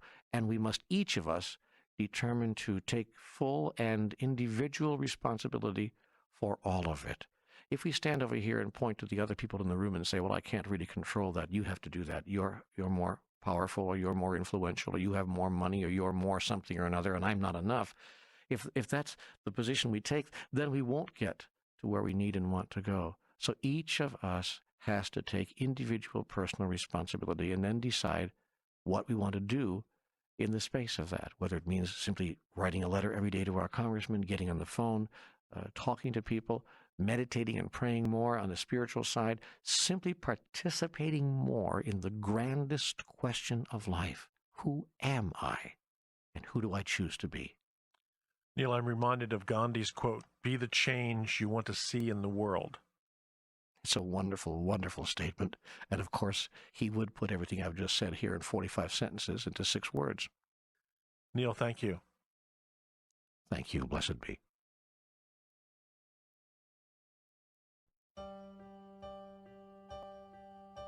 Noise, the only thing that I hear sometimes. Noise, the only thing that appears sometimes. Until I turn down the sound and there's a voice I found. It whispers in my ear, it's laughing in my heart. And I'm talking to God. I'm talking to God. Oh God, I'm talking to God. I'm talking to God. Oh good, I'm talking to God. I'm talking to God. Oh Lord, I'm talking to God.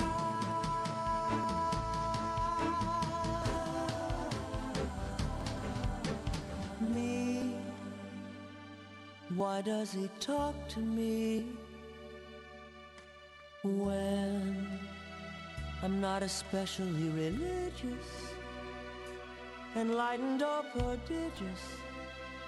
I'm just listening with my heart, and it blows me all apart when I find her inside of me. And I'm talking to God. I'm talking to God. Oh God, I'm talking to God. Oh good, I'm talking to God.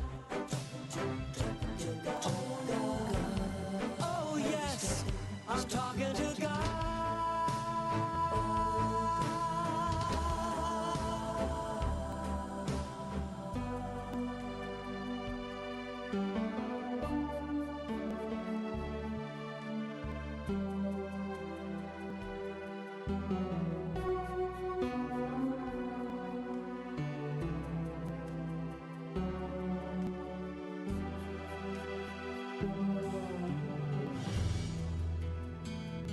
Feels like it's coming over me. It heals with a current right up my spine. I feel like laughing and crying all at the same time. And God, oh God, I'm talking to God.